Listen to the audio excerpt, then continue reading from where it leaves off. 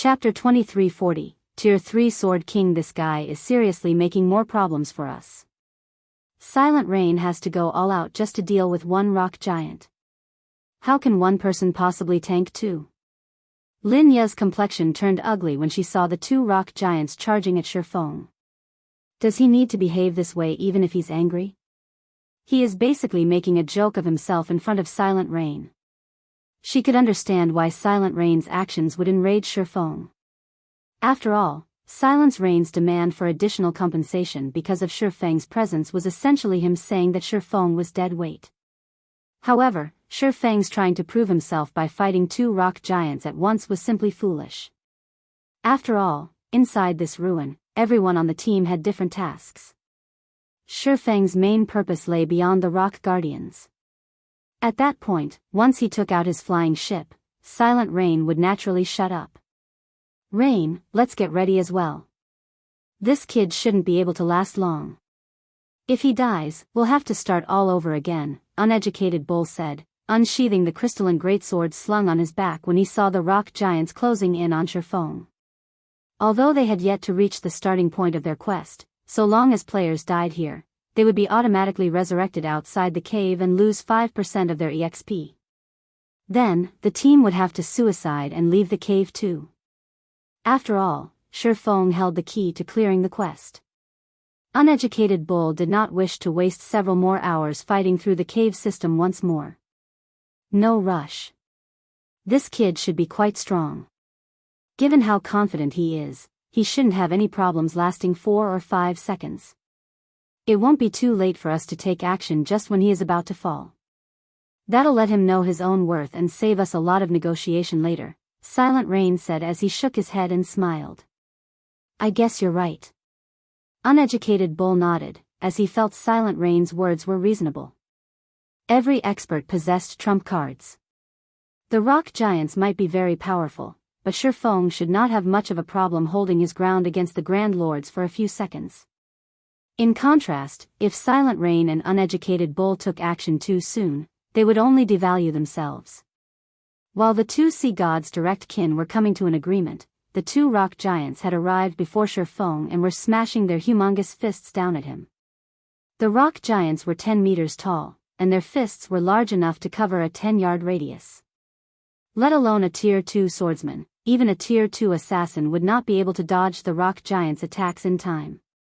Meanwhile, even a small scratch from the attack of a level 101 Grand Lord could reap a large chunk of a Tier 2 MT's HP. Facing the attacks of two rock giants simultaneously, a Tier 2 metric tons would have to activate a life-saving skill to survive.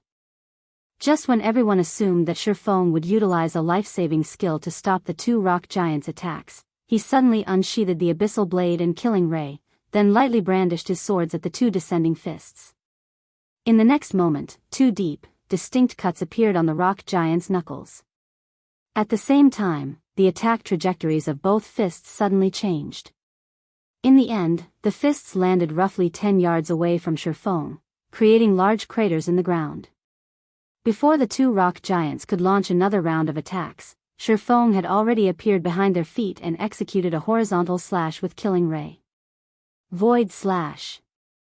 6 slashes carrying the power of the void landed on the hamstrings of the two rock giants, each slash inflicting over -800,000 damage on the Grand Lords. The powerful strength the slashes carried also forced the two rock giants to their knees, their offense coming to an abrupt halt. Silence. For a moment, as if time had frozen, silence filled the entire cavern. Whether it was Giants Hearts members or Silent Rain and Uneducated Bull, everyone wore a dumbfounded expression. None of them could believe this scene was true.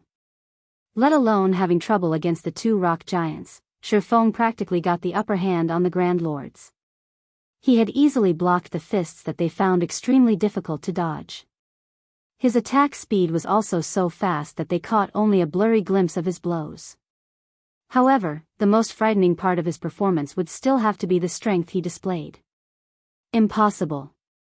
This is definitely impossible. Silent Rain blurted out his thoughts as he watched Shifeng repelling the rock giant's attacks time after time. How can a player have so much strength? The strength of Uneducated Bull, who was a sea god's direct kin and a berserker, was unrivaled in the sea god's realm, yet even he could just barely deflect the attack of one rock giant. On the other hand, Shifeng, who wasn't even a sea god's kin, was actually suppressing the two rock giants all by himself.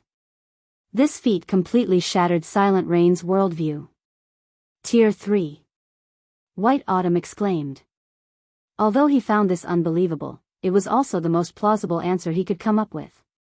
He should be a Tier 3 Sword King. Upon hearing the words, Tier 3 Sword King, unprecedented shock filled everyone's heart.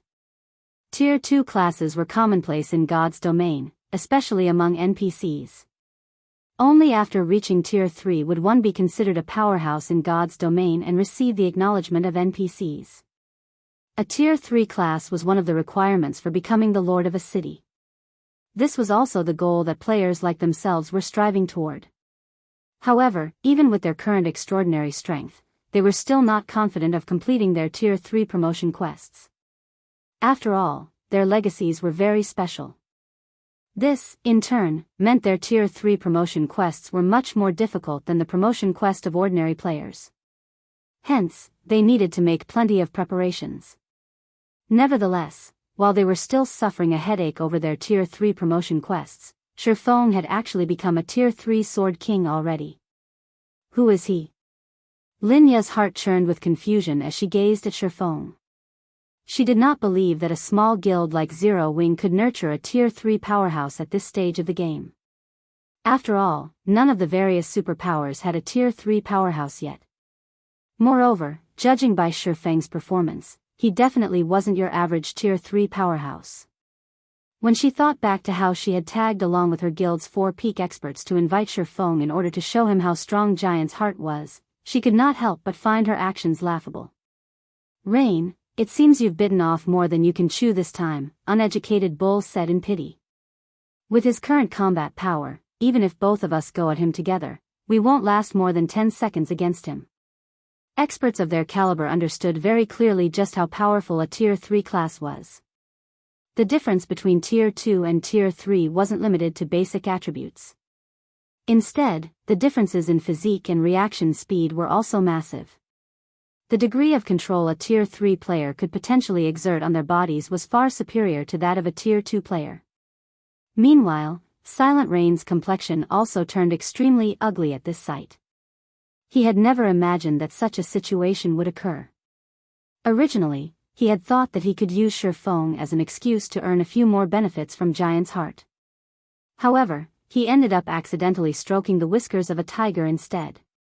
Read latest chapters at Wuxia EU. Silent Rain was not afraid of Giant's heart. After all, he was practically invincible in the sea god's realm. Unless Giant's heart was willing to dispatch a large force to hunt him down, the guild could hardly do anything against him. However, that was not the case for Shifeng. Shifeng alone would be more than capable of killing him. With the help of a tracking tool, the swordsman could kill him out in the fields any time he wanted to. Aren't you going to open the doors yet? Shifeng prompted White Autumn. He had been fighting for quite some time now, but White Autumn and the others still hadn't taken a single step toward the temple's doors. Now. We'll open them now. White Autumn snapped out of his daze after hearing Shifeng's reminder. He then hurriedly had everyone else on the team move to open the temple's tightly shut doors. Due to Shifeng's presence, White Autumn and the others had no problem opening the temple doors. They did not have to worry about the rock giant's attacks at all and could focus fully on removing the door's seal. In the end, they took only 25 seconds to open the temple doors completely. After seeing White Autumn and the others enter the temple, Shifeng executed Void Slash and sent the 2 rock giants stumbling back. He then dashed straight for the temple's entrance and disappeared from the dimly lit cavern. Chapter 2341, Mutated Mythic. The moment Shifeng entered the temple, he felt as if he had arrived in an entirely different world. Instead of a ceiling, a blue sky hung overhead.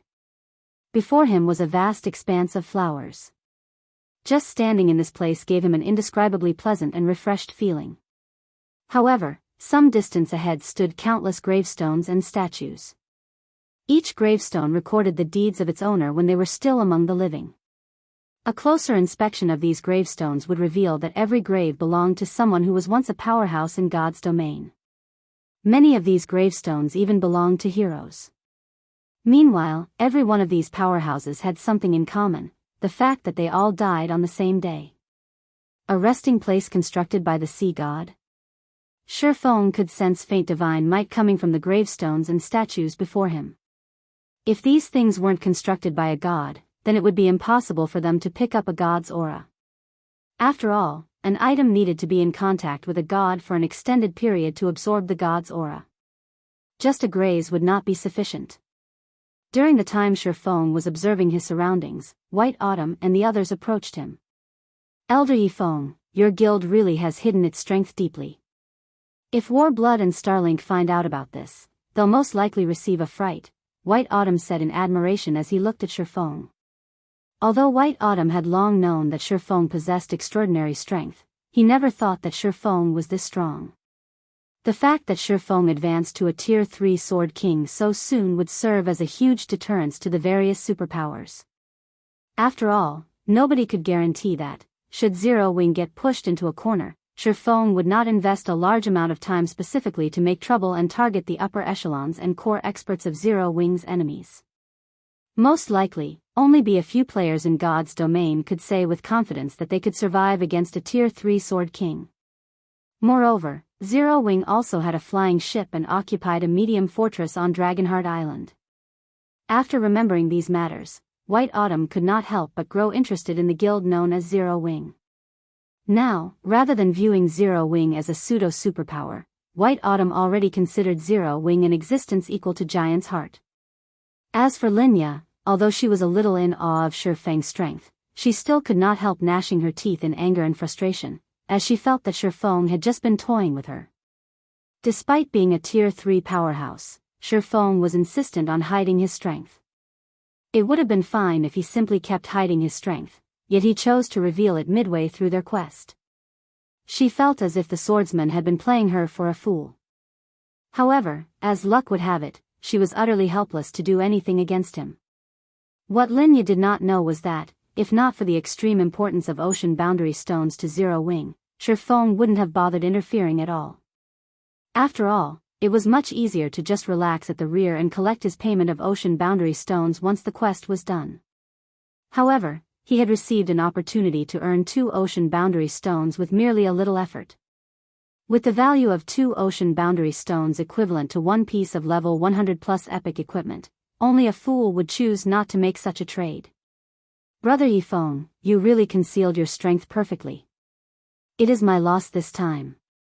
According to our agreement, I'll give you the 2 ocean boundary stones White Autumn promised me, as well, Silent Rain said, admitting his defeat. Nobody present found Silent Rain's decision surprising. Although Silent Rain was a sea god's direct kin and could exert the combat power of a Tier 3 class in the sea god's realm, there were still massive differences between Tier 3s. Silent Rain might be able to cope against ordinary Tier 3 experts, but against a Tier 3 Sword King like Shifeng, who could suppress 2 level 101 Grand Lords all by himself, he would be nothing but a joke. Unless Silent Rain successfully advanced to Tier 3 as well, he wouldn't perform any better than other Tier 2 players when fighting Shifeng. However, completing the Tier 3 promotion quest was easier said than done. Even if Silent Rain could get promoted to Tier 3, that was something that would happen only in the distant future. Meanwhile, Shifeng did not say anything about this situation. Gaining 2 additional ocean barrier stones was undoubtedly a good thing for him. With this, his single trip here would earn him a total of 9 ocean barrier stones. This was definitely a huge windfall for Zero Wing. After all, compared to other powers, Zero Wing already possessed a significant advantage when it came to learning combat techniques, the Extraordinary Tower. The further one progressed into the realms of truth, the greater the assistance the realms of truth would provide. Upon reaching the Ascension realm, even a flowing water realm expert would have an excellent chance of learning bronze combat techniques. Even if their mastery wouldn't be very high, they would, at least, learn the basic principles of how bronze combat techniques improved one's combat power. Meanwhile, with the help of the ocean boundary stones, Zero Wing would be able to nurture a batch of experts with mastery over bronze combat techniques. At that time, Zero Wing could further stabilize the situation of its various branch guilds. Vice Guild Leader White, may I know what we will be doing next? Shifeng asked as he looked at the sea of flowers around him. What we need to do next is very simple. We just have to get rid of the spirits created by the strange energy leaking out of the graves. The quicker we clear out all of these spirits, the higher our quest completion rate will be. During our previous 2 attempts, we spent nearly 3 days clearing out the spirits. Now that we have your help, we should be able to finish this part much more quickly, White Autumn said, smiling as he pointed at the faint, crimson mist seeping out of the graves. The spirits created by the strange energy were roughly equal in strength to the Naga sirens. However, unlike the Nagas, these spirits were limited in number. One could say that, upon entering this world, they had completed a large portion of the quest already. After eliminating the spirits, all that would be left was removing the strange energy from the graves. Once that was done, not only would White Autumn be able to become a sea god's direct kin, but he would also obtain a sea god's weapon, which would allow him to become the ruler of the seas. While White Autumn was speaking, the strange energy seeping from the graves condensed. A short moment later, translucent undying spirits took shape above the numerous graves. These undying spirits were all geared in excellent weapons and equipment. Their eyes gave off a black glow, and their bodies radiated an indescribably strange energy, which continuously corroded the space around them as if these spirits were trying to taint the space in their own colors. Undying Spirit, Special Energy Being, Great Lord, Level 99 HP 50 000 000/50 000 Although these immortal spirits looked to be only ordinary Great Lords, Shifeng could tell that their combat standards were superior to the Naga Sirens, probably reaching the 6th floor trial tower standard. Even refinement realm experts of the same level would not be a match for them with their powerful basic attributes. However, against experts like White Autumn and the others on the team, these undying spirits could hardly count as an opponent.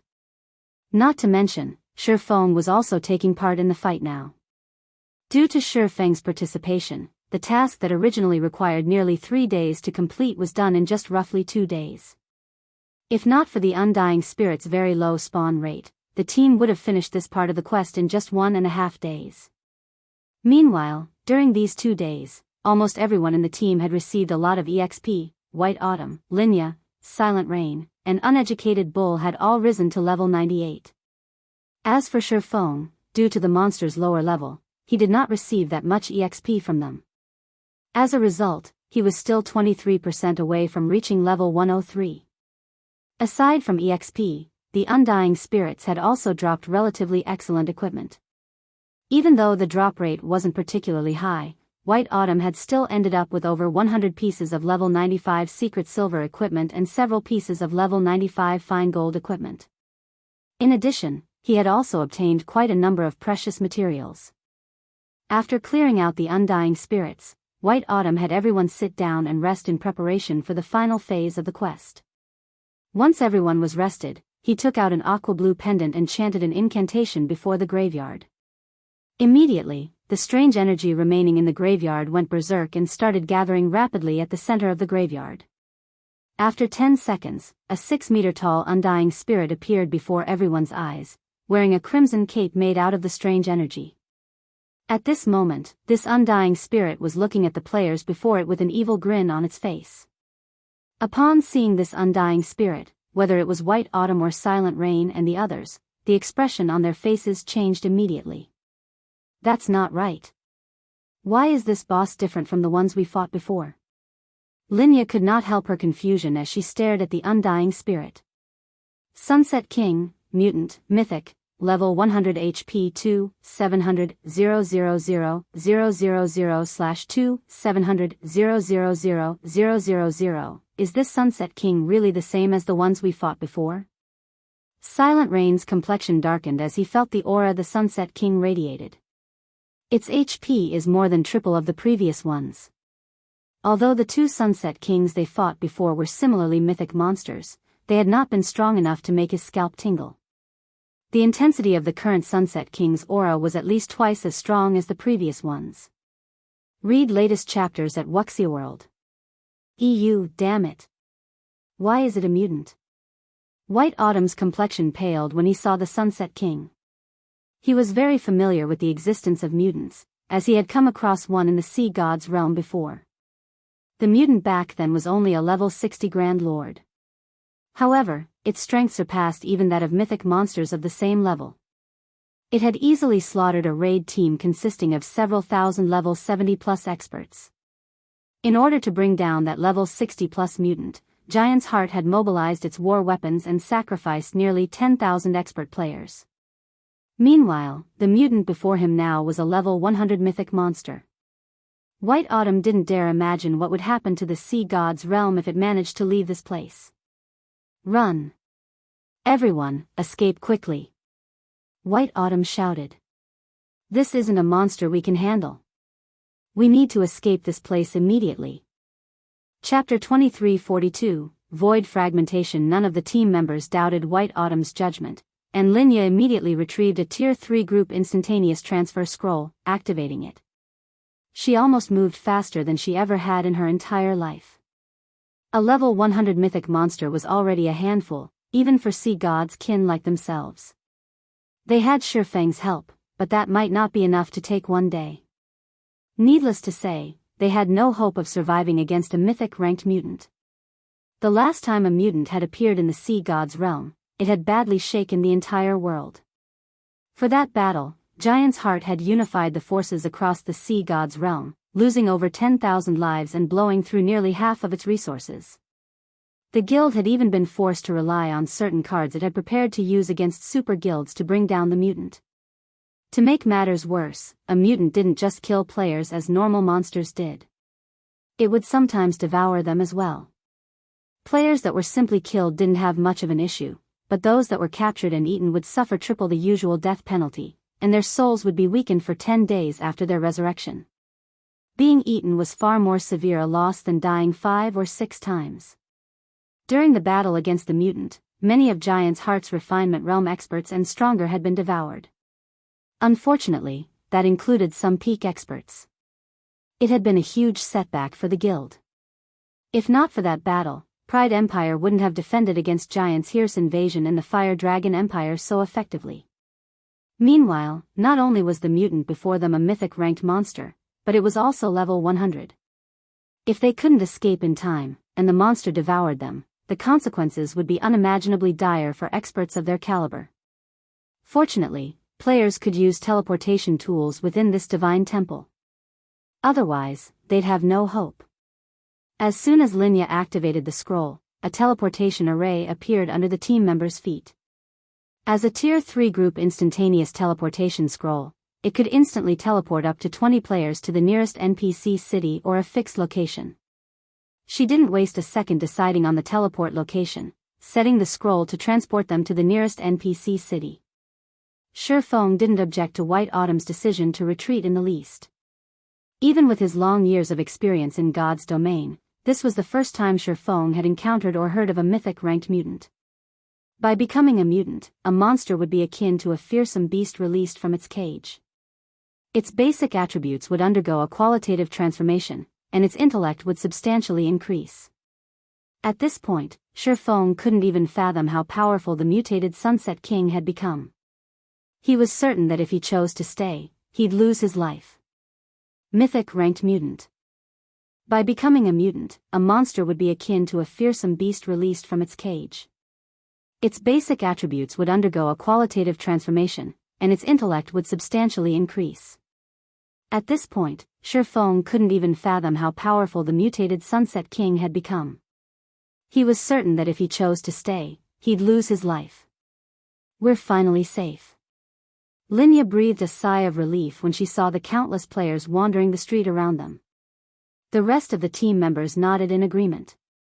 Had they lingered in that temple for a few more seconds, the mutated Sunset King would have slaughtered them. Now that they were in Lake Mountain City, they were safe. Lake Mountain City wasn't a capital city, but it was a major NPC city that was extremely far away from the ruin they had been exploring. Even if the Sunset King wanted to target them, it shouldn't be able to do so.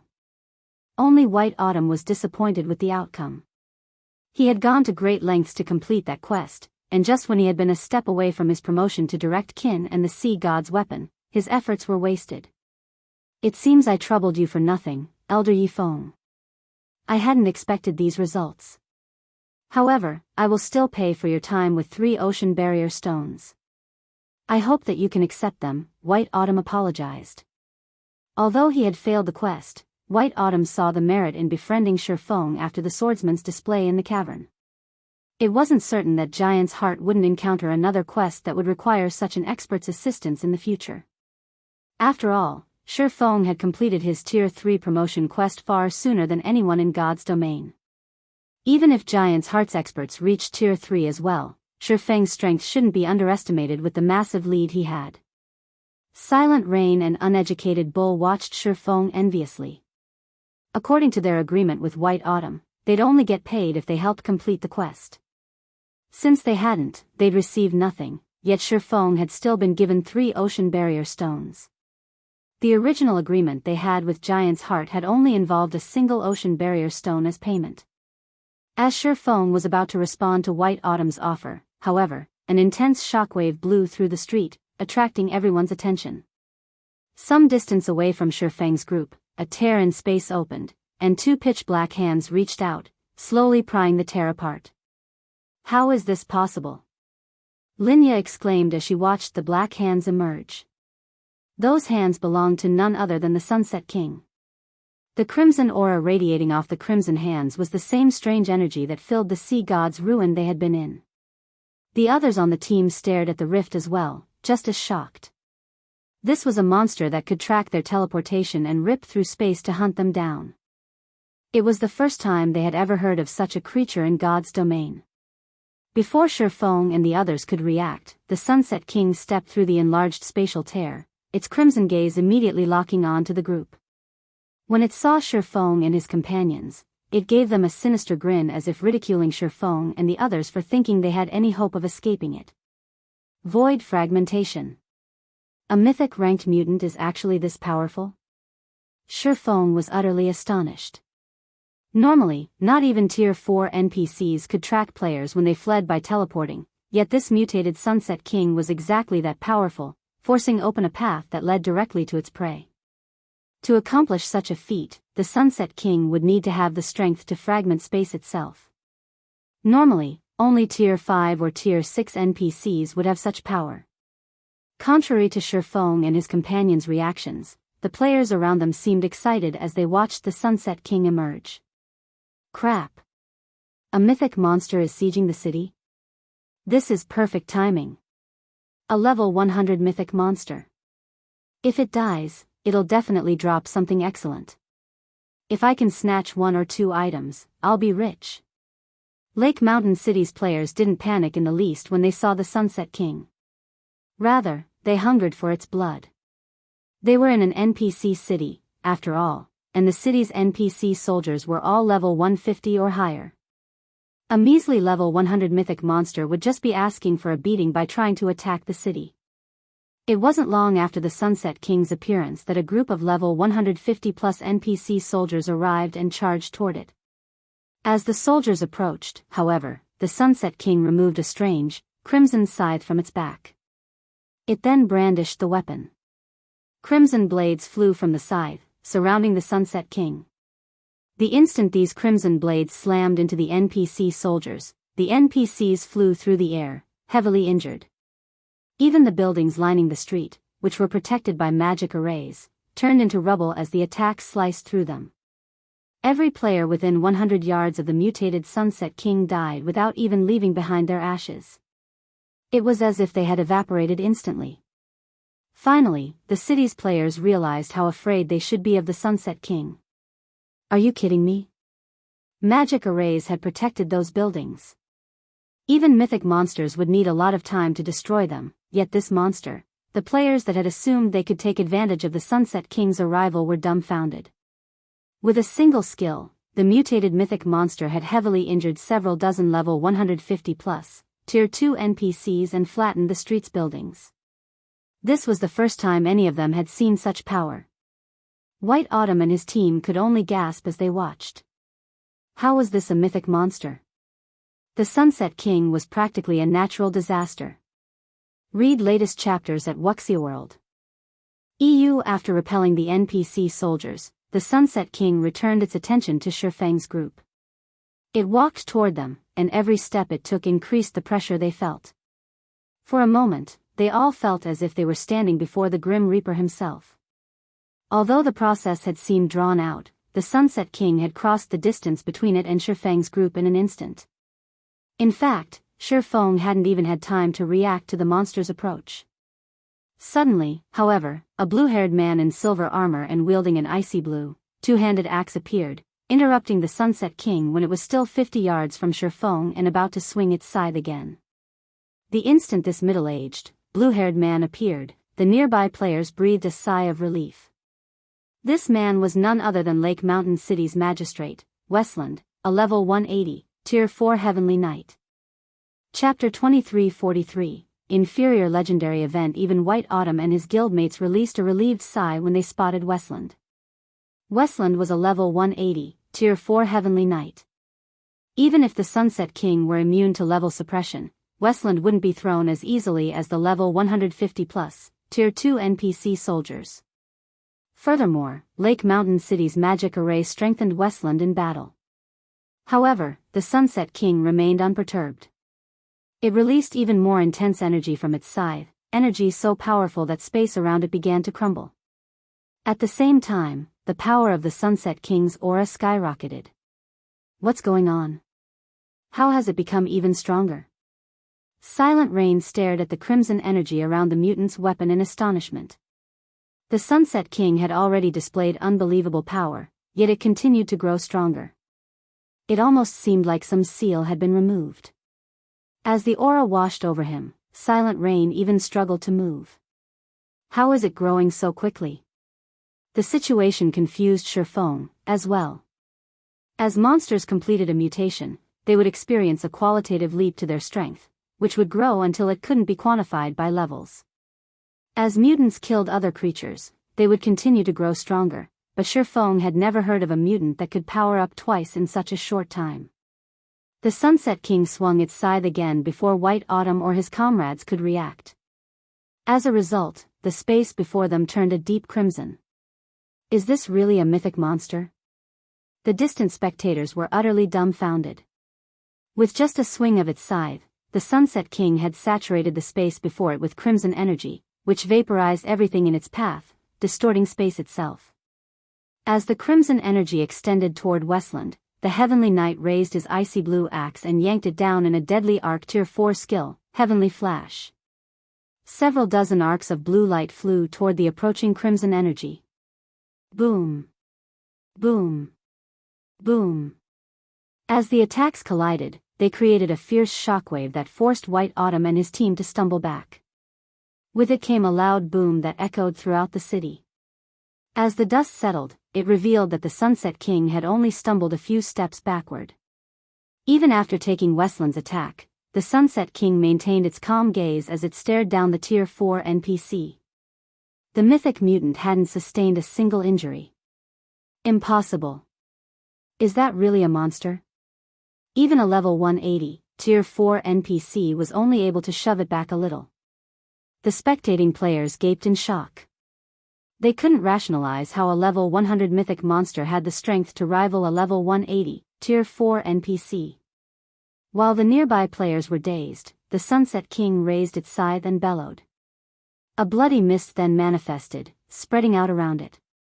Easily tens of thousands of level 100+ undying spirits began to emerge from the mist. Even the weakest summoned undying spirit was a High Lord, while the strongest were Grand Lords. As these undying spirits appeared, Lake Mountain City's players heard the sound of a system notification.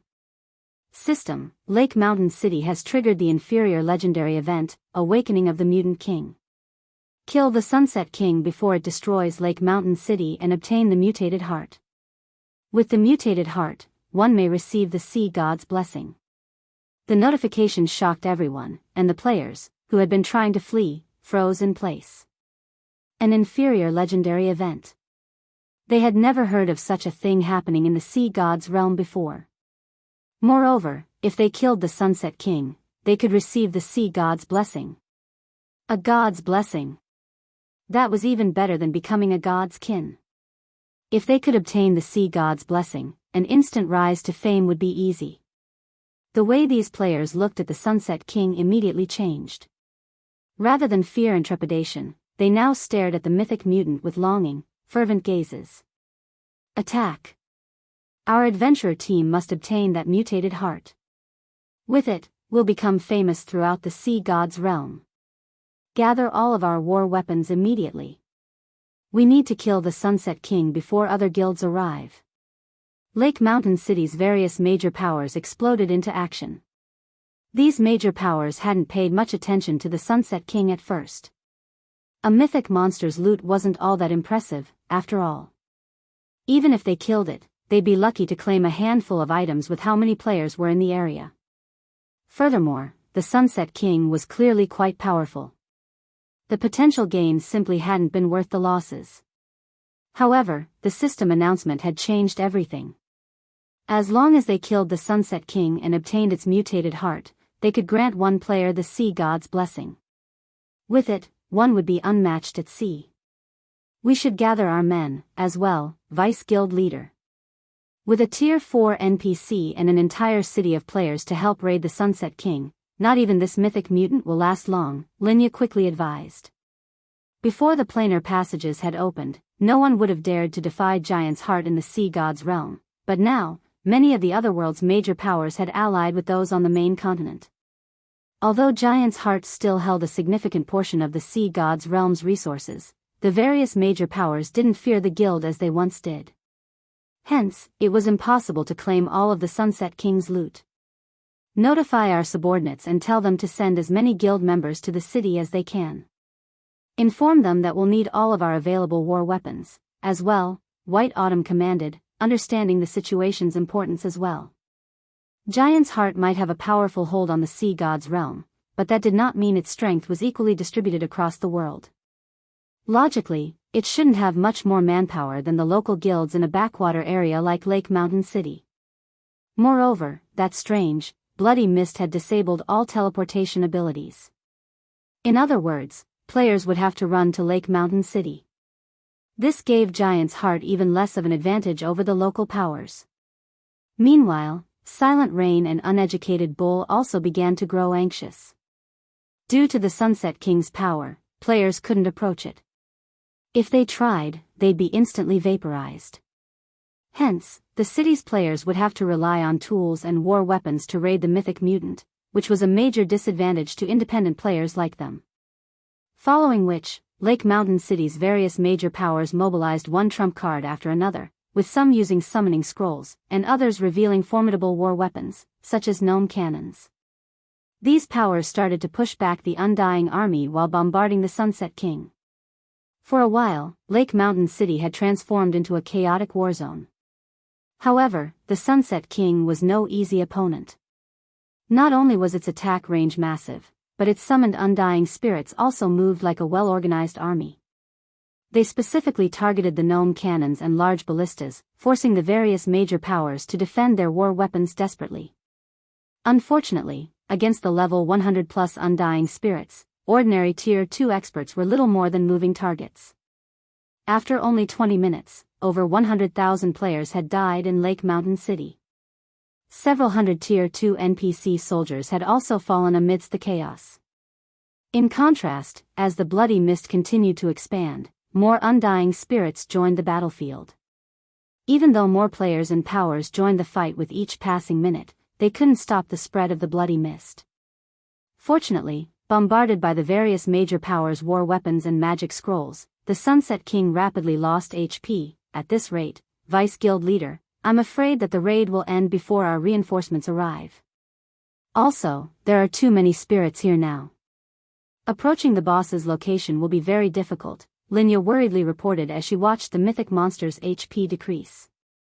Even in Lake Mountain City, Giant's Heart had a considerable amount of manpower, but it didn't have as many war weapons and tools as the local powers.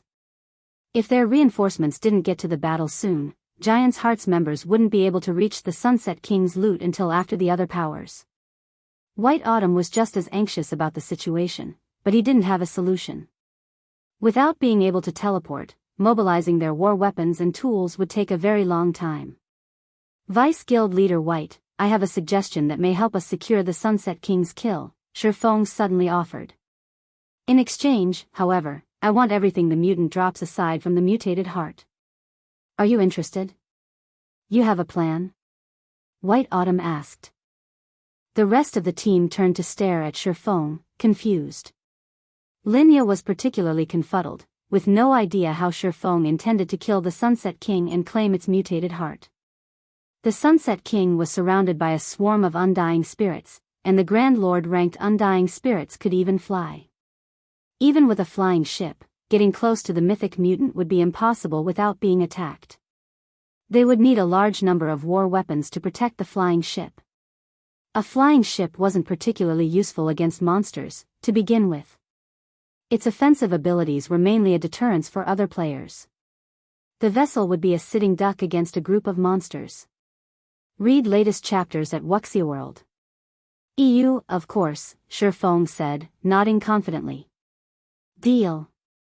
If you can get me the mutated heart, I'll give you the rest.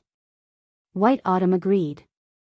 He wasn't particularly interested in the Sunset King's other items anyway.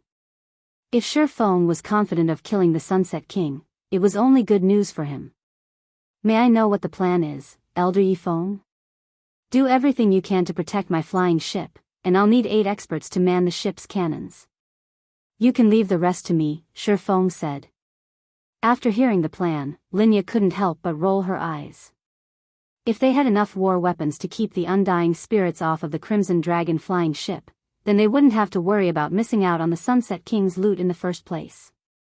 Oh, I'll also need 6 peak experts to pilot these guardian puppets and protect the flying ship, Shifeng said, chuckling. He then revealed 6 guardian puppets from his epic spatial bag. Chapter 2344, Flying Ship vs. Sunset King. White Autumn and the others were stunned when they saw the 6 guardian puppets. 6 combat puppets? Did he bring Zero Wing's entire armory with him? Linya stared, astonished, at Shifeng after witnessing the 6 guardian puppets, which were as tall as buildings. Combat puppets weren't as rare as they once had been, and many superpowers had a few of their own at this stage of the game.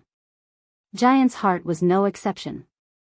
However, due to how few the guild had, every one of them was treated as a part of the guild's foundation and mustn't be used casually. Even White Autumn, one of Giant's Heart's vice guild leaders, had to gain the guild leader's permission before he could mobilize a guardian puppet. And yet, Shifeng had pulled 6 of them from his bag as if they were common tools. The unexpected development rendered White Autumn speechless. White Autumn had already been shocked that Shifeng was allowed to carry a flying ship on him, yet now he found out that the swordsman also had 6 combat puppets. If he hadn't taken the initiative to invite Shifeng to assist on his quest and bring the man to the sea god's realm, he would have suspected that Shifeng had actually come to declare war on the otherworld. Bronze-ranked combat puppets possessed peak Tier 3 power, and under an expert player's control, they could easily surpass the combat power of Tier 3 summoned creatures and war weapons. This was why the various superpowers were so careful with their combat puppets. Destroying a guild town would be child's play if one mobilized 6 bronze combat puppets at once. Combined with a flying ship, even destroying a guild city might be possible. We don't have much time left. Let's hurry, Shifeng said, watching the spreading mist and increasing number of undying spirits. He hadn't planned to reveal the guardian puppets, initially. They were a part of Zero Wing's foundation, after all, and they would lose durability in combat. Moreover, the materials needed to repair them weren't easy to produce. However, this was an extraordinary situation, and the Sunset King was a mythic-ranked mutant. This was the first time he had ever even heard of such a monster. The last mutant he had killed in White River City had only been a High Lord, yet its loot had been priceless, especially the Blade Saint legacy. At mythic rank, the Sunset King's loot would be just as astonishing. Its total value might even rival that of the Sea God's blessing. However, the Sunset King wouldn't be easy to kill. Aside from the increasing number of undying spirits, the mutant itself wasn't a being current players could afford to provoke. If the city's level 180, Tier 4 magistrate weren't taking it, the Sunset King would have already transformed the city into ruins. After factoring in the swarm of undying spirits, it would be impossible to get the Crimson Dragon flying ship close to the Sunset King. Hence, Shifeng had to rely on the guardian puppet's strength. Blue, your group will pilot these guardian puppets and protect the flying ship with me. Linya, your group will help Elder Yifeng control the flying ship, White Autumn said. He knew that time was of the essence right now. Everyone else, use everything you've got to help from the side. I will ensure that you're all rewarded appropriately as long as we succeed. Following which, White Autumn and 5 peak experts entered the guardian puppets' cockpits. Meanwhile, Linya's group boarded the Crimson Dragon flying ship with Shifeng. Naturally, Lake Mountain City's players soon noticed the flying ship and combat puppets. The steel giants were difficult to ignore. The constructs dwarfed both the players and the undying spirits. The level 100 plus undying spirits, which current players had no hope against, were like children before the guardian puppets. White Autumn and Giant's Heart's peak experts perfectly displayed the colossal construct strength, sending groups of undying spirits flying with a single slap. Effortlessly, the 6 guardian puppets opened a path through the swarm of undying spirits, preventing the summoned monsters from getting between the Crimson Dragon flying ship and the Sunset King. A flying ship? Crap. How is this fair? When the various major powers and adventurer teams saw the guardian puppets and Crimson Dragon flying ship, they felt as if they were using guns and swords in this battle, while Zero Wing and Giant's Heart used fighter jets and tanks. The two sides' firepower was on entirely different levels. White Autumn and the other guardian puppet pilots couldn't help but agree with that thought. When fighting alone, the guardian puppet didn't seem particularly powerful, but when 6 fought together, they made up for each other's weaknesses, doubling their combat power. Now, they were even confident of taking down a level 100 mythic monster, much less a few level 100 Grand Lords. Before the watching players could overcome their shock from seeing the guardian puppets, the Crimson Dragon flying ship's main cannons began to gather mana. Everyone within 2,000 yards of the flying ship felt the mana density around them sharply decrease. The instant Westland used a Tier 4 skill to push the Sunset King back, the magic elven cannon fired a beam of divine light at the mythic mutant. The Sunset King had extraordinary movement speed and reaction speed. Normally, even ballistas and gnome cannons would struggle to land a hit. However, less than 300 yards separated the Sunset King and the Crimson Dragon flying ship, and even if the mythic mutant tried, it couldn't dodge the attacks in time. Thus, the Sunset King was forced to block the attack with its scythe. Boom! The instant the beam attack smashed into the scythe, space around the impact ruptured. The Sunset King simply didn't have enough strength to resist the magic elven cannons, and as a result, the beam of divine light devoured the mythic mutant power. The Sunset King rapidly lost HP while bathed in the divine light. By the time the attack ended, the Sunset King, whom the magistrate hadn't been able to injure, was visibly hurt. Cracks spread across the mutant's body, and it had lost over 20 million HP. While the Sunset King slowly healed its injuries, it would command far less combat power. A flying ship possesses such destructive power? Linya stared at the injured Sunset King with wide eyes. Not even a Tier 4 Heavenly Knight had been able to damage the Sunset King's body, yet the Crimson Dragon had achieved the feat with a single attack. It was simply unbelievable. What Linya didn't know was that the Crimson Dragon flying ship was powered by a bronze engine. Its overall DPS might not be a match for an actual bronze flying ship, but its main cannon had peak Tier 4 power. Not even Westland could afford to take a direct hit from the magic elven cannon. The boss is coming. Activate the magic shield and mana field. All mana pulse cannons, attack with everything you've got. Shifeng commanded as the Sunset King turned his glare toward the Crimson Dragon flying ship. The mythic mutant made its move as soon as Shifeng finished giving orders. The Sunset King appeared before the flying ship in the blink of an eye and swung its scythe, sending a crimson arc slicing at the vessel. Fortunately, the flying ship's magic shield and mana field snapped up before the Sunset King had attacked. As a result, the flying ship avoided taking any hull damage. However, the attack had depleted the magic shield's energy reserve by over 6 million points. After blocking the Sunset King's attack, the flying ship's mana pulse cannons activated, one after another, firing a black and white beam that struck the mythic mutant. Each one of the beams shaved off a sizable chunk of the Sunset King's HP, and the spectating players were stunned by the horrific, spectacular explosions that ensued. After witnessing the Crimson Dragon flying ship's performance, everyone gained a newfound appreciation for flying ships. None of them had ever thought that a flying ship could go toe-to-toe with a monster as powerful as the Sunset King. With Westland pinning down the mutant and the Crimson Dragon flying ship's firepower devouring its HP, the Sunset King was rendered powerless. It could only watch as it continued to lose HP. Moreover, due to the 6 guardian puppets, the tens of thousands of Undying couldn't even reach the flying ship. 60%. 30%. 10%. Read latest chapters at WuXiaWorld.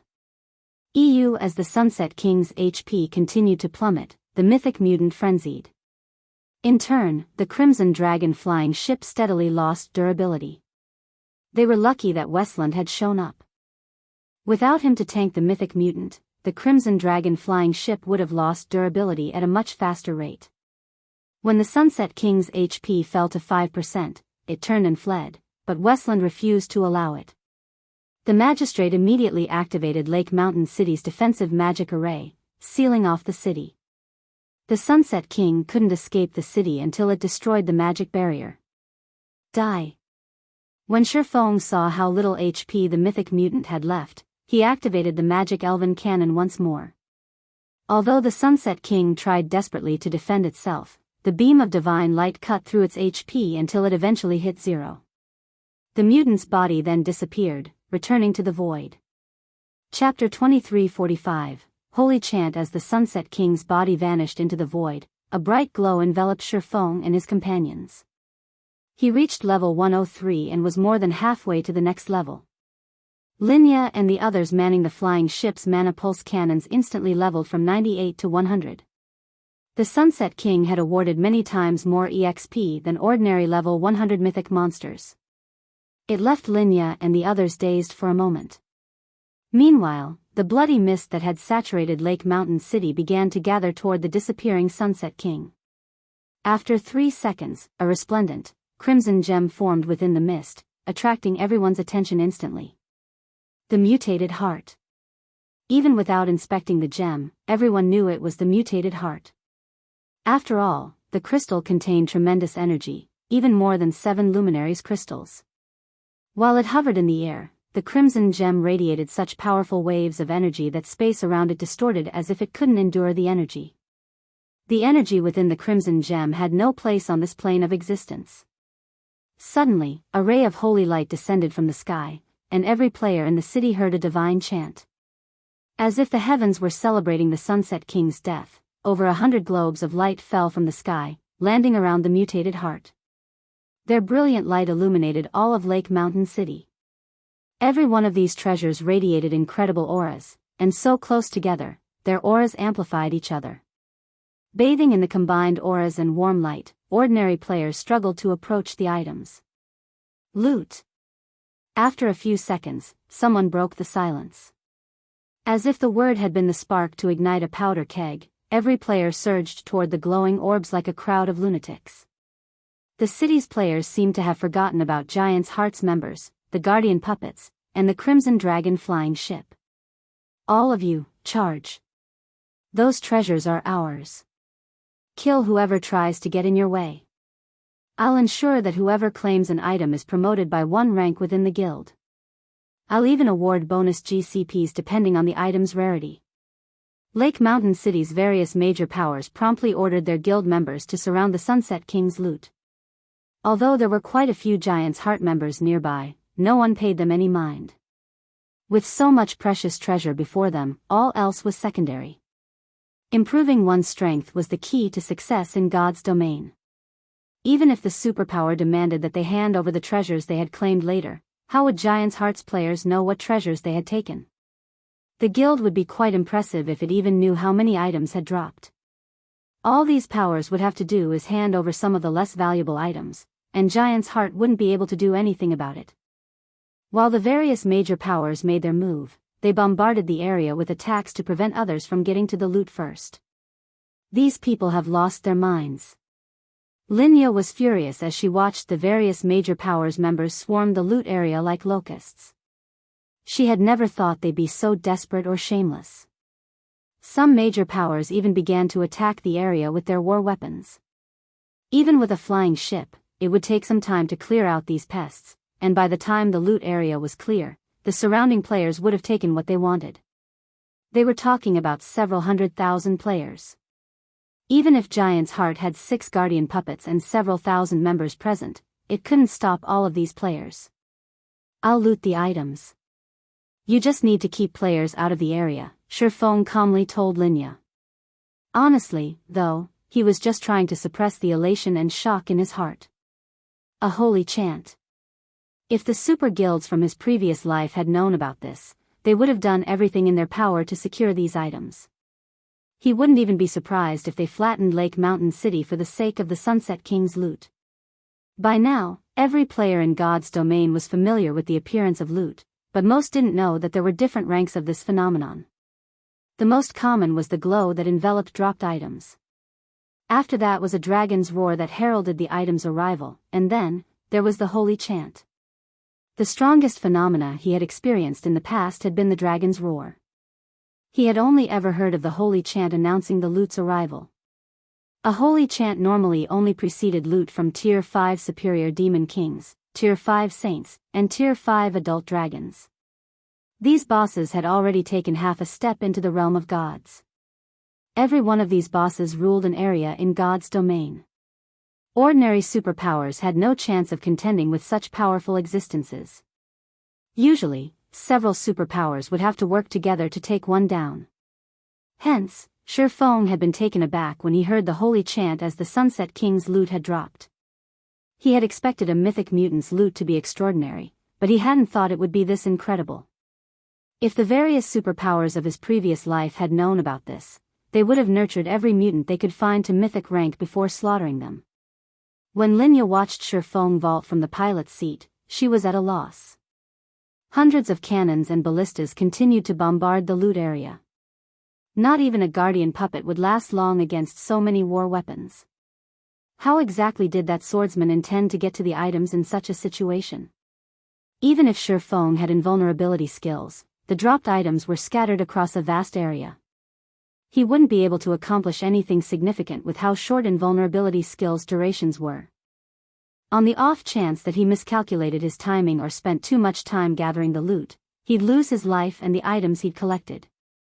However, before she could try to dissuade the man, Shifeng had already jumped from the Crimson Dragon flying ship directly into the loot area. Crazy bastard. The sight stupefied Linya. Everyone else had noticed Shifeng jump from the flying ship, as well. Is that guy stupid? He's trying to collect the loot in such a situation? He should have an invulnerability skill. Damn it. Why don't I have one as well? I could have gone down there and stolen a dozen items myself. The crowd watched Shifeng in envy and admiration. With a dozen of the 100 or so items on the ground, one could make a killing. So many major powers were trying to get to those items right now, and each would be fortunate enough to obtain 5 or 6 items at most. However, Shifeng hadn't activated an invulnerability skill when he hit the ground as everyone had expected. Rather, he replaced the Abyssal Blade with the Twilight Blade and summoned 8 doppelgangers, each with 85% of Shifeng's basic attributes. What is he trying to do? White Autumn, who commanded Giant's Heart's members some distance away, was confused as he watched the swordsman. Read latest chapters at Wuxia World. Some doppelgangers could use their players' skills and spells, but none of the doppelgangers in God's domain could pick up items. Only the player's main body could do so. So, what was the point in summoning a bunch of doppelgangers in this situation? When they saw what happened next, however, everyone's eyes nearly fell from their sockets. As soon as the 8 doppelgangers appeared, they charged toward the hundreds of approaching cannonballs and ballista arrows. The 8 clones easily blocked the incoming projectiles, which were powerful enough to damage Grand Lord-ranked monsters. Meanwhile, Shifeng strolled through the area as if it were his backyard, casually collecting the scattered loot. 1 item. 3 items. 9 items. Chapter 2346, Oppressing all sides. As Shifeng started collecting one dropped item after another, silence fell over the entire city. How is something like this even possible? Crap. Is he even human? Everyone felt their worldview crumble as they watched. At this stage of the game, practically everyone had a healthy fear of war weapons. They could kill players in one hit, after all. War weapons could also cause significant damage to high-ranked monsters. Without invulnerability skills, players had no way to stand up against war weapons. Relying on his own strength, Shifeng successfully blocked every incoming cannonball and ballista arrow. Even his doppelgangers effortlessly deflected the hundreds of war weapon attacks. He was simply inhuman. The various major powers members watched as Shifeng steadily collected the loot with bloodshot eyes. Every one of the Sunset King's items radiated an incredibly powerful aura. In God's domain, such auras were proof of an item's rarity and value.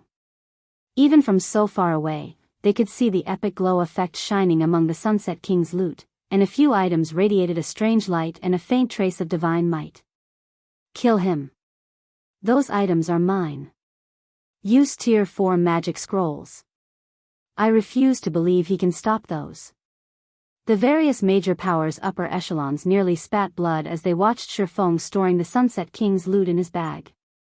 Had Shifeng used an invulnerability skill to stop their attacks, they would have accepted their fate, but he blocked their attacks with his doppelgangers. With doppelganger skill's average duration, Shifeng would have more than enough time to collect all of the loot before his doppelgangers disappeared. If that happened, none of them would get anything from this inferior legendary event. A few of the major powers experts immediately retrieved the Tier 4 magic scrolls they had been saving and activated them against the swordsman. Tier 4 spell, Heavenly Thunder. Tier 4 spell, Dark Domain of Arrows. Tier 4, Hurricane Howl. Have these people gone insane? They're actually using Tier 4 magic scrolls against him? Linya felt her scalp tingle as she watched the 3 Tier 4 spells approach Shifeng. At this stage of the game, Tier 4 magic scrolls were considered a part of a guild's foundation. Every one was worth as much as an ordinary epic item. Tier 4 spells could do even more damage than gnome cannons and large ballistas, and not just because they commanded greater raw power. Players had full control of these spells. They could manipulate the spell's trajectories and implement combat techniques as they cast them. Blocking a single Tier 4 spell was impossible for current players, much less 3. Suddenly, a massive lightning bolt struck down on Shifeng with enough speed to break the sound barrier. At the same time, 12 dark arrows appeared around the swordsman, each with enough power to rival a mythic monster's attacks. Lastly, a gigantic tornado blotted out the sky as it rolled down toward Shifeng. These 3 spells sealed off any path of escape for Shifeng, and watching them move toward the swordsman was like watching Armageddon begin. The watching players felt their hearts skip a beat. The 3 Tier 4 spells' devastating power was stifling. How vicious. That guy's dead for sure now. Not even a mythic monster could take those spells without suffering severe injuries. The general populace hadn't expected Lake Mountain City's various major powers to be so vicious and decisive. Not even superpowers would casually waste Tier 4 magic scrolls on a single player. Death awaits any who oppose us. Let's see how you intend to block these attacks. The various major powers eagerly watched the Tier 4 spells assault Shifeng, waiting for the moment the swordsman died and dropped all of the items he had claimed thus far. However, as everyone expected the Tier 4 spells to devour Shifeng, the swordsman's aura exploded, and a strange black energy enveloped his body. Power of darkness. Scram. Shifeng bellowed as he brandished Killing Ray. Secret technique, Lightning Flash. Sword lights immediately appeared around him, cutting down the incoming streams of mana. The lightning bolt and dark arrows scattered, and he sliced the descending tornado cleanly in two, dissipating the violent wind. Silence. As if time had frozen, silence filled Lake Mountain City. The city's independent players, the various major powers members, Even Giant's Hearts members stared, dumbfounded. Those 3 Tier 4 spells would have even injured a mythic monster, yet Shifeng had countered all 3 with a single swing of his sword. How is this possible? The upper echelons from the 3 major powers that had used the Tier 4 magic scrolls were frozen in shock. They had originally saved the Tier 4 magic scrolls as trump cards to use against mythic monsters, yet Shifeng had stopped all 3 effortlessly. He hadn't even lost a single HP, much less been injured. So strong. Is this the true power of a Tier 3 class? Linya felt overwhelmed as she watched Shifeng. She had seen the strength of a Tier 3 class when Shifeng had fought the 2 rock giants outside the temple, but she hadn't realized that a Tier 3 class was powerful enough to nullify Tier 4 spells. With such strength, none of God's domain's superpowers could touch Shifeng. He was on an entirely different level compared to Tier 2 players. Before a Tier 3 player, a Tier 2 player was no more than an infant learning how to walk. Thank goodness. I'm so glad I didn't pick a fight with him. I'd be doomed. Silent Rain inwardly celebrated after seeing Shifeng emerged from the Tier 4 spell bombardment unscathed. Silent Rain had considered plotting a way to steal the Crimson Dragon flying ship, but after this performance, he knew that not even a superpower's main army could take that swordsman down. Warblood and Starlin are truly unlucky to have provoked such an individual. White Autumn couldn't help but pity the 2 organizations. Warblood and Starlink would have already found Zero Wing to be an incredibly challenging opponent with its guardian puppets and Crimson Dragon flying ship, but with a player like Yifeng to protect the guild as well, Zero Wing was essentially a natural disaster for the 2 organizations. After countering the 3 Tier 4 spells, Shifeng glanced at the approaching players. These players, who still intended to fight for the Sunset King's loot, halted their steps immediately. Even the various major powers leading the charge stopped, quietly watching Shifeng. None of them dared to take even half a step closer, afraid of attracting the swordsman's attention. They'd be gambling their lives if they tried to snatch the items from such a monstrous being. Even if they got their hands on one of the dropped items, they wouldn't be able to escape with it. They'd just become a target for Shifeng to practice his swordsmanship. Seeing these players abandon their contest for the Sunset King's loot, Shifeng turned around and resumed his work. Everyone merely watched as he quietly gathered the remaining items. Read latest chapters at Wuxia. EU, who is that guy? Isn't he a little too strong? He actually deterred an entire city of players by himself. I know, right?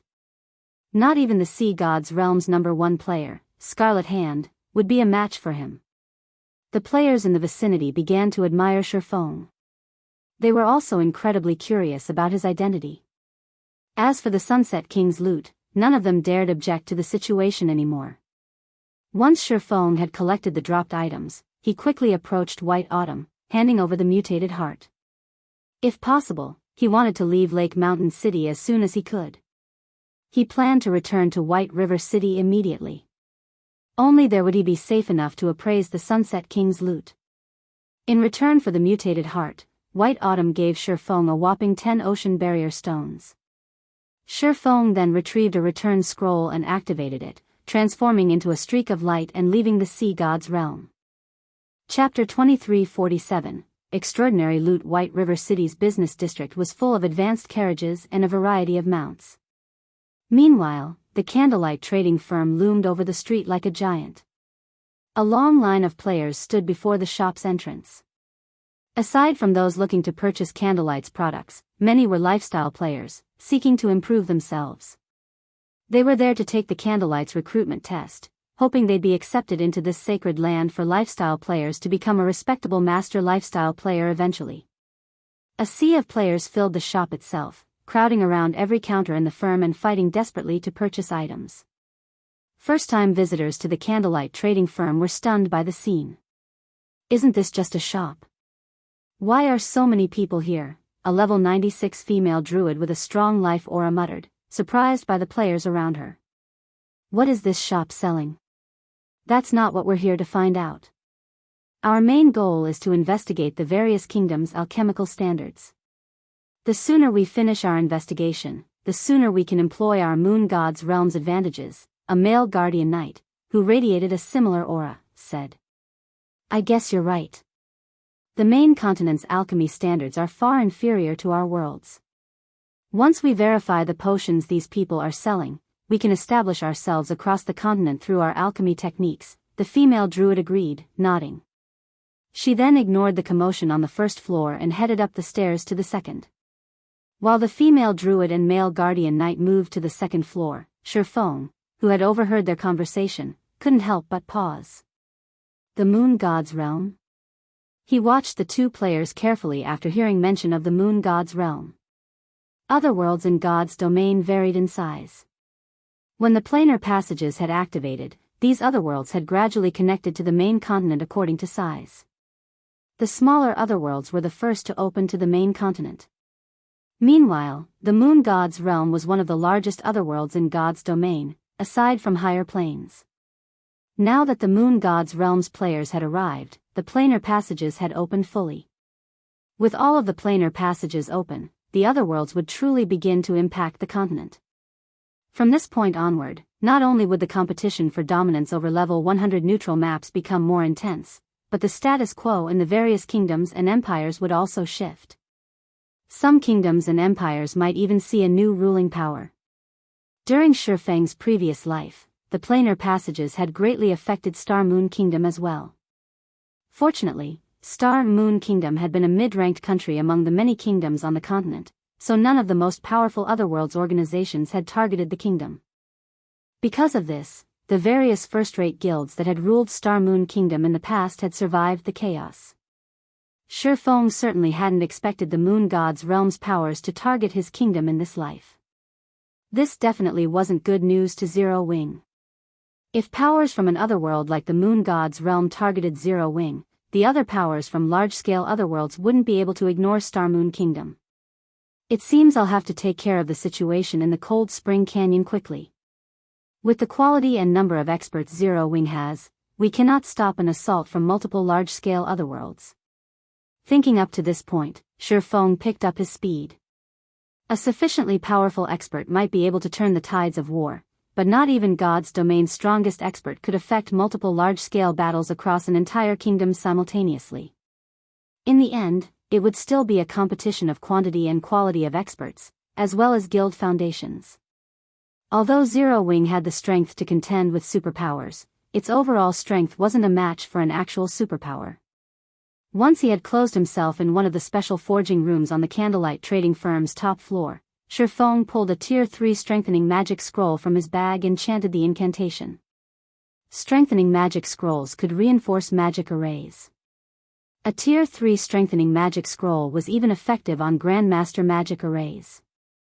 After activating the scroll, Shifeng targeted the forging room's defensive magic array. Now, even a Tier 4 NPC would struggle to break down the door. The magic array should be strong enough now, Shifeng thought as he examined the magic runes carved into the walls. The runes brimmed with mana, significantly increasing their overall effects. Following which, Shifeng pulled one of the Sunset King's dropped items from his epic spatial bag after another. He wasn't being overly careful. Every item accompanied by a holy chant would be extraordinary, and all of these items had been sealed when they had dropped. These seals contained the item's auras, and the moment a player tried to appraise these items, the seals would vanish, exposing the item's true auras. Even while sealed, the combined aura the Sunset King's loot had radiated had been powerful enough that ordinary players hadn't been able to approach. Once Shifeng broke the seals, even a Tier 2 expert would likely have a hard time reaching for these items. This was why Shifeng had decided to appraise the items from within the candlelight trading firm. Had he appraised the items in some random room in Lake Mountain City, it would have caused a huge commotion. Lake Mountain City's various major powers weren't fools. Just the loot's subdued aura had been enough of a reason for them to expend Tier 4 magic scrolls willingly. If they were exposed to the full strength of the loot's aura, even White Autumn might have been tempted to take action.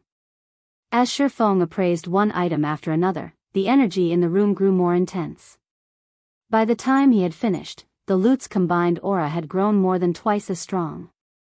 So, these are holy chance items? There were as many as 6 Tier 4 magic scrolls alone. There were also 45 inferior legendary materials, 6 legendary materials, 26 units of 7 luminaries crystals, 3 god crystals, 4 pieces of level 100 epic equipment, and 1 level 100 epic weapon. Every one of the 5 epic items was top tier and could be used until level 150. Unfortunately, none of them suited Shifeng.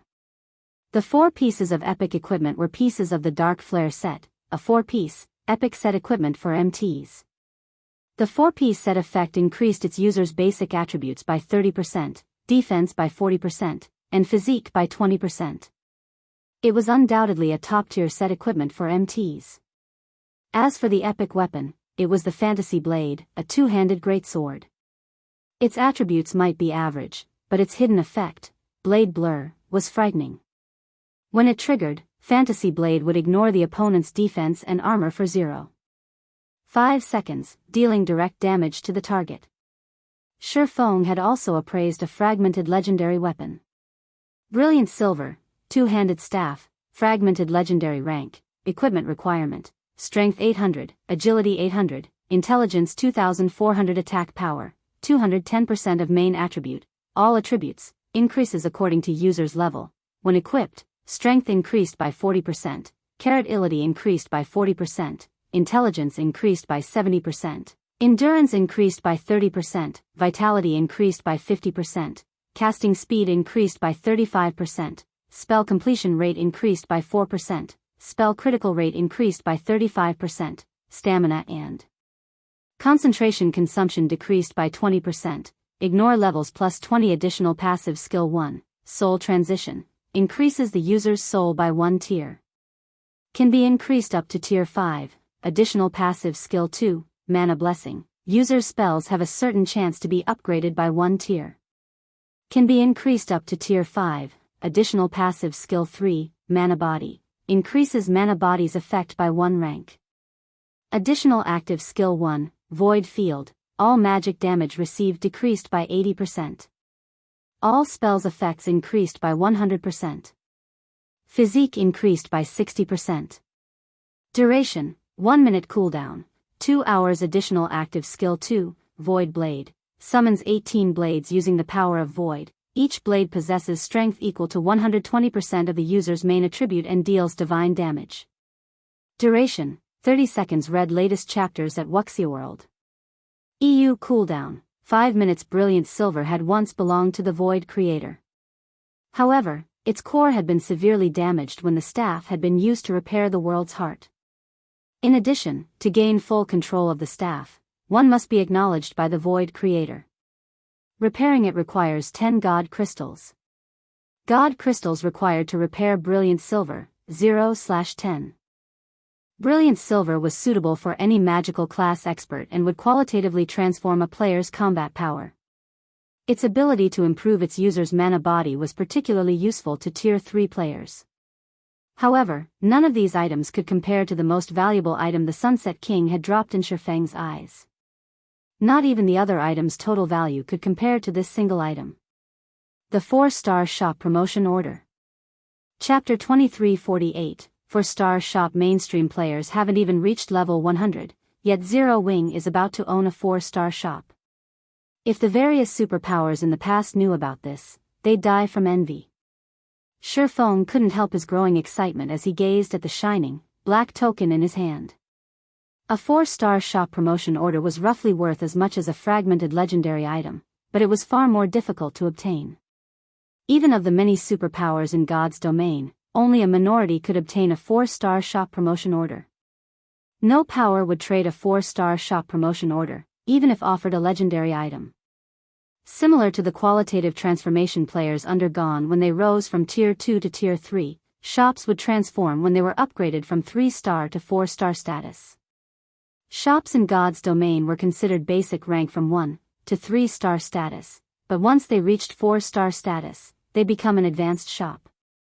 Not only would all of the shop's existing functions improve, but it would also gain new major functions. The first was the research workshop. The research workshop would be tremendously helpful to lifestyle players as they work to rise through the ranks. Not even the Philosopher's Hand or Moon God's secret journal could compete. The research workshop could examine data on existing items and identify their deficiencies. Players could then modify and improve these items, thereby creating a new item.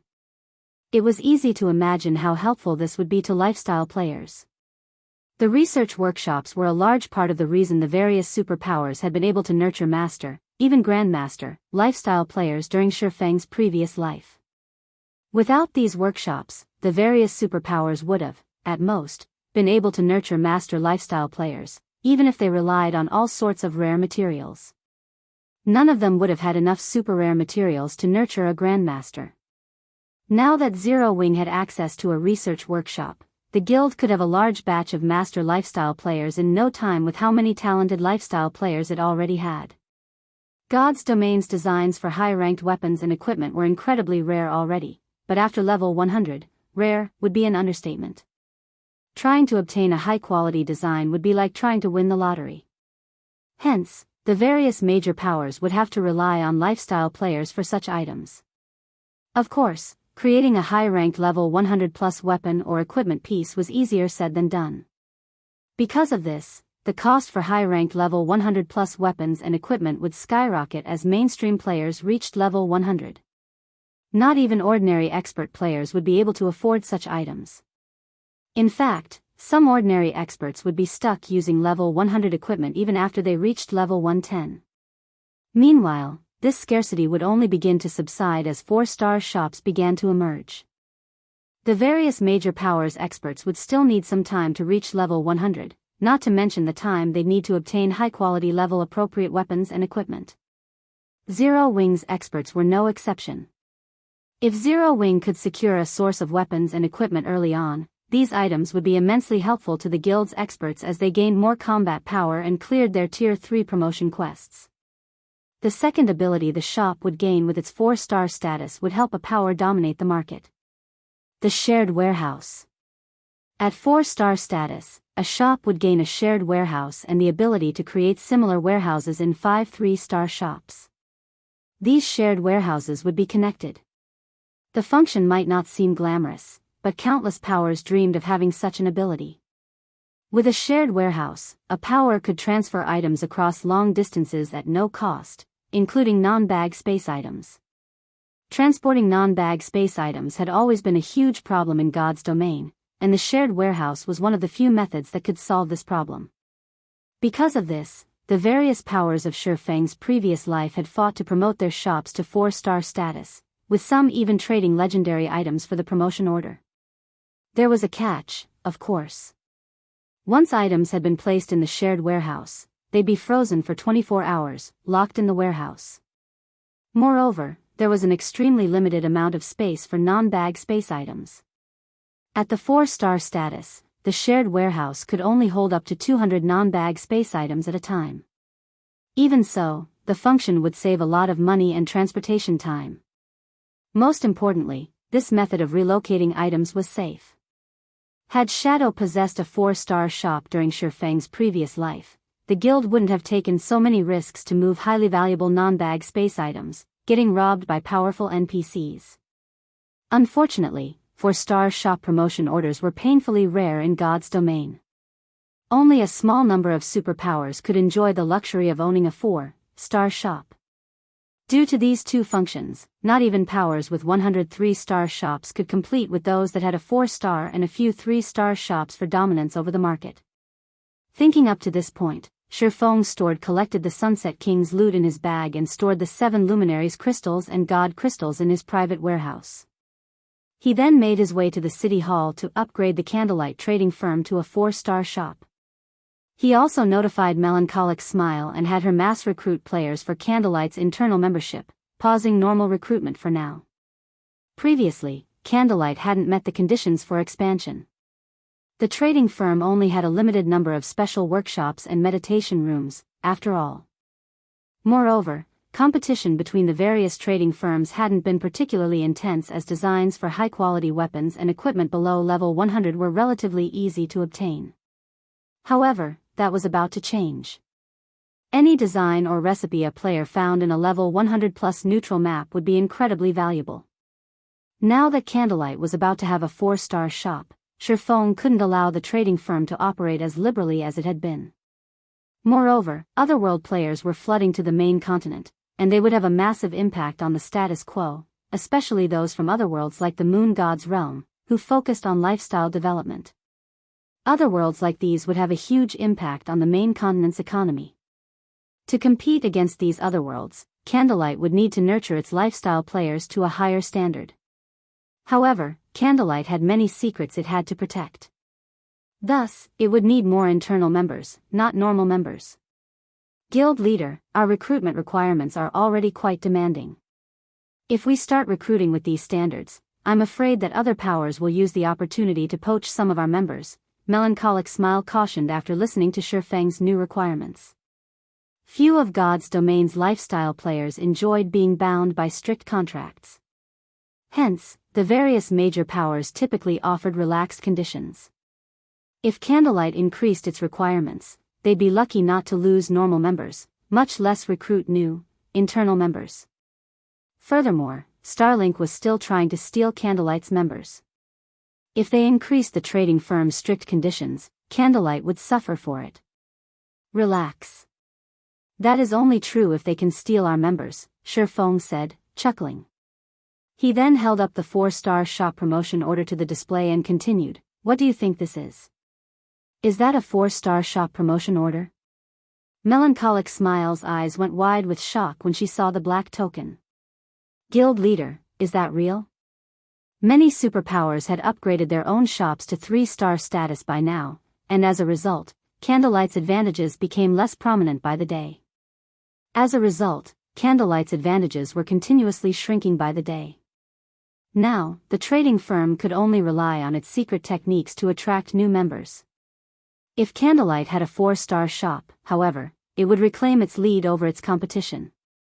Of course, it's real, Shifeng said, chuckling. I'll leave the recruitment to you. We need to get this done as quickly as possible. All right. I'll make the announcement immediately. Melancholic Smile nodded. Melancholic Smile did as she promised, and news quickly spread that Candlelight was mass recruiting for internal members in the various kingdoms and empires. What's Candlelight trying to do? It's only recruiting internal members? Candlelight has become too arrogant after being named a sacred land for lifestyle players. Not only are its recruitment requirements so high, but all applicants must become internal members, as well. Lifestyle players would be better off joining a different guild. They'd have more freedom than in Candlelight. Candlelight's latest recruitment announcement enraged many lifestyle players, and quite a few of them, who had intended to apply, promptly abandoned the idea. Meanwhile, 2 players radiating powerful life auras lounged in one of White River City's advanced restaurants. They were none other than the female druid and male guardian knight from the Moon God's realm who had come to investigate Star Moon Kingdom's alchemical standards. Across from them sat a woman that fit the idea of a cool beauty to a T. She wore an intermediate master alchemist's insignia pinned to her chest. I didn't expect to find you here, Silent, but you won't have a future if you choose to continue developing in this kingdom. Zero Wing can't help you. Why don't you just join Dark Pursuit? With your standards, you're guaranteed to earn a high position in the guild, and you'll have access to plenty of resources, including resources Candlelight can't ever hope to offer, the female druid suggested, trying to persuade Silent Wonder. Memory is right. The main continent's alchemical resources are too scarce. Not even the superpowers here can compare to Dark Pursuit's alchemical resources, much less Zero Wing. Yan Shaoqian has already received a lot of support and resources from Dark Pursuit. Do you really want to lose the family competition to her? The male guardian knight asked. You know that you don't have much time left.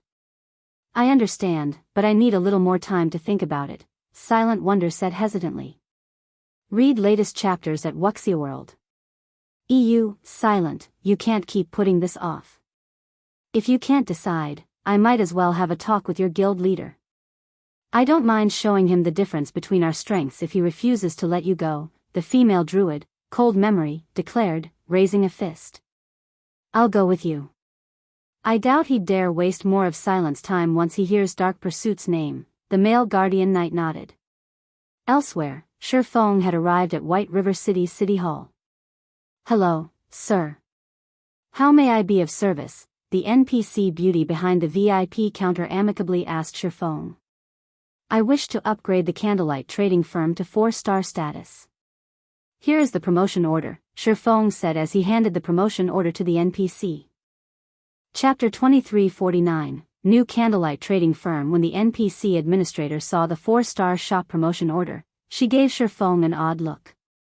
Sir, do you really wish to promote your shop to 4-star status? She asked for confirmation. Is there a problem? Shifeng asked strangely.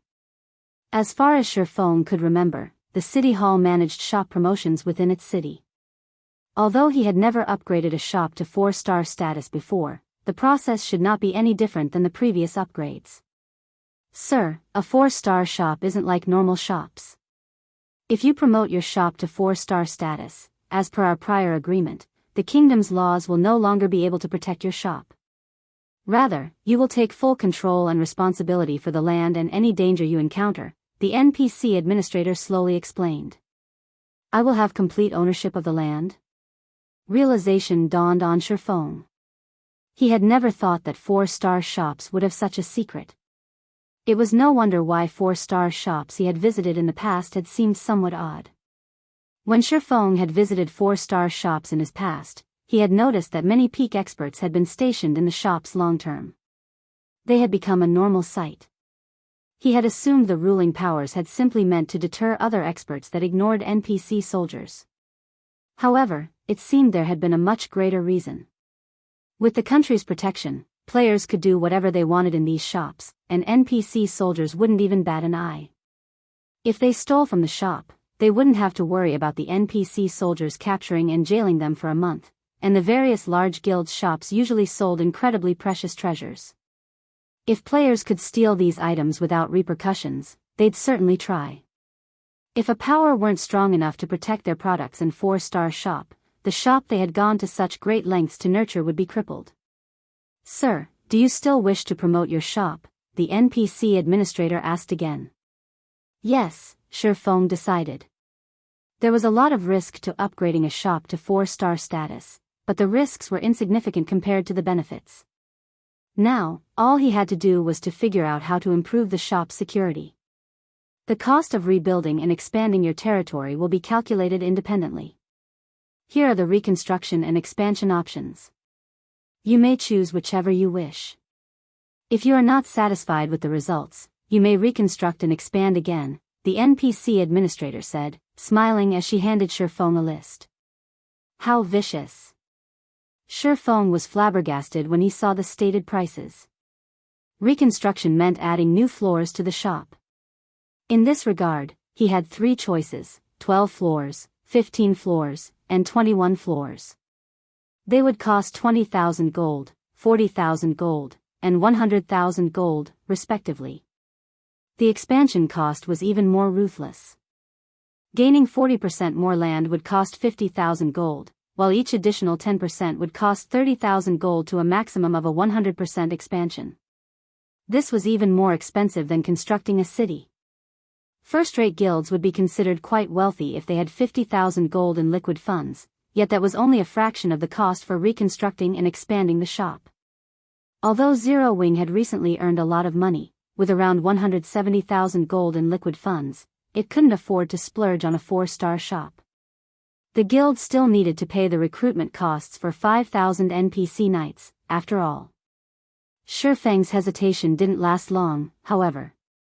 After a moment, he chose the 21-story option and expanded the shop's land by 40%. Unlike 3-star shops, which had a fixed number of special workshops and meditation rooms, a 4-star shop with more floors could contain more special workshops and meditations rooms. For example, the 15-story version would only have 30 special workshops, while the 21-story building would have 50 special workshops. As for the basic meditation room, a 21-story shop would have as many as 12 in total, which would be more than enough to satisfy Candlelight's lifestyle players. In fact, it would be enough to allow Shifeng to reserve one for himself. Unfortunately, the number of total floors wouldn't affect the number of research workshops the shop possessed. Even in the 21-story shop, the shop would only have a single research workshop. As for the additional land, that would only allow the shop to accommodate more players. Hence, Shifeng prioritized the number of floors for his shop over the shop size. All right.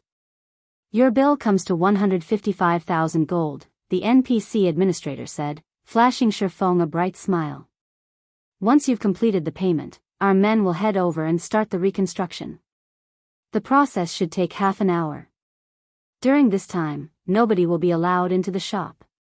That won't be a problem, Shifeng replied. His heart ached a little as he handed over the payment. He had just spent a ridiculous amount of money, but with a 4-star shop's abilities, he could likely earn it all back within the first week. Even during his previous life, research workshops had been one of the best tools to nurture lifestyle players. Since he still had some time before mainstream players reached level 100, the research workshop would be priceless. Meanwhile, after Shifeng completed the payment, the NPC administrator handed him the deed to the candlelight trading firm. Once the shop's reconstruction was complete, White River City's candlelight trading firm would become Shifeng's personal possession.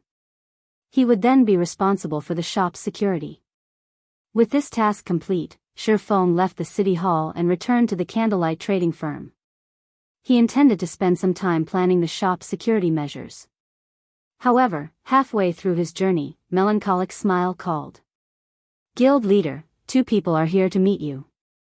They've identified themselves as Dark Pursuit's representatives and say that they'd like to negotiate a partnership, Melancholic Smile excitedly reported. Any player that had spent time in the virtual gaming world knew about the guild known as Dark Pursuit. The Super Guild was famous for its focus on support classes. Although Dark Pursuit did not operate on the main continent, no power dared to underestimate it. If Candlelight could secure an alliance with the Super Guild, it could gain some serious advantages. Partnership? The news confused Shifeng. He had never expected Dark Pursuit to seek cooperation with Zero Wing. I understand. Have them head to the candlelight trading firm. I'll be there in a moment. Following which, Shifeng picked up his pace and hurried toward the candlelight trading firm. Meanwhile, chaos filled the street outside of the candlelight trading firm. As soon as Shifeng had paid for the promotion, every player that had been in the shop had been teleported to the street outside. The abrupt interruption had left the shoppers and candlelight members stunned. What's going on? Why was I forced out of the shop? Crap. I wasn't done shopping. What is Candlelight trying to do? Does it want our business or not? The customers that had been teleported out of the shop flew into a rage. He requested us to meet him here, yet closed the shop. Is Zero Wing's guild leader toying with us? Cold Memory, who had just arrived, snarled. Her investigation into Zero Wing's candlelight trading firm had been quite thorough. The lifestyle players that worked for the trading firm had excellent standards. Candlelight even had 3 basic meditation rooms, which were incredibly helpful to lifestyle players. However, it was still significantly weaker than Dark Pursuit. Dark Pursuit had basic meditation rooms, but it also had intermediate meditation rooms. Naturally, the intermediate meditation rooms were more effective than the basic version and could greatly improve a lifestyle player's production success rates. Since the guild's elder supported Yan Shaoqian, Silent Wonder's opponent in the upcoming competition, they allowed her to use the intermediate meditation room for up to 3 hours per day. Because of this, her development speed was astonishing. Read latest chapters at Wuxia World. EU, I am familiar with guild leader Black Flame's general disposition. He wouldn't play such an underhanded trick. I suspect he's ordered impromptu renovations for the shop. Let's just wait for a bit, Silent Wonder said. Renovations? Is it necessary to cause such a scene just for a simple renovation? Cold Memory muttered disdainfully. The various powers did renovate their shops from time to time to attract more customers, but no matter how many renovations they did, they'd, at most, change the interior design. Not long after Cold Memory's comment, the magic barrier enveloping the candlelight trading firm dissipated. As it did, it revealed a 100-meter-tall building. The nearby player-owned shops, which were only 4 or 5 stories tall, and the NPC shops, which were about a dozen stories tall, looked like children next to the upgraded candlelight trading firm. Chapter 2350, Crazy Masters. The candlelight trading firm's new appearance stupefied every player on the street. It _s massive. What did Zero Wing do? They were overcome with shock as they gazed up at the humongous candlelight trading firm. The surrounding player-owned shops might look extravagant, but they were nothing compared to Candlelight's 100-meter-tall shop. The merchant players were particularly stunned, staring with wide eyes and dropped jaws at the new candlelight trading firm's shop. Ordinary players didn't usually understand God's domain's rules regarding its shops, but merchant players like them were very familiar with these rules and regulations. Shop construction in NPC cities was heavily regulated. Players couldn't simply build as many floors as they wanted. For example, a 3-star shop could only have up to 9 floors. And yet, the candlelight trading firm in White River City now had 21 floors. Not only could a shop display more merchandise with more floors, but it could also house more lifestyle players. An ordinary shop's environment couldn't compare to that of the various subclasses associations, but once it reached 3-star status, a shop would offer better advanced workshops than the subclass associations. This was one of the factors that attracted so many lifestyle players to White River City's candlelight trading firm. Moreover, there wasn't a limit to how many advanced workshops a 3-star shop could have as long as it had enough space for all of them. What's going on? How can a player-owned shop in an NPC city have 21 floors? Cold Memory stared at the candlelight trading firm in shock. When she had investigated the main continent's shops, the largest she had seen had only been 9 stories tall, yet the candlelight trading firm before her had more than double that. It also occupied more land than other 3-star shops. Did he promote the candlelight trading firm? South Dream, the male guardian knight, murmured as he considered a possibility. However, he couldn't be certain about the idea. I'm pretty sure he promoted it to 4-star status. It wouldn't have transformed so massively, otherwise.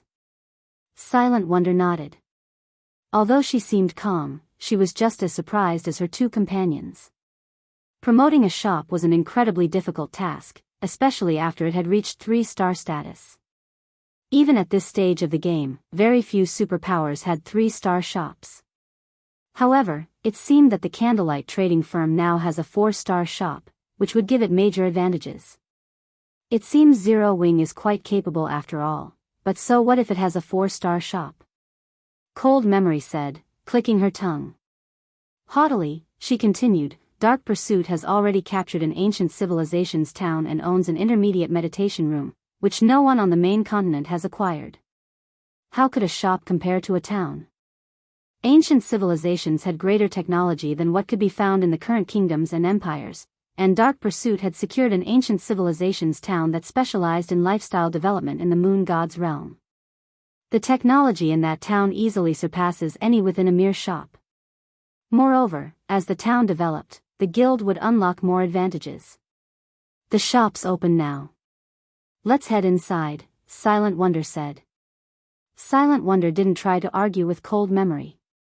The woman had already shown her proof, and she had to admit that the moon god's realm's lifestyle standards were far beyond that of the main continent.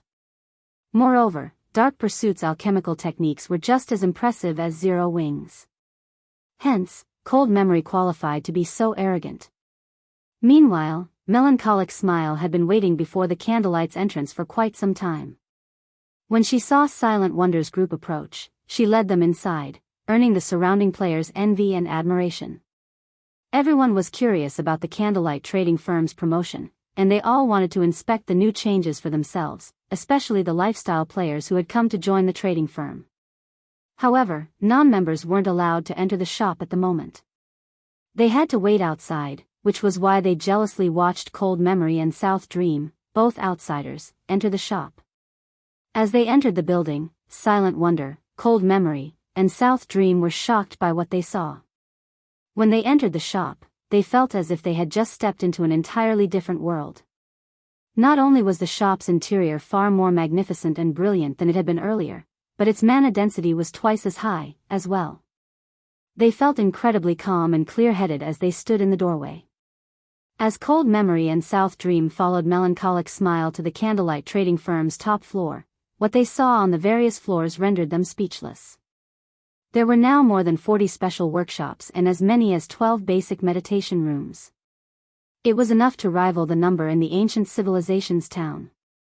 Fortunately for them, Candlelight didn't seem to have an intermediate meditation room, which meant Cold Memory and South Dream still had a chance of dragging Silent Wonder into Dark Pursuit. Melancholic Smile quickly led Silent Wonder and her companions to the top floor. As the group was about to enter the top floor reception room, Cold Memory and South Dream noticed a commotion at the end of the corridor. A group of players crowded before a door made of magic crystals, looking in with ecstatic expressions. To Cold Memory and South Dream, those players looked like a pack of wolves that hadn't eaten for several days. What astonished the two outsiders, however, was the fact that every one of those players wore the insignia of a lifestyle master.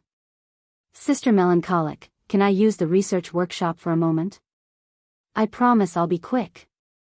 Melancholic, we're all core members and just a step away from reaching intermediate master rank. I'll even hand over all of my GCPs to use the research workshop for 3 days. Crap. You want 3 days? I'd be satisfied to use it for 1 day. Every one of these master lifestyle players gave Melancholic Smile desperate, passionate looks. Afraid that she'd reject their requests, they offered everything they had to convince her. Have these people gone insane? When Cold Memory saw the master lifestyle players' behavior, her worldview shifted. Even in the various superpowers, master lifestyle players enjoyed VIP treatment, yet these Candlelight masters were begging Melancholic Smile just to enter a room, the research workshop. Her guild's master lifestyle players would call her crazy if she told them about this. Even the intermediate meditation room was only slightly helpful to master lifestyle players. It wasn't such a treasure that players would beg and bribe to use it. Read latest chapters at Wuxia EU, calm down. We have yet to decide the rules for the research workshop, and we're not letting anyone use it until we do. Once the guild leader has set up the rules, any internal member that has successfully become a master will get an opportunity to use it, Melancholic Smile said, attempting to placate the crowd. The master lifestyle players seemed satisfied with Melancholic Smile's response, and they said nothing more. She had already confirmed that the trading firm's internal master lifestyle players would get an opportunity to use the room, and for now, that was good enough. All they had to do was wait. Even so, they still stared at the door longingly as they left. Shopkeeper Melancholic, may I know what that research workshop is? South Dream asked curiously. In Dark Pursuit, a basic lifestyle master enjoyed the same status as peak experts like himself. Intermediate masters had an even higher rank in the guild than he did. However, quite a few of those master lifestyle players had been intermediate masters, yet they begged Melancholic Smile to let them into the research workshop. Why wouldn't it make him curious? The research workshop. That's a new room our shop has gained with its promotion to 4-star status. Since no one is using it right now, why don't we head in and take a look? Melancholic Smile suggested. Rather than keeping the room a secret, she invited Cold Memory and South Dream inside. Chapter 2351, Frightening Research Workshop. After they made their way over to the research workshop, Melancholic Smile slowly pushed open the heavy, crystalline doors. As the doors parted, incomparably dense mana flooded out. Even Silent Wonder, who was used to working in high mana density environments, felt refreshed as the workshop's mana hit her. She felt as if she had just woken from a sweet dream. Cold Memory and South Dream, on the other hand, stared at the research workshop in astonishment, unable to process what was happening even as their minds became clear and sharp. How can this room have such high mana density? Cold Memory gave the workshop an incredulous look. There was a special magic array that could gather an immense amount of mana in the ancient civilization town Dark Pursuit had captured. Hence, the mana density within the town was unusually high. Naturally, the town's intermediate meditation room had the highest mana density in the town, but compared to this research workshop, the intermediate meditation room's mana density was a joke. Cold Memory couldn't fathom how a mere shop had such incredible mana density. However, what she saw as she entered the research workshop shocked her even more. The majority of the research workshop had been constructed with magic crystals, and some parts of the workshop were even made with mana stones. The room was like a magic crystal cave. In the research workshop, our members can study new designs and recipes. Not only is the mana density here extremely high, but the room also has a special instrument that can analyze all sorts of items, giving players the information they need to strengthen and modify their work to create new and better designs and recipes, Melancholic Smile introduced. Assist players in creating new designs and recipes? Impossible. Cold Memory and South Dream instinctively denied Melancholic Smile's claim. Almost every player in the Moon God's realm understood how difficult it was to reach the next lifestyle promotion. Once lifestyle players reached the advanced rank, their greatest hurdle was the creation of new designs and recipes. If it were possible to increase players' chances of creating new designs, a power could nurture master lifestyle players far faster than its competition. For advanced lifestyle players, accumulating enough proficiency points for their promotion to master rank was easy, but the same couldn't be said for creating new designs and recipes. The task required a lot of materials and experimentation. The amount of gold and resources an advanced lifestyle player would need was astronomical. Because of the cost, the various major powers were very careful when selecting advanced lifestyle players to nurture. Dark Pursuit's intermediate meditation room only helped clear players' minds so they could focus when producing items. It couldn't help them create new items. I see that the two of you are advanced alchemists. Why don't you give it a try? You can see for yourselves whether or not I'm telling the truth, Melancholic Smile said. She wasn't surprised that her two guests refused to believe her. When she had first learned about the research workshop's function, even she found it hard to believe.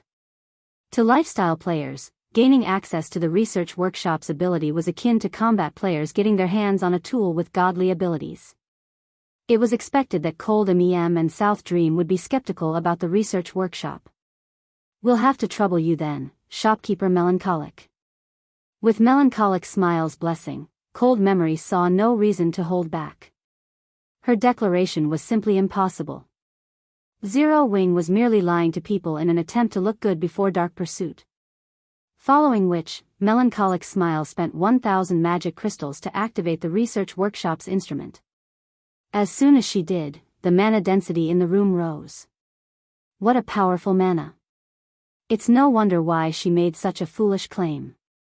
Even if she were lying about the workshop's ability, such an environment would be immensely helpful when creating new items. South Dream was flabbergasted as he felt the room's mana density change. Unlike her companion, however, Cold Memory wasn't yet convinced.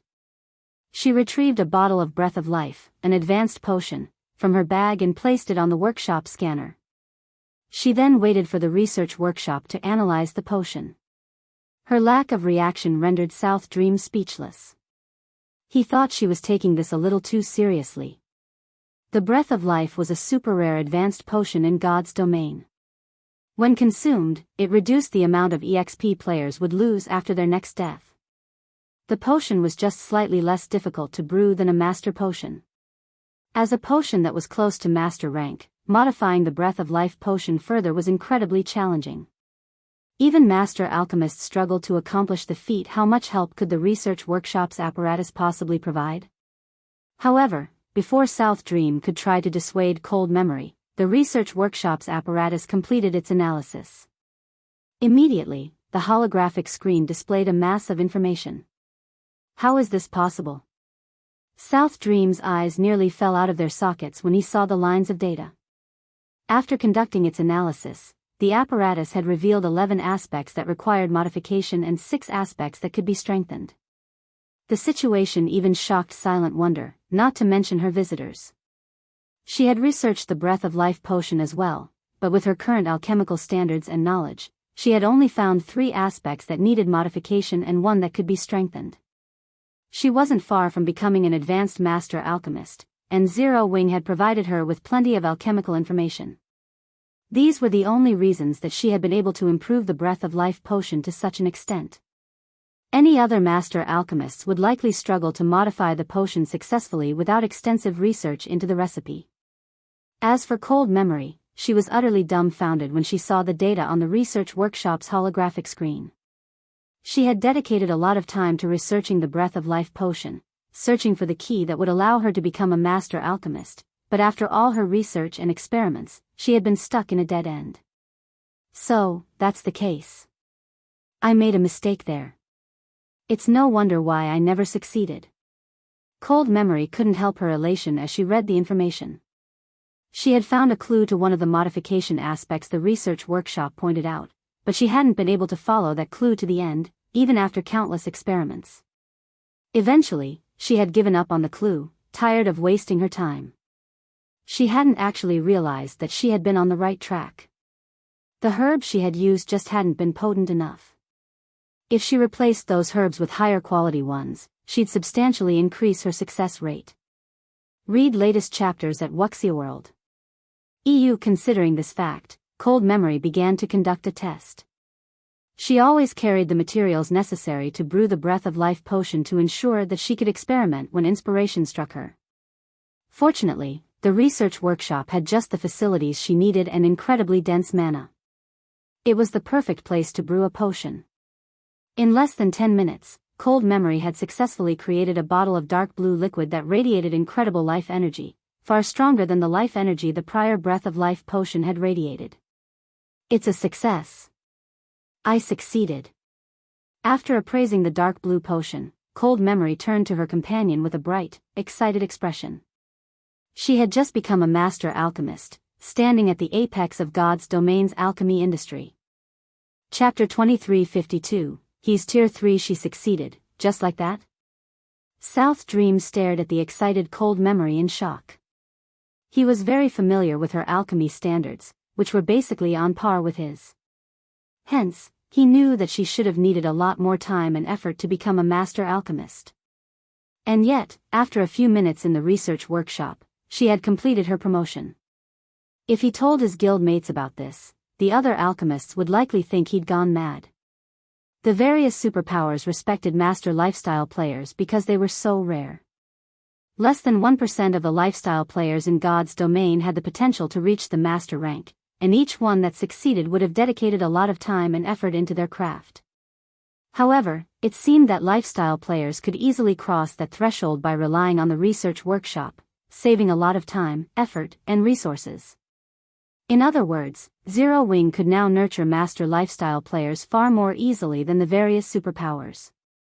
So long as Zero Wing willed it, it could likely produce a large group of master lifestyle players as it needed. What do you two think of the research workshop's effects? Melancholic Smile asked, chuckling lightly when she saw the Cold Memory's ecstatic expression and South Dream's surprised reaction.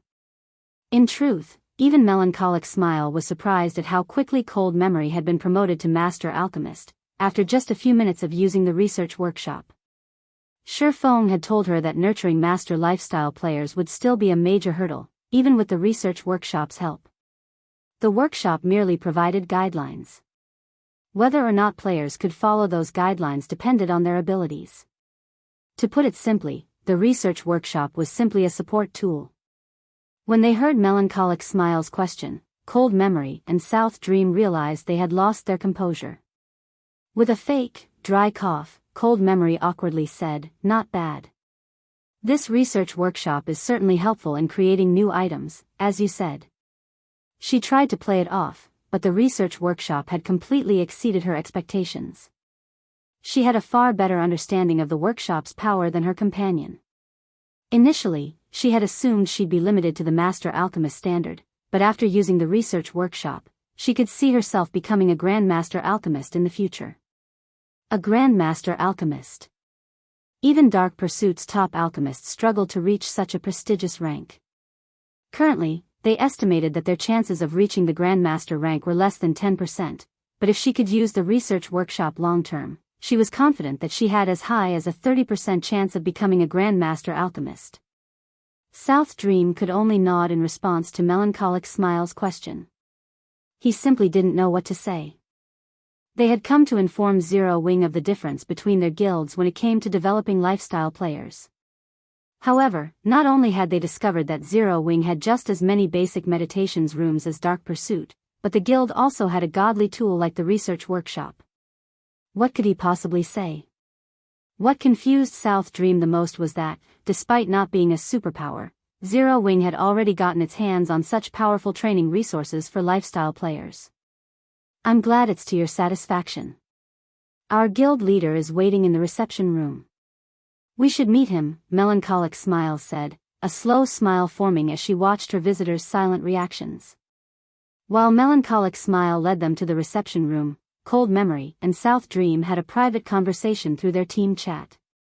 Memory, Zero Wing is better equipped to nurture lifestyle players than we expected.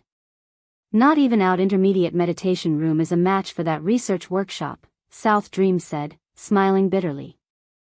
I'm afraid that we don't have the resources to offer in exchange for wonder. They had planned to offer Zero Wing training resources in exchange for nullifying Silent Wonder's contract with the guild. After all, Dark Pursuit's training resources were far superior to what the main continent's various powers possessed. If Zero Wing agreed, it'd give up Silent Wonder, but it would acquire the ability to nurture several more lifestyle players. It was definitely a tempting offer. But it seemed the situation wasn't what they had thought.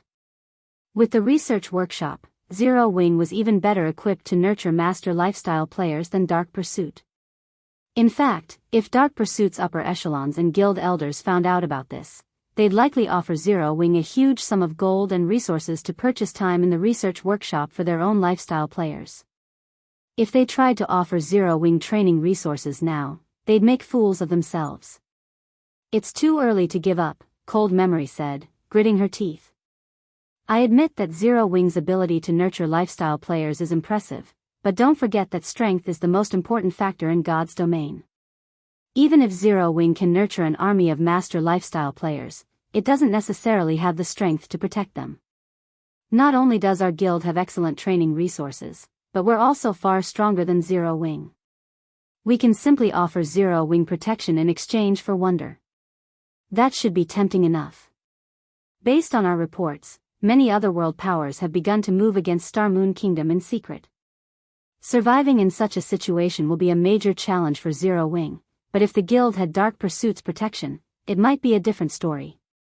Most importantly, Wonder's competition with Yan Shaoqian isn't limited to alchemy.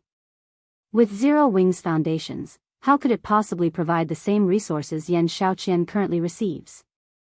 Zero Wing's lifestyle facilities had certainly taken her by surprise, but strength was more important than anything in God's domain.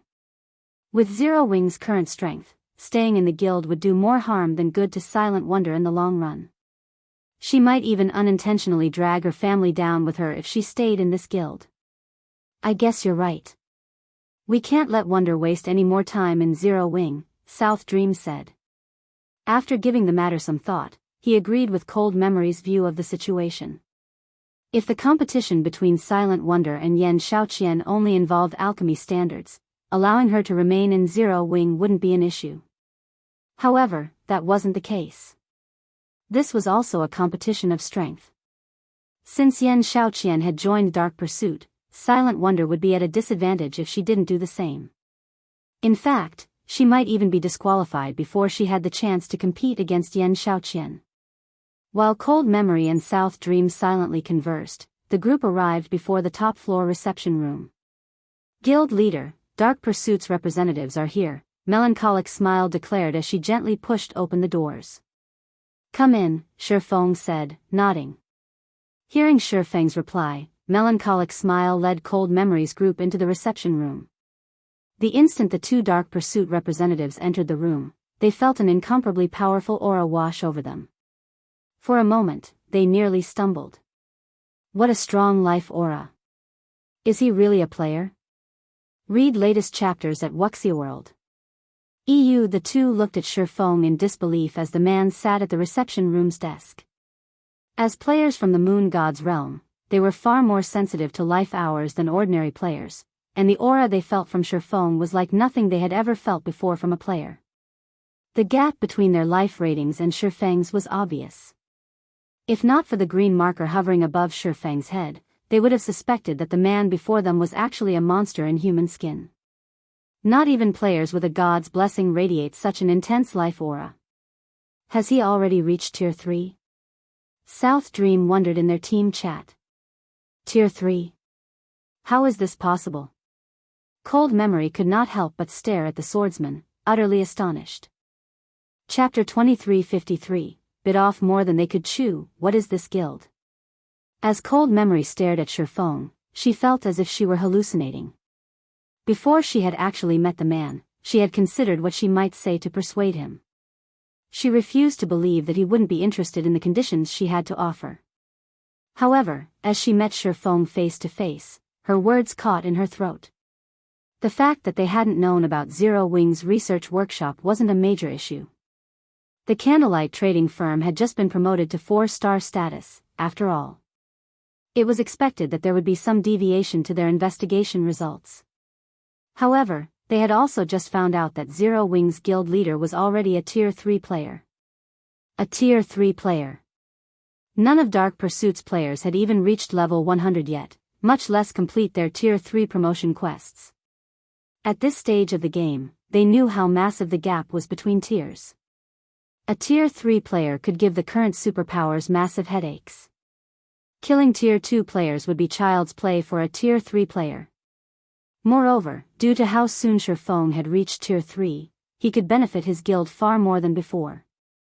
The main god system had specifically prepared level 100 neutral maps for Tier 3 players. Exploring such maps was impossible for current players. Realizing that Cold Memory was dazed, South Dream gritted his teeth and stepped forward. Greetings, Guild Leader Black Flame. I am South Dream, a main force vice commander from Dark Pursuit's 4th branch. South Dream nervously introduced himself. My companion is Cold Memory. She is one of the main force vice commanders from the 4th branch as well. We are here to represent our guild in negotiations concerning a partnership. South Dream had been confident that he could negotiate with Zero Wing's guild leader as an equal before he had met him, but now, his confidence was gone. Even the 4th branch's vice guild leader would have to treat a Tier 3 powerhouse with respect at this stage of the game.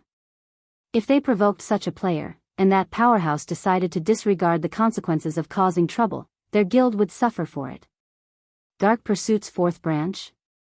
Nodding, Shifeng asked calmly, how do you wish to collaborate with Zero Wing? Super guilds were massive organizations. Thus, they divided their territories among their branch guilds. When another power wished to ally with a super guild, they do so through a branch guild. Powers rarely allied with a super guild as a whole. Dark Pursuit had 5 main branches, and as far as Shifeng knew, the 4th branch controlled a considerable amount of the guild's alchemical resources, including many of the Moon God's realm specialty materials for potions. During his previous life, the 4th branch had played a huge role in Dark Pursuit's success with occupying the market in many of the main continent's kingdoms and empires. Truthfully, we are here to request that Zero Wing allows Silent Wonder to join Dark Pursuit, Cold Memory said, gritting her teeth. I know the proposal is a little offensive, but you might not realize her true identity and the responsibility she holds, Guild Leader Black Flame. If she remains in Zero Wing, she will only bring ruin upon herself. She can only resolve the issue she faces by joining our guild. Of course, our 4th branch will do everything within our authority to supply Zero Wing with various resources in exchange. With these resources, Zero Wing will be able to develop further. I hope that you will do what's best for Silent Wonder's future. The foundation Zero Wing had displayed thus far had greatly surprised Cold Memory. She was especially shocked by Shifeng's status as a Tier 3 player.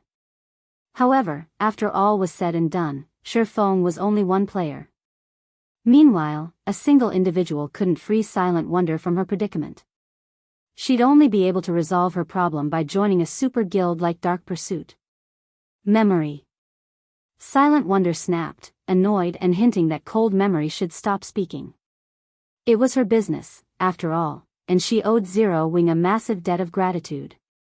During her membership, the guild had offered unusually loose restrictions and gave her everything she needed to improve her alchemy standards quickly. Now that Zero Wing needed her strength, she couldn't just abandon the guild for her own interests. Although if she didn't leave, her presence would put Zero Wing in considerable danger. Lately, she had been frustrated and hesitant due to this dilemma. Wonder, you know that you don't have much time left. Yen Zioyan isn't the only one with the full support of a superpower. Do you think you defeat your competition without any help? Cold Memory asked. Silent Wonder fell silent. She didn't have anything she could say to that. If it were a simple competition of alchemy techniques, she was confident of emerging victorious, but it was a different story when the competition involved combat power and foundations. Wonder's identity? What do you mean? Shi Feng asked, confused. He thought he was relatively familiar with Silent Wonder's story. She had been one of the 10 great Grandmaster alchemists during his previous life and a lone ranger the various superpowers had desperately tried to recruit. However, he hadn't heard anything regarding a powerful background or special identity outside of her Grandmaster rank. You've heard of the Azure Chamber of Commerce, correct? Cold Memory asked. Shi Feng nodded. Very few people in the virtual gaming world hadn't heard of the Azure Chamber of Commerce. Although it couldn't compare to the Secret Chamber of Commerce, it was one of the top 10 chambers in the virtual gaming world. It had far more resources and wealth than any ordinary superpower.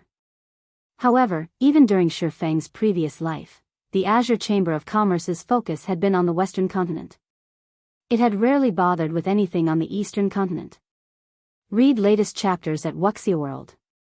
EU, Wonder is the heiress to one of the 2 families that control the Azure Chamber of Commerce.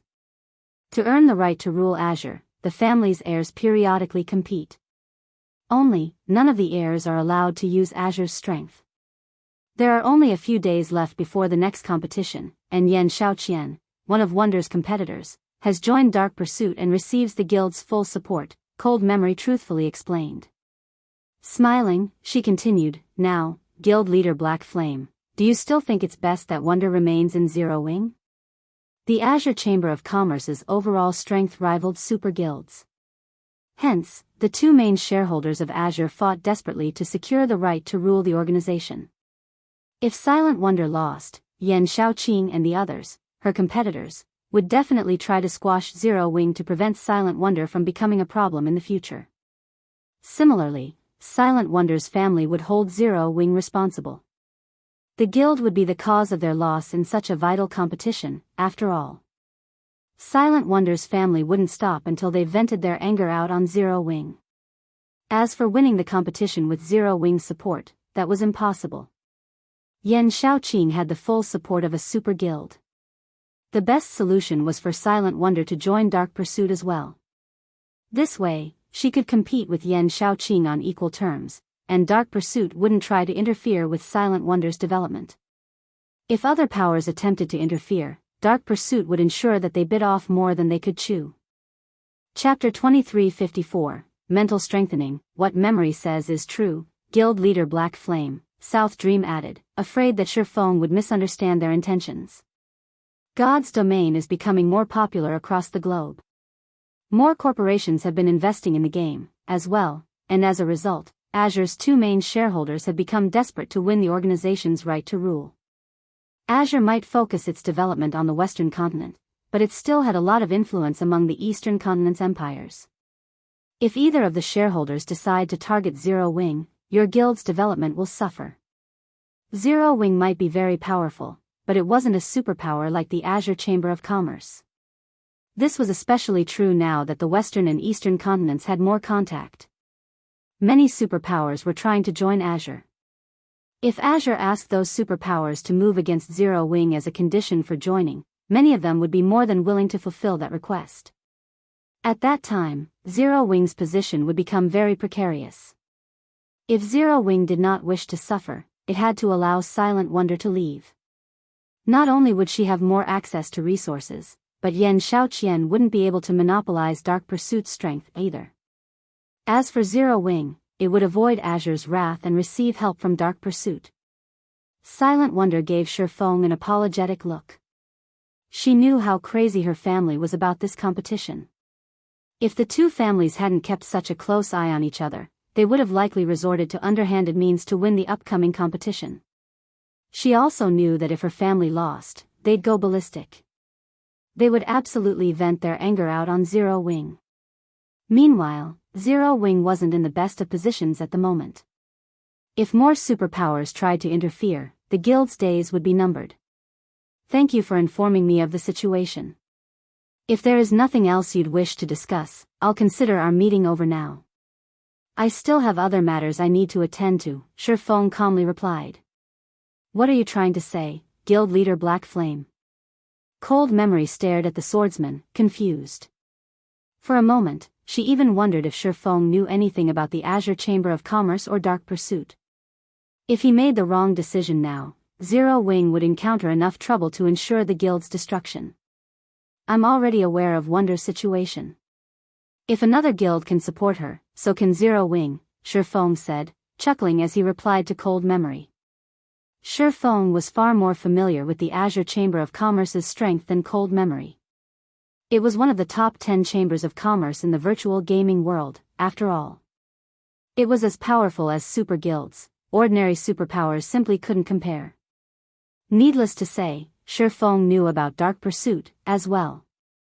Not only was Dark Pursuit a veteran super guild, but it had also annihilated 2 superpowers after the planar passage's activation during his previous life. If Zero Wing had encountered this situation some weeks ago, he would have seriously considered the matter. However, that was unnecessary now. Guild Leader. Silent Wonder was incredibly touched by Shifeng's statement.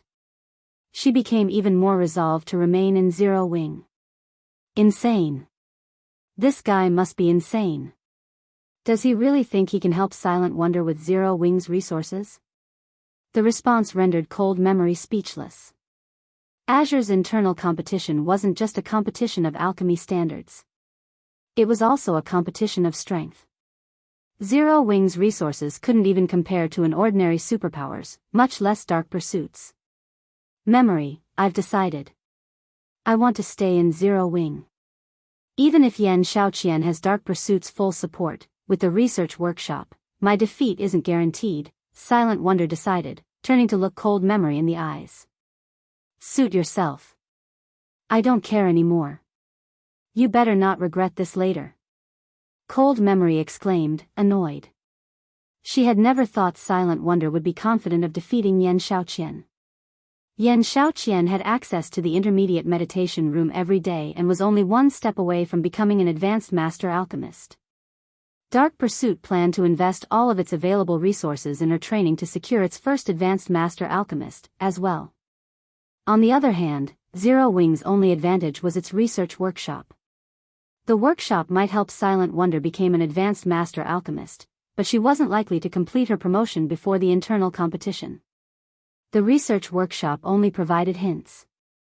Players still had to research their designs or recipes and materials and experiment. It wasn't possible to reach advanced master rank quickly, and this wasn't just a competition involving alchemy standards.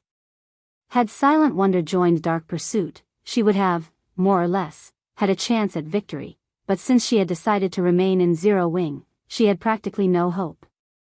Cold Memory and South Dream then left the reception room. For Zero Wing's arrogance and Silent Wonder's blind faith, she could already predict the outcome that awaited them. Memory, are you really done caring about this? South Dream asked.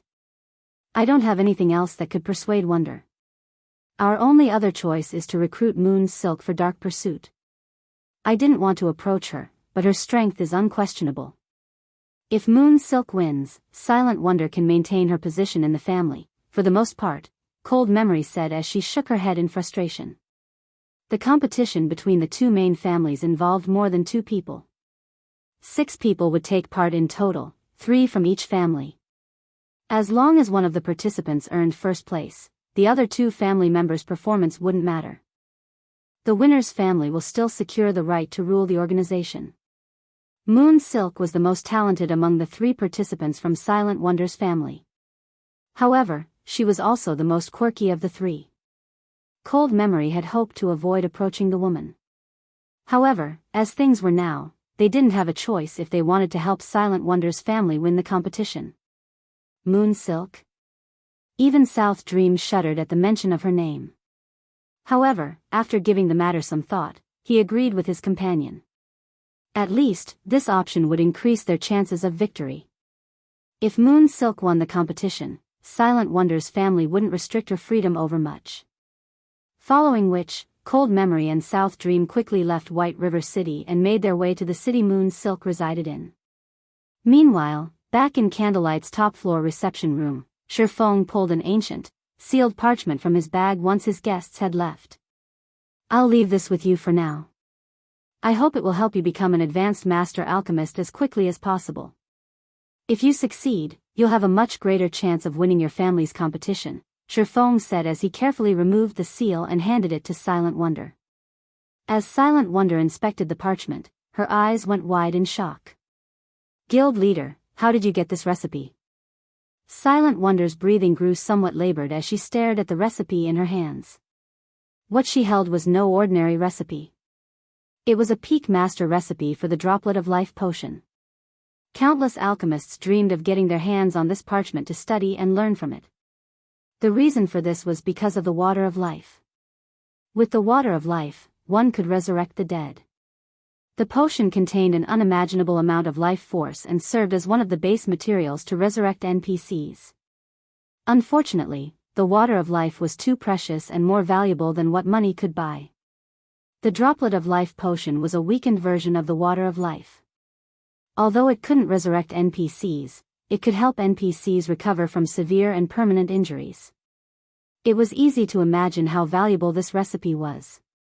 Most importantly, no one had even found an advanced master recipe yet, much less a peak master recipe. Alchemists that wanted to rise through the ranks needed to create new recipes, but to create a recipe suitable for their rank, they needed a lot of reference material.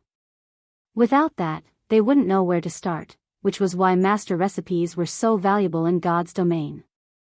However, at Silent Wonder's standard, basic master recipes, were no longer useful. She'd need advanced master recipes. Unfortunately, she had never managed to locate an alchemical master recipe, and as a result, she had been forced to explore and experiment by herself. The Droplet of Life recipe would definitely help her reach the advanced master alchemist rank. Rather than answer Silent Wonder's question, Shifeng asked, "Now that you have this recipe, how confident are you in completing your promotion?" The Droplet of Life recipe was incomparably precious and one of the most important recipes the Sunset King had dropped. It was only inferior to Grandmaster recipes. Shifeng had planned to offer it as a benefit for the guild's core members, allowing Candlelight's master alchemists time to study it. However, to help Silent Wonder reach advanced master rank as soon as possible, he decided to postpone those plans. Read latest chapters at Wuxia World. I'm afraid that I'm only 30% confident of reaching my promotion before the competition, Silent Wonder said helplessly after a moment of self-reflection. Becoming an advanced master alchemist wasn't easy, and even with the research workshop's assistance, she'd still need time to conduct her own research. 30%? After pondering for some time, Shifeng said, "It's a little off, but it should be enough." After saying so, Shifeng called up the Candlelight Trading Fin system interface and chose to upgrade the shop in Blue Base City to 3-star status. At the same time, he established a shared warehouse and sent the members there to transfer the Primal Void Stones. The various major powers would likely assume the best use of the Primal Void Stones was selling them to the Dark Forces for gold and resources, but they weren't aware of the stones' other function. Mental Strengthening. Chapter 2355. Advanced Mana Set Equipment, 30% is enough? Silent Wonder was confused by Shifeng's statement. Based on his tone, he seemed very confident in her success in becoming an advanced master alchemist. Not only did she need enough proficiency points for her promotion, but she also had to create a new advanced master recipe. Unfortunately, creating an advanced master recipe was multiple times more difficult than creating a basic master recipe. It wasn't simply a problem of mixing materials. The process also required magic arrays, which tested her ability to manipulate mana. Resources and hints weren't enough for her to reach the advanced master alchemist rank. "I can't guarantee it, but if you have a 30% chance, we should be able to boost that to 80% within the remaining time," Shifeng said, chuckling. 80%? Silent Wonder repeated in a higher-pitched tone, giving Shifeng an incredulous look. Creating an advanced master alchemist was easier said than done. Even if the various superpowers alchemists generously offered her all of their research, she'd be lucky to increase her success rate by 10%. Yet, Shifeng insisted that he could help raise her success rate by a whopping 50%. If God's Domain's various master alchemists heard this, they'd laugh at Shifeng for being an ignorant fool and a layman. However, Shifeng was no noob when it came to lifestyle classes. He was a bona fide intermediate master forger, after all, an existence that stood at the apex of God's Domain's forging industry. He was also one of the first players to become a master lifestyle player in God's Domain. There were less than a handful of people who could claim they understood lifestyle classes better than Shifeng in the candlelight trading firm. You'll understand when the time comes. For now, head to the research workshop and study the Droplet of Life recipe. If you can master that recipe, it'll definitely help you to create an advanced master recipe, Shifeng said, ending the conversation rather than elaborate. The secret regarding the Primal Void Stone was too important. If information about the stones leaked, it would cause a huge commotion in God's Domain. The advanced master rank was a huge threshold for lifestyle players. Over 90% of the master lifestyle players in Shifeng's previous life had been stuck at intermediate master rank due to the difficulty of the promotion. Those masters hadn't lacked techniques, but simply hadn't had the mental strength to succeed. Rising through the tiers was the easiest way for players to improve their mental fortitude.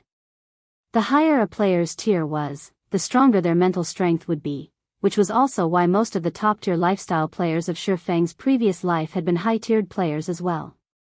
Silent Wonder was only a level 97, tier 2 player.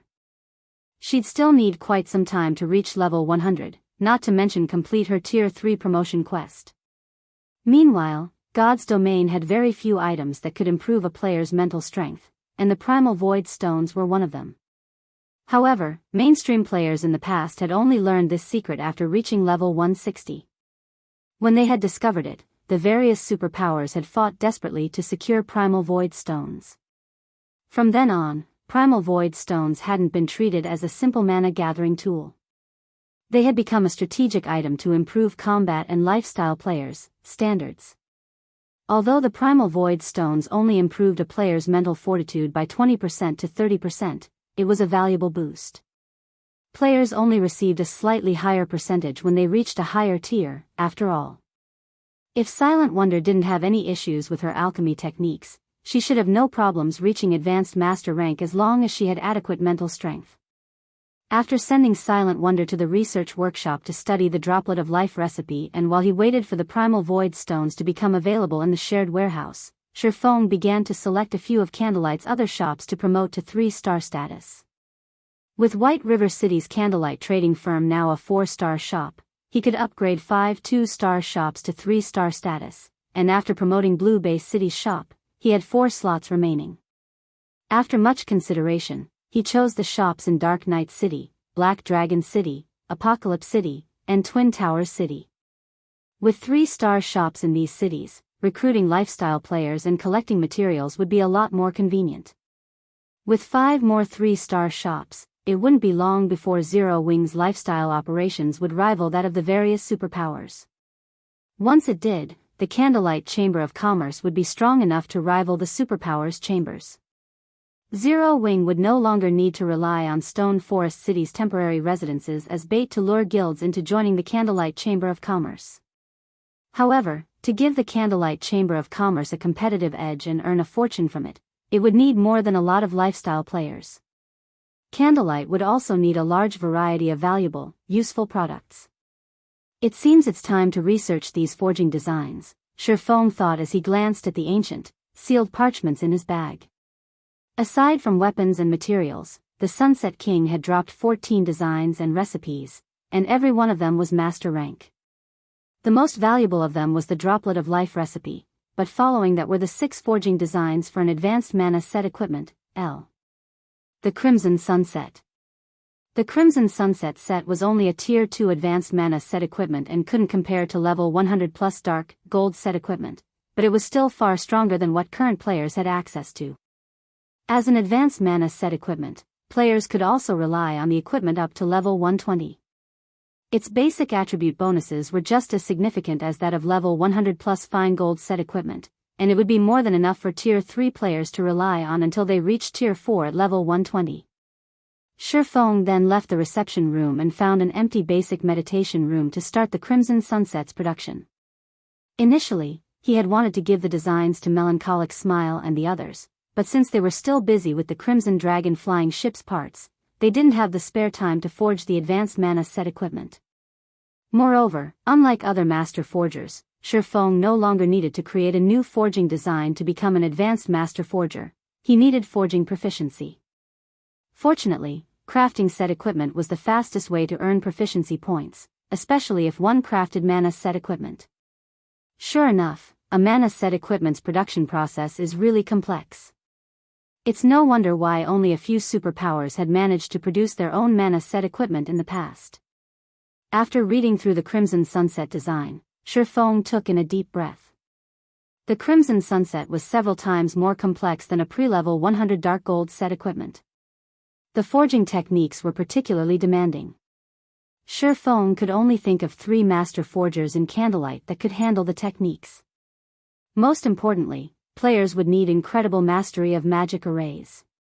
One would, at the very least, need to be an advanced magician even to attempt drawing the necessary magic arrays. No other master forger in the trading firm was capable of drawing the Crimson Sunset's arrays. Even Shifeng had to spend 5 hours to learn them. Now that I've grasped the basics, it's time to start the actual production. However, the material cost is vicious. Any other guild would likely despair at the very idea of paying these costs.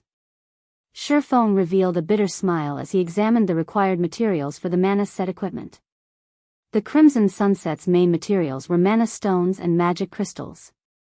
A single production attempt would cost 40 mana stones. If Shifeng hadn't been able to rely on the Philosopher's Stone, he'd only be limited to a few attempts. Even so, producing the Crimson Sunset would still cost him a lot of magic crystals. He was relieved that the guild had found a manatite vein. Otherwise, this design would simply be too expensive to use. Once Shifeng verified that he had everything he needed, he began to forge the mana set equipment. He would have to forge the Crimson Sunset's 6 parts simultaneously. It was so demanding on a player's mental strength that even if a weaker player learned the process, they wouldn't be able to use it. Fortunately, Shifeng's mental fortitude was already relatively high, and after his promotion to Tier 3, it had become even stronger. During his first attempt, his magic array's quality hadn't been high enough, and the process had failed before he had finished half of it. On his second attempt, due to physical imperfections, the system deemed his product a total failure.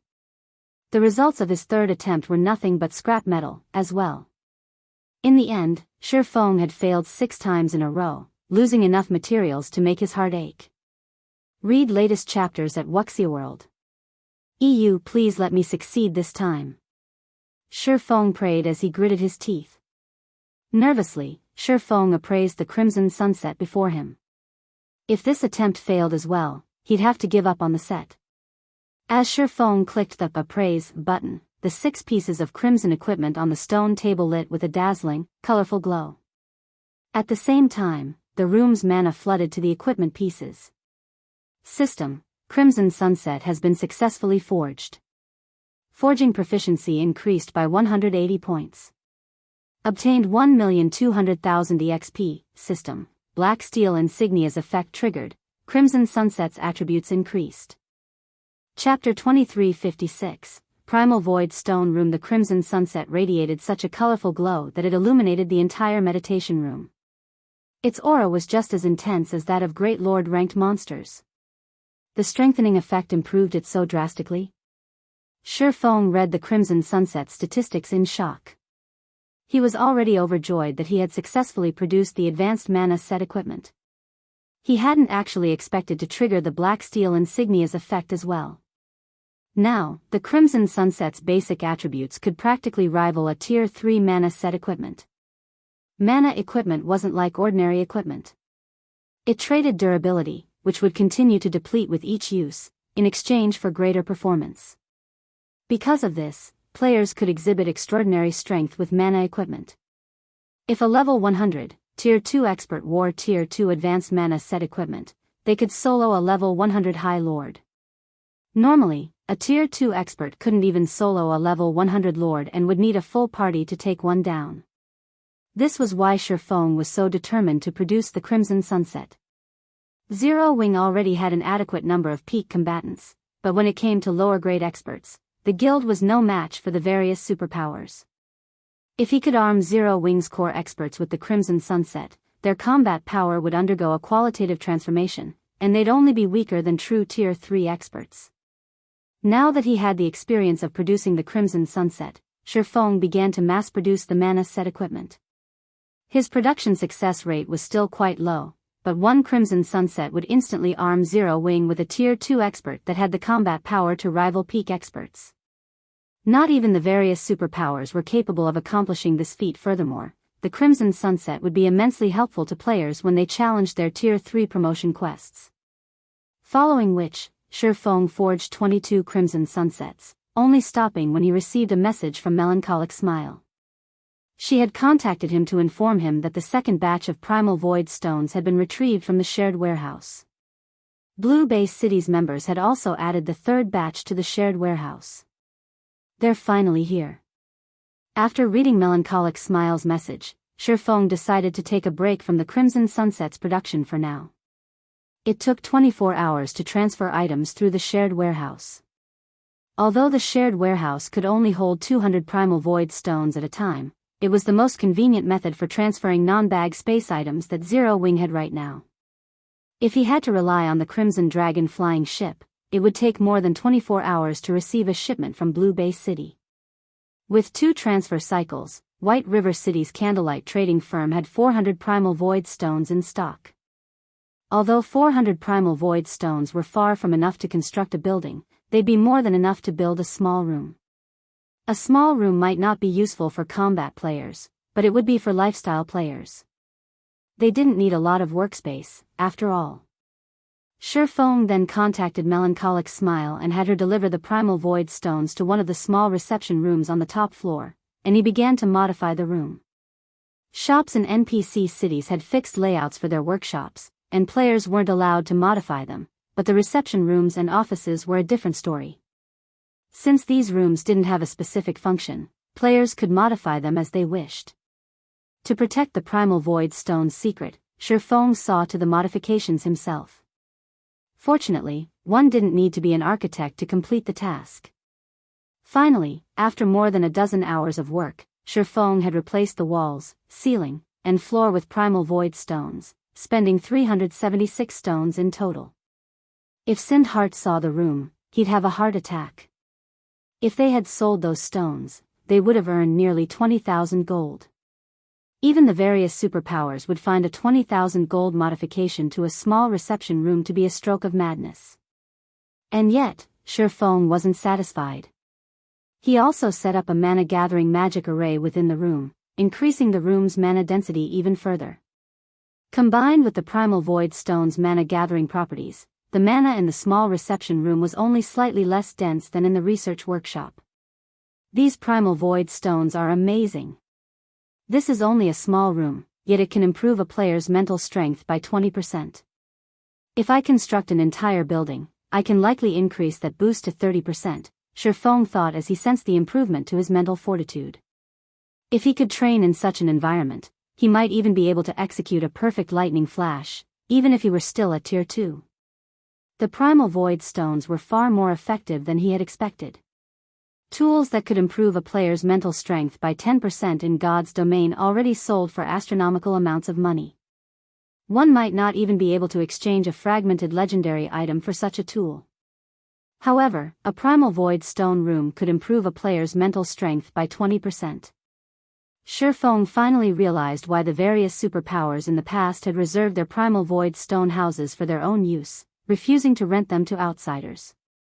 Once he was satisfied, Shifeng contacted Silent Wonder and requested her presence. Silent Wonder had a huge headache from trying to create her new potion, having reached a bottleneck.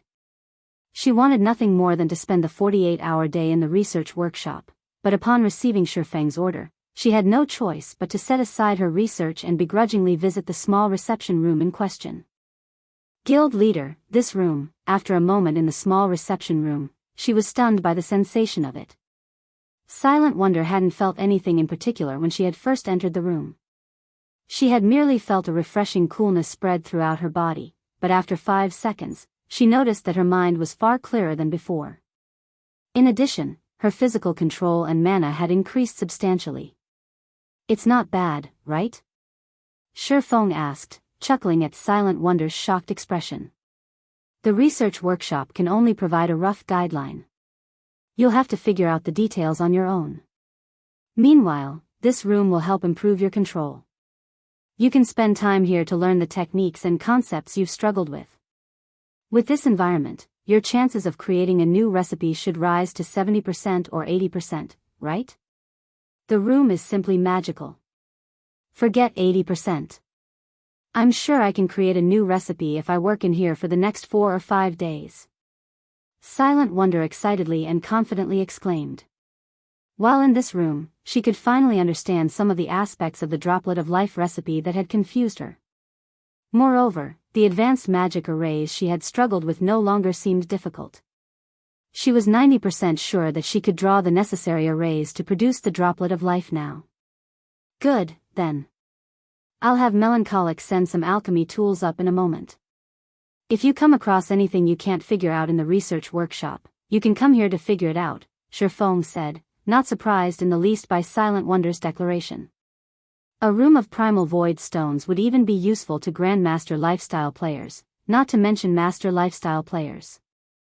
With Silent Wonder's talents, it'd be a joke if she couldn't become an advanced Master Alchemist with the help of this room. Once she had everything she needed, Shifeng stopped bothering Silent Wonder and returned to his own basic meditation room to continue his work with the Crimson Sunset Mana set equipment. Read latest chapters at Wuxia EU. With access to the Primal Void Stone rooms, Silent Wonder completed her promotion to Advanced Master rank in 4 days, becoming the first Advanced Master lifestyle player in the Candlelight trading firm. Meanwhile, Shifeng worked arduously for 5 straight days, leveling up from 103 to 104. His leveling speed was absurdly fast for someone of his level. He had also produced 86 Crimson Sunsets, although he had blown through all of Zero Wing's stockpiled magic crystals. While he'd been busy, Fire Dance, Gentle Snow, Violet Cloud, and Aqua Rose had returned from the Tower of 4 Gods, all 4 now at level 100. Shifeng instructed the 4 women to learn a bronze combat technique using the ocean barrier stones before he sent them off to challenge their Tier 3 promotion quests. "Guild leader, Azure's people have arrived. They say they're here to take me to the competition venue," Silent Wonder suddenly contacted Shifeng to inform him. "They're here?" Shifeng set his tools down. Nodding, he continued, "I'll go with you." Chapter 2357_equipment upgraded, "You're coming too, guild leader?" Silent Wonder asked, a hint of excitement in her voice. Shifeng was Zero Wing's guild leader. He had many things he needed to do every day. She had thought the guild would, at most, send a guild elder or vice-guild leader as a show of support for the Azure Chamber of Commerce's competition. She had never thought Shifeng would want to make the trip himself. Azure has the ability to travel between God's domain's main continents. This is a good opportunity to investigate the situation on the western continent, Shifeng said, nodding. The planar passage's activation provided the major powers an opportunity to obtain more resources, but compared to what one could gain from another main continent, the other worlds offered scrap. This was especially true regarding the main continent's merchandise. Reselling such items could offer significant profits. This was also why so many superpowers were so desperate to join the Azure Chamber of Commerce. Azure was one of the few powers in God's domain with the ability to travel between the main continents. Although Zero Wing had no chance of joining Azure right now, it wouldn't hurt to use this competition to get a glimpse of the western continent. Finding a way to travel between the eastern and western continents might be an issue for others, but it was a simple matter for Shifeng. Zero Wing severely lacked funds for many of the guild's needs, especially the development of Zero Wing's territory in the Cold Spring Canyon. As soon as the guild began to develop the area, it would become a bottomless pit that endlessly devoured coins and resources. If Zero Wing relied on Candlelight's current income, it would take a very long time to develop the territory properly. The best solution Shifeng could come up with was to resell Zero Wing's merchandise on the Western continent. Not only would this generate income far more quickly, but it would also generate enough to drive any superpower mad with envy. I'll take care of the necessary preparations, then. Naturally, Silent Wonder was overjoyed that Shifeng wanted to attend the competition with her, and she immediately left to prepare what she'd need for the competition. Oh, right. Come see me later and collect some equipment, Shifeng said. Since Silent Wonder had become an advanced master alchemist, she could produce items with far more speed than before, and as a result, her leveling speed had substantially increased. In fact, she had already reached level 99. However, her equipment was still average, at best. She wasn't even wearing full level 95 equipment. Although Azure's internal competition was a personal affair, Silent Wonder was still a member of Zero Wing. If the Chamber's representatives saw her current equipment, Zero Wing would become a laughingstock. Equipment? When Silent Wonder took a look at her own equipment, she was a little ashamed. Her equipment was pretty shabby. More than half of the items she wore was level 90 equipment, and the few level 95 pieces she had were only secret, silver rank. Her equipment might be excellent for ordinary expert players, but she was Candlelight's chief alchemist. For someone of her status, equipment of such quality was like wearing a pauper's rags. After all, the items in Zero Wing's guild warehouse were available to Candlelight's lifestyle players as well. However, to increase her development as an alchemist, she had spent almost all of her GCPs on rare materials. Once Silent Wonder collected her alchemy tools and materials, she promptly made her way to the basic meditation room Shifeng occupied. As she entered the room, Shifeng gestured to the strengthened crimson sunset on the stone table and said, "Here. Give this a try." Since the crimson sunset was basically made of mana stones and magic crystals, it wasn't restricted to a particular class. Once equipped, the set's attributes would automatically adjust to its wearer. This was one of the benefits of mana set equipment. A Tier 2 advanced mana set equipment? Silent Wonder was stunned after inspecting the crimson sunset. She wasn't a stranger to mana set equipment. Some of Zero Wing's members had used such items before, and many of the Candlelight's members had watched on with envy. Mana set equipment was essentially equipment made of pure mana. When equipped, it would increase the mana density around the player, calming and clearing their mind. However, mana set equipment was incredibly rare. The guild didn't have enough to allow its members to purchase it with GCPs. And yet, Shifeng was giving her her own mana set equipment. Moreover, this wasn't any ordinary mana set equipment. It was a 6-piece, Tier 2 advanced mana set equipment. At this stage of the game, not even the various superpowers likely had such a set. Guild leader, this is too precious. I'm only an alchemist. Giving this crimson sunset to me would be a waste. It'd be better if someone else in the guild used it, Silent Wonder said, refusing Shifeng's generosity. If Shifeng had merely offered her level 95 dark gold equipment, it wouldn't be a major issue since it wouldn't be helpful for very long, but that wasn't the case for the crimson sunset. A player could rely on the crimson sunset until they reached level 120. A lifestyle player like her wouldn't be able to make full use of the set equipment. You're our guild's chief alchemist. I can afford to give you such equipment, Shifeng said, chuckling. He then pointed to the pile of equipment in a corner of the room and continued, moreover, our guild has plenty of these sets. Plenty? At first, Silent Wonder was confused, but when she turned to look where Shifeng had pointed, she gaped in shock. More than 20 sets of equipment sat in a pile on a massive stone table in the corner of the room.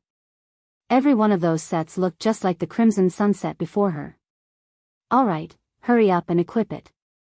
If we waste any more time, Azure's people will likely grow impatient, Shifeng reminded her when he saw her in a daze. Suddenly, Silent Wonder realized that she didn't understand her guild as well as she had thought. First, he had handed her the droplet of life recipe, and then, Shifeng had shown her that strange reception room. Now, she learned that the guild had a pile of Tier 2 advanced mana set equipment. However, Silent Wonder didn't give the matter much thought. Since Shifeng insisted, she stopped hesitating and equipped the crimson sunset he offered. In seconds, Silent Wonder transformed from a cold, workaholic beauty into a charming, graceful witch surrounded by a layer of dense mana. The crimson robes radiated a faint, bloody mist that gave Silent Wonder a wicked feeling. Wearing the crimson sunset, she looked like a completely different person. Once they were ready, Shifeng and Silent Wonder quickly made their way to White River City's teleportation hall. After arriving at the teleportation hall, they headed toward one of the advanced restaurants located on the second floor. As they entered the restaurant, a level 100 Guardian Knight moved forward to greet Silent Wonder.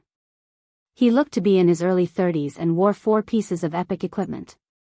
The Guardian Knight's weakest piece of equipment was even level 95 fine gold rank. Every one of the man's movements seemed natural and weightless.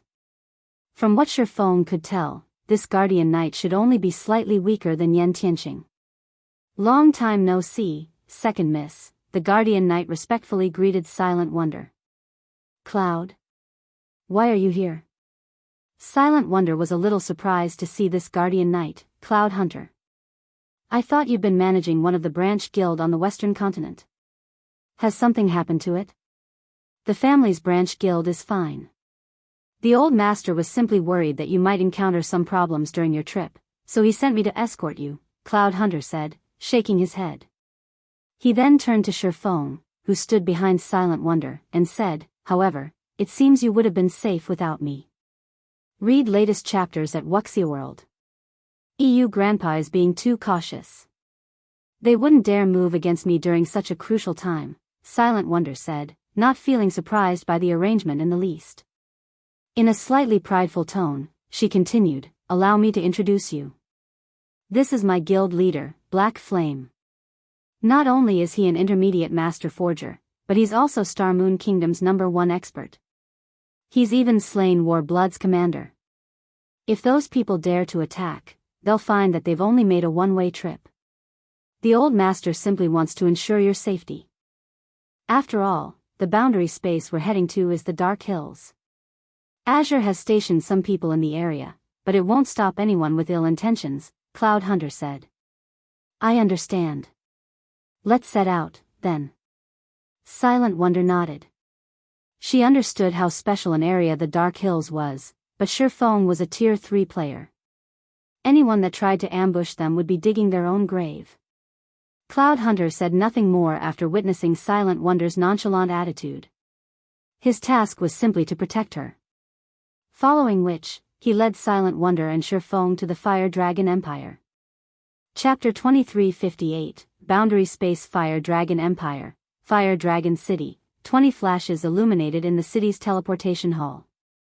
As these flashes faded, players in standardized equipment emerged from the array. The moment these players appeared, they attracted envious, awed looks from many of the building's other occupants. Even the lowest level player in the group was level 99 and wore standardized level 95 dark gold set equipment. Standardized dark gold set equipment couldn't compare to ordinary set equipment of the same level and rank, but its basic attributes were on par with level 95 dark gold equipment. At this stage of the game, most ordinary experts were stuck at level 95 and would be lucky if they had a full set of level 95 secret silver equipment. Not even large guilds' core experts dared to dream of wearing level 95 dark gold equipment. The man leading the group was a level 100 player, and not only did he wear 5 pieces of epic equipment, but he also carried a crimson axe that radiated a chilling aura with an indiscernible rank. The weakest of this man's equipment was level 95 dark gold rank. Even among such high-leveled and excellently geared players, he was conspicuous.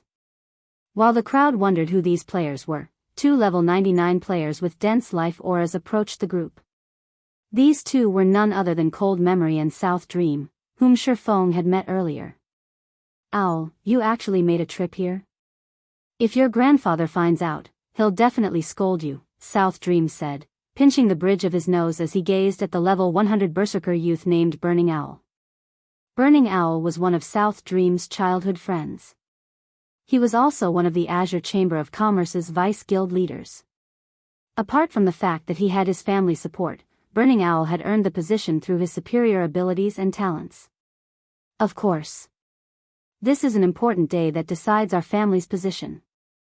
How could I miss it? Burning Owl said, chuckling. How did it go with my second sister?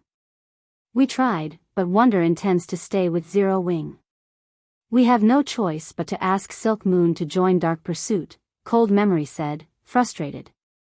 However, Zero Wing's guild leader has promised to arm Wonder with the guild's full support.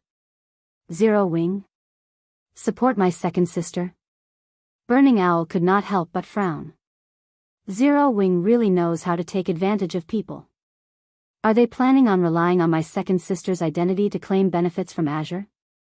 Second sister is too gullible.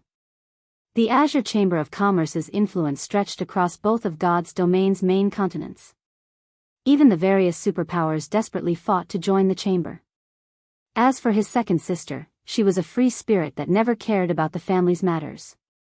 Unlike her, Burning Owl constantly managed many of Azure's affairs, which meant he had to deal with the powers that continued to seek a place with Azure. I am impressed by Zero Wing's ability to nurture lifestyle players.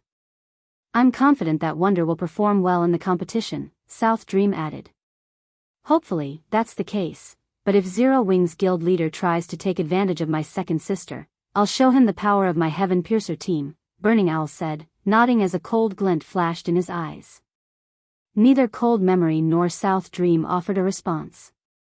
The Heaven Piercer team Burning Owl controlled was certainly powerful.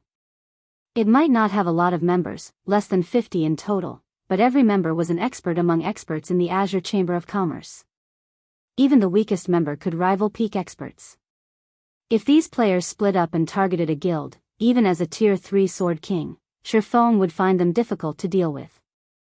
Meanwhile, Shifeng and his two companions reached a large forest's edge on their mounts a short distance away from the Fire Dragon Empire.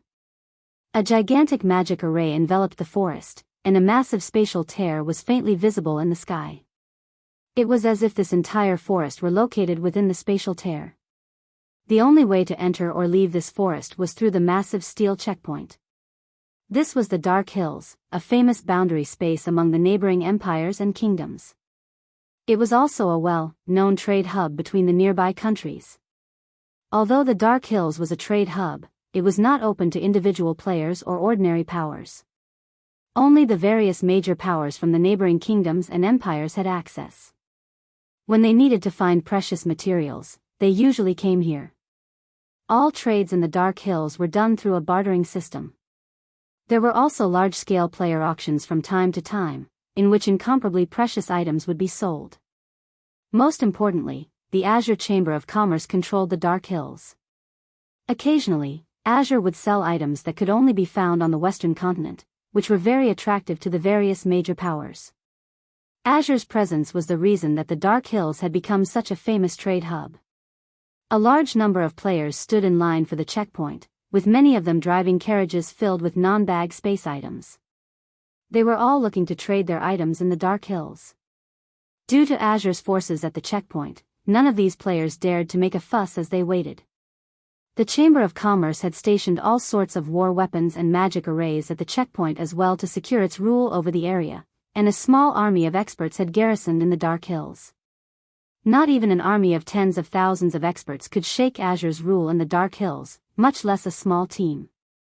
After arriving, Shifeng's group quietly stood in line, waiting to enter the Dark Hills. It was a dozen minutes or so before they reached the steel gate, reinforced by a magic array. Second Miss, Guild Leader Black Flame, please wait here for a moment. I'll handle the entry procedures, Cloud Hunter said before approaching the Azure members stationed at the gate. You and Second Miss can go in. The robust man at the gate said after examining Cloud Hunter's proof of identity. He then pointed to Shifeng and said, he must wait out here for now. Why? My guild leader is coming with us, Silent Wonder explained. This is a very important day. To maintain the peace, outsiders aren't allowed on the premises. However, since he is your companion, Second Miss, I'll make this easier, but he'll still have to undergo an inspection before he can enter, the robust man decided, chuckling. Why aren't your men inspecting them, then? Silent Wonder demanded as she gestured to a group of players that walked through the gate without an inspection. None of those players were members of the Azure Chamber of Commerce. They are from the Fire Dragon Empire's various superpowers and Azure's esteemed guests. They are different, the robust man replied.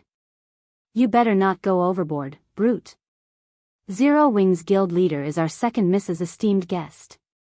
Cloud Hunter coldly informed the robust man, prideful brute. Although Prideful Brute was one of Azure's peak experts, he wasn't a member of Silent Wonder's family. Even a fool could tell that he was trying to cause trouble to humiliate Silent Wonder. Didn't I say that he can go in as long as he allows us to inspect him? Prideful Brute said, grinning at Cloud Hunter. What? You want to start a fight here?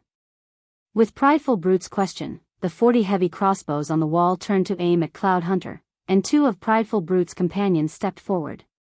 Both players were Azure experts as well, and they wore the same battle array set equipment as Prideful Brute. When they activated their battle array, they'd be just as powerful as Cloud Hunter overall. That was the reason that Prideful Brute dared to act so arrogantly before Cloud Hunter. Prideful Brute's attitude even infuriated Silent Wonder. She wanted nothing more than to teach the man a lesson. Shurfeng was Zero Wings Guild leader. If he had to be inspected before he'd be allowed into the Dark Hills, it would be embarrassing for her guild. Don't do it, Second Mississippi. If you take action, you'll play right into his hands, Cloud Hunter quickly advised his charge when he sensed Silent Wonder's rage. He has full control over this area. He has the authorization to suppress you if you attack, even if you are one of the Chamber's vice guild leaders. Read latest chapters at Wuxia EU. The Dark Hills wasn't an ordinary location. It was an important source of income for the Azure Chamber of Commerce. Hence, the Chamber's security of this area was of the utmost importance.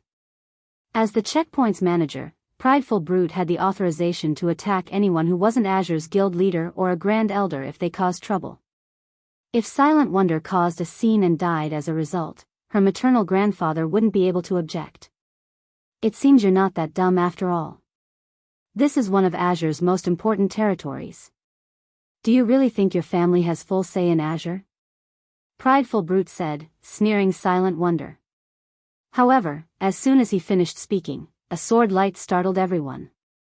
The attack was so fast that by the time players had reacted, it had already sliced through Prideful Brute's throat.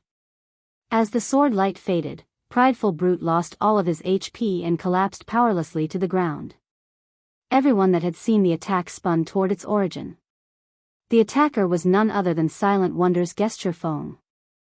Chapter 2359, Unfortunate Death. Prideful Brute died. How dare he? Everyone stared at Shurfeng in shock. The players from the various superpowers were especially stunned. Azure was a large-scale chamber of commerce with close to 100 years of history in the virtual gaming world. It was no weaker than a super guild. Azure was even capable of operating on both the western and eastern continents in God's domain, which was why the various superpowers sought to become a member. The Dark Hills was one of Azure's important territories, and as such, the chamber had stationed 4,000 experts at the checkpoint. It had also set up 40 heavy crossbows and 6 basic mana pulse cannons on the checkpoint's walls. All sorts of magic arrays protected the checkpoint, as well. Even domain realm experts would have to behave themselves here. After watching Prideful Brute die, Cloud Hunter was utterly stupefied. He simply couldn't understand why Shurfeng had been so impulsive. The several cloaked players that Prideful Brute had respectfully welcomed into the Dark Hills earlier jerked to a halt, watching Shurfeng curiously. That guy must be crazy, Big Sis Jade. He actually dared to attack someone here. I doubt even the Long family's second miss can save him now, a blue-clad assassin youth said. Although the Long family was one of the Azure Chamber of Commerce's main shareholders, Silent Wonder didn't have a particular position or authority in the chamber. She could only rely on the Long family's old man for help. Prideful Brute, on the other hand, was one of Azure's upper echelons. Silent Wonder was lucky that he had shown her any respect. Now that the situation had devolved, Prideful Brute's faction wouldn't let this matter rest unless the Long family's old man made a personal appearance. Furthermore, magic arrays had been set up all over the Dark Hills checkpoint. Not only was all teleportation prohibited, but if Azure activated a magic barrier, Shurfeng wouldn't have any hope of escaping physically. He wouldn't get away with a single death, either. He's courageous, but it's a pity that his actions will only result in his death. He simply doesn't understand how strong superpowers are, the female berserker named Jade Bamboo said, a hint of admiration flashing in her eyes as she gazed at Shifeng. However, she quickly turned away from him to look at the refined middle-aged man above the checkpoint's gate. This middle-aged man was Hermit, one of the Azure Chamber of Commerce's old monsters and the Dark Hills protector. He ranked among the top of the Fire Dragon Empire's players. A domain realm expert wouldn't even have a chance to escape with their life from someone like Hermit, much less defeat the man. She suspected only the two Vice Alliance Masters or the Alliance Master from her Adventurer Alliance would have any hope of surviving a fight against Hermit. While Jade Bamboo watched, Hermit jumped down from the wall, landing before Shifeng's group. As he did, he earned horrified looks from the various superpowers experts. They looked as if they had seen a ghost. Even Cloud Hunter watched the older man seriously. "Elder Hermit, please don't misunderstand. This isn't what it looks like," Cloud Hunter hurriedly explained. If he had only had to face the checkpoint's war weapons and various experts, he would have been confident of helping Shifeng escape, but now that Hermit was involved, the situation had changed. Hermit wasn't allied with either of the two families, but he was Azure's secret enforcer. He had assassinated countless peak and apex experts that had wished to harm the Azure Chamber of Commerce. In contrast to the visiting players, the several peak experts that guarded the checkpoint couldn't help but grin when Hermit appeared. "Those people have crap luck. I hadn't thought that Elder Hermit would get involved. Not even Old Man Long can help that guy now, not to mention Silent Wonder. Elder Hermit is famous for being a stickler for the Chamber's rules." Initially, they hadn't been particularly confident of going up against Shifeng. After all, Shifeng had Cloud Hunter with him, who was one of Azure's apex experts and one of the outstanding talents among the organization's younger generation. They could not afford to kill Cloud Hunter without a good enough reason. If Cloud Hunter intended to help Shifeng escape, the swordsman was likely to get away. However, they no longer had to worry about that problem. Hermit was one of the strongest players in the Azure Chamber of Commerce. He'd have no problems killing Cloud Hunter, much less suppress the youth. If Hermit wanted someone dead, very few would survive against him. As Hermit slowly approached Shifeng's group, another group of cloaked players, who watched from afar, began to panic. "How? Why is Hermit here?" Burning Owl paled when he saw the middle-aged man. "Doesn't he normally patrol inside the Dark Hills?" Burning Owl had been surprised to see Shifeng abruptly attack and slay Prideful Brute, but he was actually quite pleased to watch the man die. As a result, his opinion of Shifeng significantly improved. As such, he had intended to lend a helping hand, but now that Hermit had arrived, this problem had become far worse. Even Burning Owl was afraid of the older man, and Hermit was one of the guild's grand elders. Hermit wouldn't back down out of respect even if he were one of Azure's vice guild leaders. While Burning Owl considered ignoring the repercussions to save Shifeng, Hermit appeared before the swordsman in question and extended a hand. "Greetings, Guild Leader Black Flame. I am Hermit, the Dark Hills protector," Hermit said, smiling at Shifeng. "I've been hearing of you for some time now, but I hadn't expected to meet you here today, Guild Leader Black Flame." Both Azure's members and the various superpowers experts gaped in shock when they heard Hermit's greeting. "What's going on?" Jade Bamboo stared with wide eyes. Everyone in the Fire Dragon Empire had heard of Hermit, especially the various superpowers experts. They all treated Hermit like the Grim Reaper.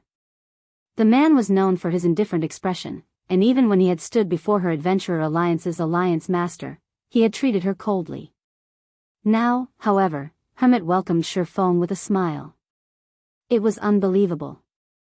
Even Cloud Hunter and Burning Owl, who were both quite familiar with the middle-aged man, were utterly flabbergasted, their eyes nearly falling from their sockets.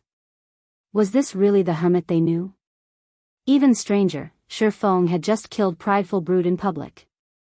Prideful Brute had picked the fight, but he was still one of Azure's peak experts, and Shifeng had slain him as so many people watched. This would definitely damage Azure's reputation. Normally, Hermit wouldn't tolerate such an insult. Both Cloud Hunter and Burning Owl figured Shifeng would be lucky if Hermit decided to spare him. However, not only wasn't Hermit attacking the swordsman, but he had greeted Shifeng with a smile. You offer too much praise, Elder Hermit. I've heard a lot about you, as well. I am here to accompany Silent Wonder and visit the Azure Chamber of Commerce, Shifeng politely responded. In reality, Hermit's behavior surprised even him. I see. The competition will begin soon. I'll have someone guide you and your group to the venue, Guild Leader Black Flame, Hermit said. He then instructed one of his subordinates to lead Shifeng's group through the gates. After watching the amicable conversation between Hermit and Shifeng, and Hermit's initiative to have someone lead Shifeng into the Dark Hills, everyone was utterly confused. Elder Hermit, that player hasn't been inspected. And he killed Prideful Brute. We cannot just let him get away with this, one of Azure's peak experts whispered to Hermit. Read latest chapters at Wuxia World. The other Azure experts nodded in agreement. However, they then felt an intense aura wash over them. It was from none other than Hermit himself. Fools. Hermit glared at the peak expert that had spoken. You think you can afford to provoke a Tier 3 player? It seems you lot have been slacking while I wasn't around. From now on, you and that prideful brute will spend your days in the combat training rooms.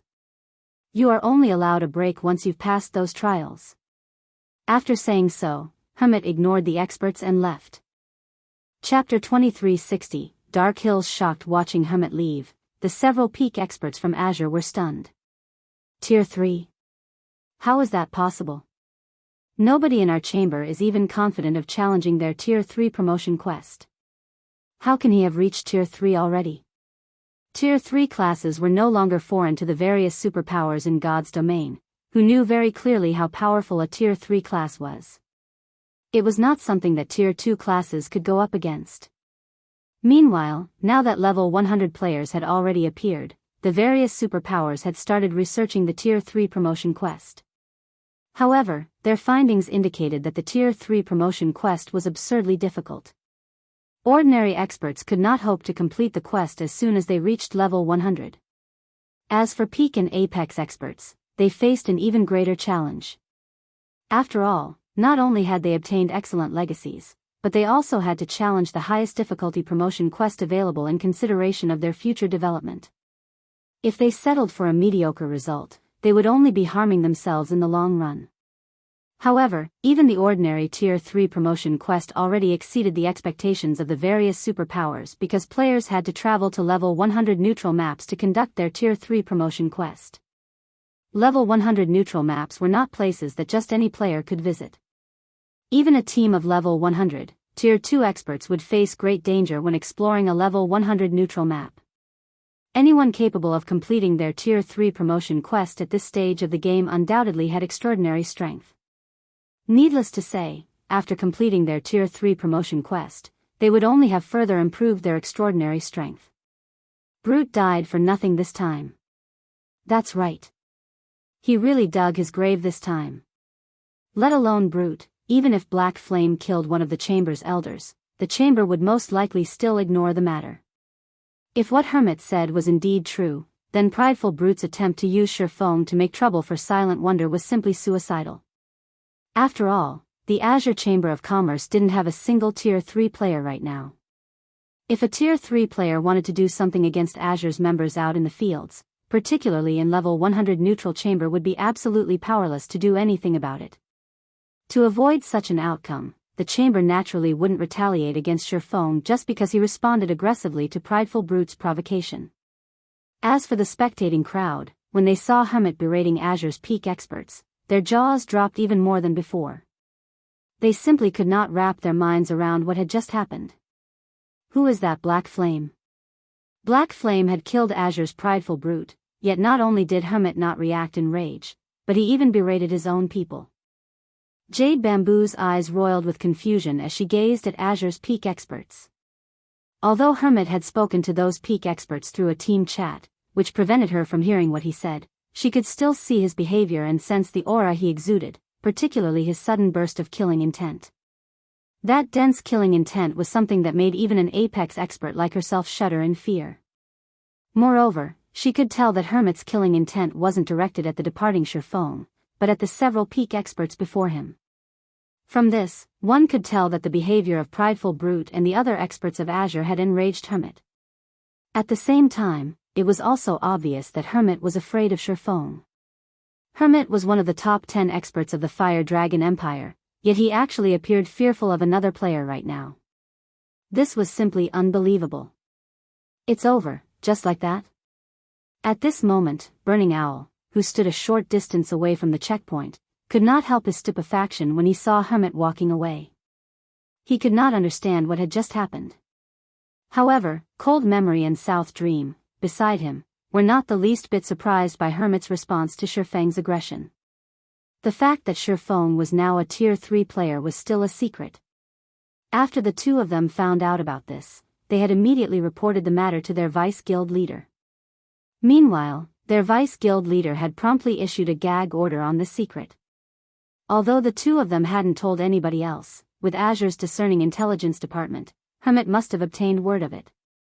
Otherwise, he definitely wouldn't have let this matter rest so easily. After Shifeng and his companions entered the Dark Hills, they immediately felt a pleasant sensation enveloping their spirits. The Dark Hills was located within a sealed space. Not only was the mana density here considerably higher than that of the outside world, but there were also multiple teleportation gates to the cities of neutral races, which allowed human players to travel freely to those cities. Likewise, neutral players could teleport to the Dark Hills from their respective cities. Hence, the Dark Hills Demonstone Town became an excellent trade hub. The one downside was the ridiculously high cost of the teleportation gates. Each use cost 300 magic crystals, a price utterly beyond ordinary experts. Only major powers could tolerate it. Meanwhile, as Demonstone Town was only so large, in order to avoid overcrowding, Azure, the power that had captured it, had limited entry to members of the various major powers. However, even with this rule in place, Demonstone Town was still extremely crowded. One could see not only the experts of the Fire Dragon Empire's major powers but also many players belonging to various neutral races present. Many of these players were hawking their wares along the streets of the city. Some of the items were enough to tempt even Shifeng. The Demonstone Auction House, which was located at the town center, was the liveliest place in the entire town. It's no wonder so many powers were trying to enter this place back then. Shifeng sighed ruefully as he looked at the crowded auction house. Zero Wing City's auction house might be grand and majestic, but when comparing the quality of items available, Zero Wing City's auction house was leagues behind the Demonstone auction house. Every item sold in the Demonstone auction house was precious. One could buy even epic weapons and equipment here. Of course, as the Demonstone auction house only allowed bartering, it didn't matter even if players brought a ton of coins here. The only options players had were to trade using the requested items or to pay magic crystals.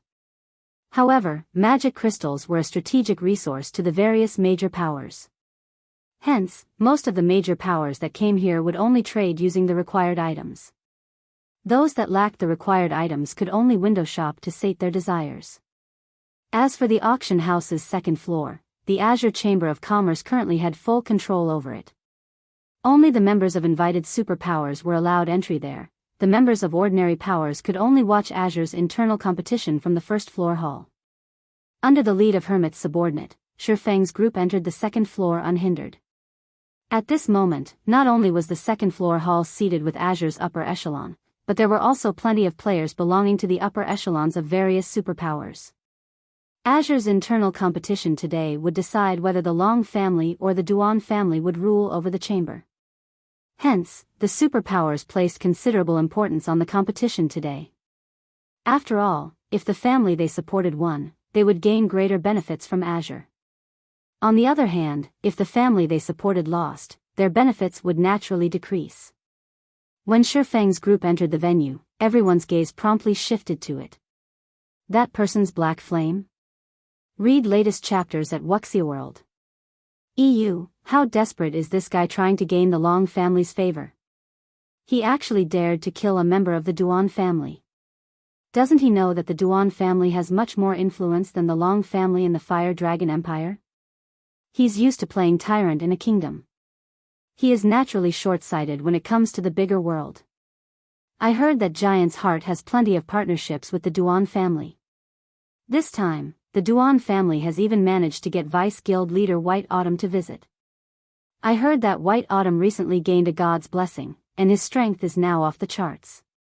If the Duan family manages to get White Autumn to secretly take action, Zero Wing will be finished. At this point, the various superpowers members had already heard about what had occurred at the checkpoint. They had never imagined that Shifeng would actually be foolish enough to kill the Duan family's prideful brute. Meanwhile, as these players were discussing quietly, another group of people entered the hall. The moment these people arrived, everyone's attention immediately turned toward them. This was because the newcomers were none other than the Azure Chamber of Commerce's Duan family. Chapter 2361, Gathering of Bigshots. The Duan family had not sent a lot of people to this competition, only a dozen or so. Their number was far fewer than that of the various superpowers. However, when the attendees present saw the pale white, middle-aged man at the head of the group, they all revealed surprised expressions. The Ice Demon, Duan Hans Han. He actually came too. This is going to be interesting.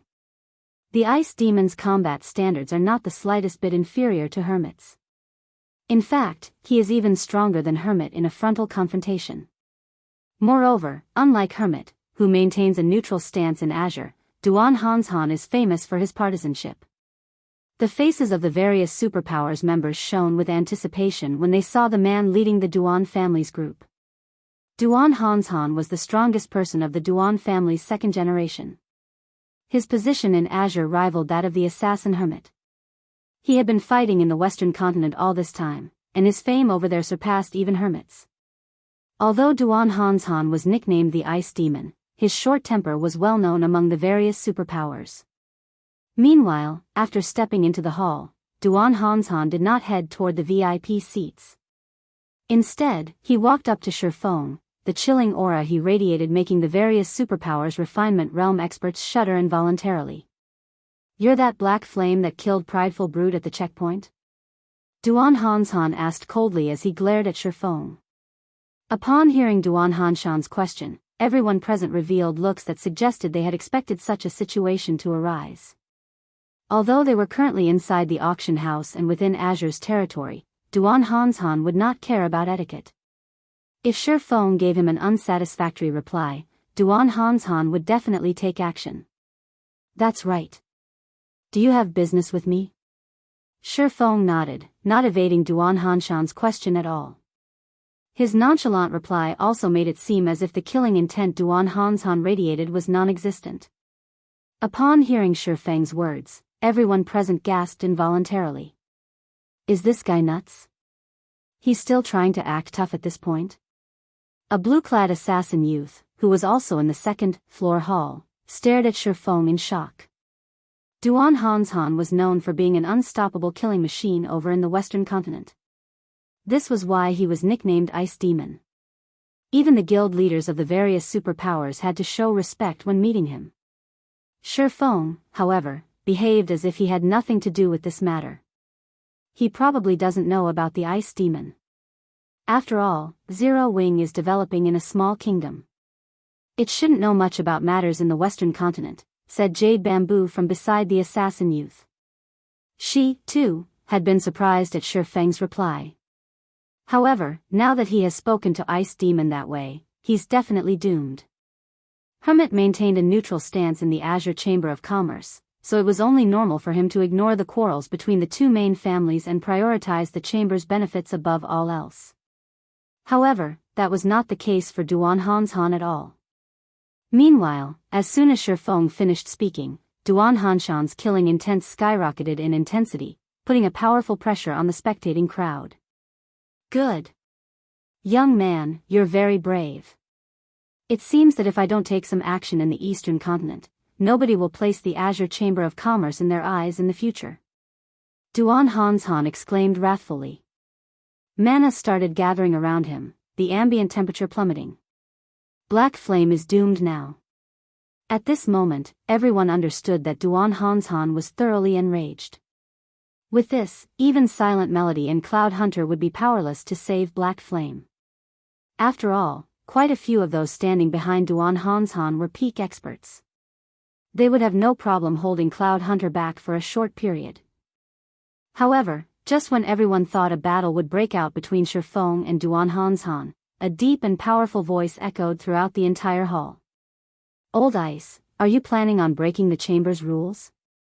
When everyone turned to look at the origin of this voice, what they saw was a man in dark gray armor, who seemed to be in his early 50s. The aura this man radiated was not the slightest bit weaker than that of Duan Hanshan. It daunted the nearby refinement realm experts, deterring them from approaching him. "Third uncle, why are you here?" Silent Wonder asked in confusion when she saw this middle-aged man. This stalwart, middle-aged man was none other than Long Xianglong, one of the Long family's second-generation leaders. He was also one of Azure's grand elders and was Silent Wonder's third uncle. As Long Xianglong was addicted to improving his combat standards, he had not bothered himself with the chamber's matters in a very long time. "Your father has some other matters to take care of and cannot attend this competition, so he asked me to come in his place," Long Xianglong said, a rare smile appearing on his face when he looked at Silent Wonder. He then turned to look at Duan Hanshan. "Old Ice, Azure is holding an important competition here today. Are you still planning on taking action here? Or are you telling me that you've already forgotten about the chamber's rules?" At Long Xianglong's words, Duan Hanshan's complexion darkened. "Lunatic Long, I'll step back out of respect for you this time. However, if there is a next time, your people won't be as lucky," Duan Hanshan said. After glaring at Shifeng, he promptly turned around and left. Upon seeing this, Cloud Hunter breathed a deep sigh of relief. At the same time, he was also speechless at Shifeng's bravery. It was fortunate that Long Xianglong appeared. While attacking an invited guest within Azure's territory was indeed against Azure's rules, if Duan Hanshan was intent on taking action, even Cloud Hunter was not confident of stopping the ice demon. However, Long Xianglong was Duan Hanshan's equal in strength.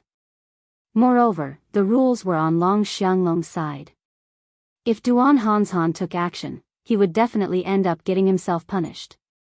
After seeing Duan Hanshan leave, Long Xianglong turned his gaze away from the ice demon and walked up to Shifeng.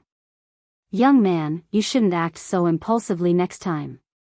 That old ice demon usually does whatever he wants," Long Xianglong admonished Shifeng slightly. Very quickly, however, he shifted his attention to Silent Wonder and said, "Wonder, your grandfather has constantly been thinking about you. If not for the competition this time, he would have most likely called you back already. Once this competition is over, return with me." From the previous scene, Long Xianglong understood that Shifeng was a very impulsive person. If he allowed his niece to remain in Zero Wing, it would only be a matter of time before disaster befell her. "Return? No. I wish to stay in Zero Wing and continue my development there. In any case, Owl and Big Sis Silk are more than enough to handle the chamber's affairs. It doesn't matter whether I return or not," Silent Wonder said, shaking her head. "Moreover, I'm developing very well." "Nonsense. Your talents are second only to Silk Moon's. It might be fine if it were before, but after this competition, the struggle between the two main families will come to an end. Regardless of today's outcome, you will receive the chamber's full support. At that time, your improvement speed will definitely exceed your current rate," Long Xianglong said as he glared in exasperation at Silent Wonder. The Azure Chamber of Commerce's resources far surpassed that of ordinary superpowers. The future Silent Wonder could have in Azure would be many times better than if she remained in Zero Wing. In fact, remaining in Zero Wing would be a complete and utter waste of her talents. Moreover, the Long family's third generation still needed some strong pillars to support it. Simply relying on Burning Owl and Silk Moon wouldn't be enough. "Third uncle, I've already decided. Moreover, I feel that Zero Wing is quite good." "Stop trying to persuade me," Silent Wonder said, shaking her head. She was determined to stick to her decision. Just as Long Xianglong was about to launch another round of persuasion, a fresh group of players arrived, inducing gasps throughout the hall. This was because these players were members of Giant's Heart, a superpower that had thoroughly shaken the foundations of the Fire Dragon Empire and was capable of contending against the Super Guild Pride Empire. In fact, when comparing them purely in terms of naval prowess, Giant's Heart was superior to Pride Empire. Read latest chapters at Wuxia World. EU. Nowadays, the various superpowers were placing extreme emphasis on their naval development. Since Giant's Heart possessed exceedingly great naval prowess, it had naturally become the target of partnership for many other superpowers. Meanwhile, the person leading Giant's Heart's group this time was none other than White Autumn, one of Giant's Heart's vice guild leaders, who was currently a megastar in the Fire Dragon Empire. At the same time, he was an existence that the various superpowers feared greatly because he had gained the sea god's blessing and possessed near unrivaled strength out at sea. During these past few days, White Autumn's existence alone had inflicted a lot of major losses on Pride Empire. When White Autumn entered the hall, the upper echelons of the various attending superpowers promptly surged forward to greet him. Azure's Duan Hanshan and Long Xianglong even took the initiative to greet White Autumn in an attempt to bridge the distance between Giant's Heart and the Azure Chamber of Commerce. However, after making small talk with the other attendees for a short time, White Autumn suddenly walked up to Shifeng. "Greetings, Guild Leader Black Flame. I am White Autumn, one of Giant's Heart's vice guild leaders. I have heard a lot about you. I feel joyful that I finally get to meet you today." White Autumn greeted Shifeng in a very friendly manner. Chapter 2362, She's an advanced master alchemist too? Silence. Shock. For a time, everyone in the hall was stunned. White Autumn was one of Giant's Heart's vice guild leaders as well as one of the strongest individuals in the Fire Dragon Empire. After he obtained the sea god's blessing, his strength had further skyrocketed. Nowadays, he was an existence that even the guild leaders of the various superpowers wished to befriend. Now, however, White Autumn had actually taken the initiative to greet Shifeng. Let alone the various superpowers' upper echelons, even Long Xianglong and Duan Hanshan could not help looking confused at this scene. In their opinion, Shifeng was merely the guild leader of a pseudo-superpower. Even if Zero Wing had a lot of potential, it would still take a long time to become a superpower. Moreover, even if it eventually became a superpower, it still wouldn't warrant the attention of someone like White Autumn. Could that kid have some kind of relationship with Giant's Heart? Duan Hanshan guessed as he took in Shifeng's calm expression. White Autumn was an existence that even the Duan family fervently wished to befriend. After all, Giant's Heart possessed extraordinary strength out at sea. In the future, when the various powers of the two main continents interacted more frequently, maritime trade would be unavoidable. So, he still has such a backer. It's no wonder he paid no heed to old Ice's questioning. Long Xianglong also started observing Shifeng. He had never thought that Shifeng would have such a connection.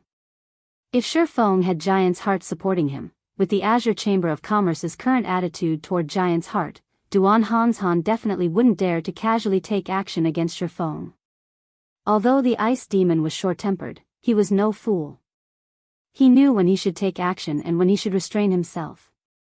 A short distance away, Jade Bamboo and the blue-clad assassin beside her were dazed for quite some time after seeing White Autumn greeting Shifeng. When they snapped out of their daze, however, realization immediately dawned upon them. Previously, they had been curious as to why Hermit had spared Shifeng so easily. Looking at it now, Hermit must have known about the relationship between Shifeng and Giant's Heart. Meanwhile, in response to White Autumn's greeting, Shifeng simply nodded and said, "Vice Guild Leader White, you're too courteous." In reality, Shifeng was also somewhat surprised that White Autumn had taken the initiative to greet him. After all, his current identity was Black Flame, not Yifeng.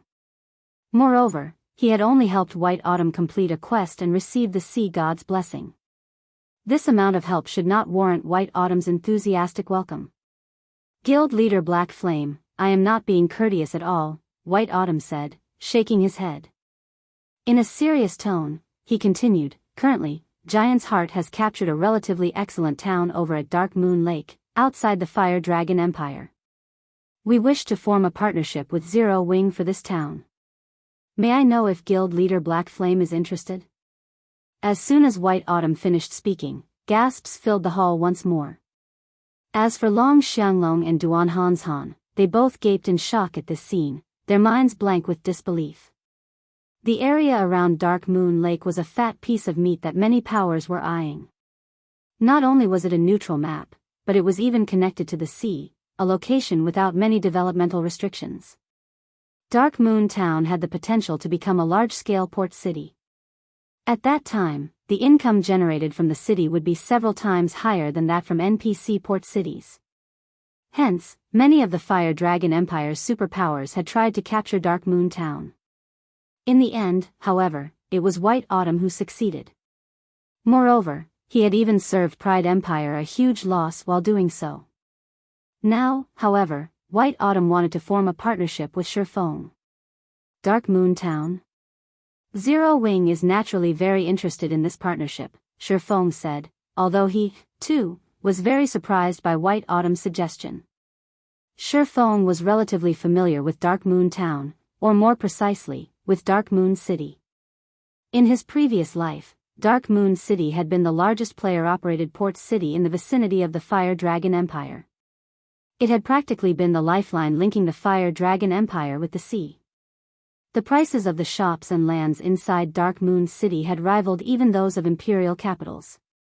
Back then, Giant's Heart ruled over Dark Moon City as well, and countless powers wished to form a partnership with the guild. Unfortunately for them, very few powers actually succeeded. During the time Shifeng and White Autumn were hashing out the details of their partnership, everyone present was thoroughly stupefied, especially Duan Hanshan and Long Xianglong.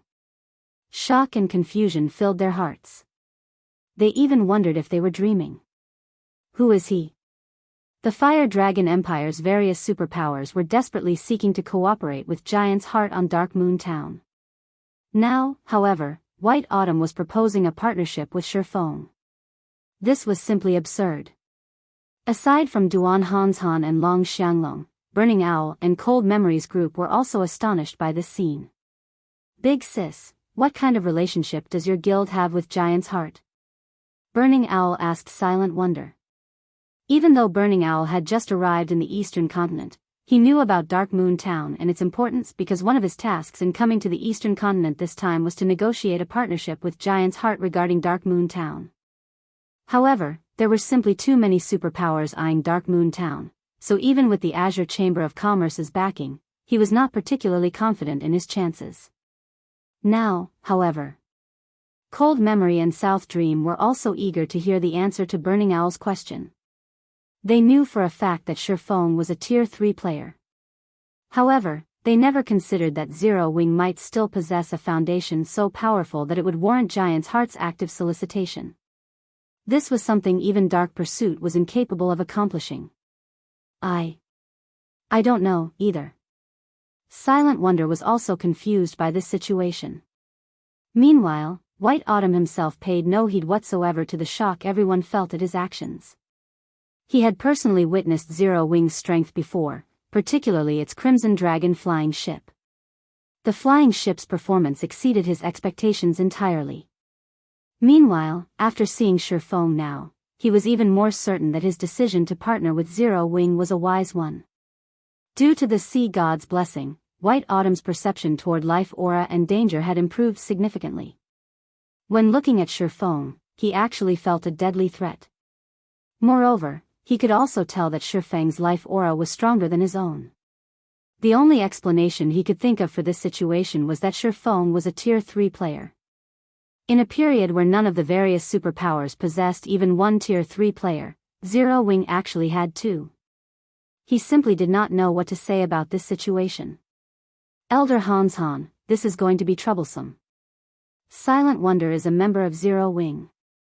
Now that Zero Wing is proven to have a close relationship with Giant's Heart, the Long family will have an easier time partnering with Giant's Heart, a youth standing behind Duan Hanshan said worriedly. What's there to worry about? So what if the Long family gets to partner with Giant's Heart?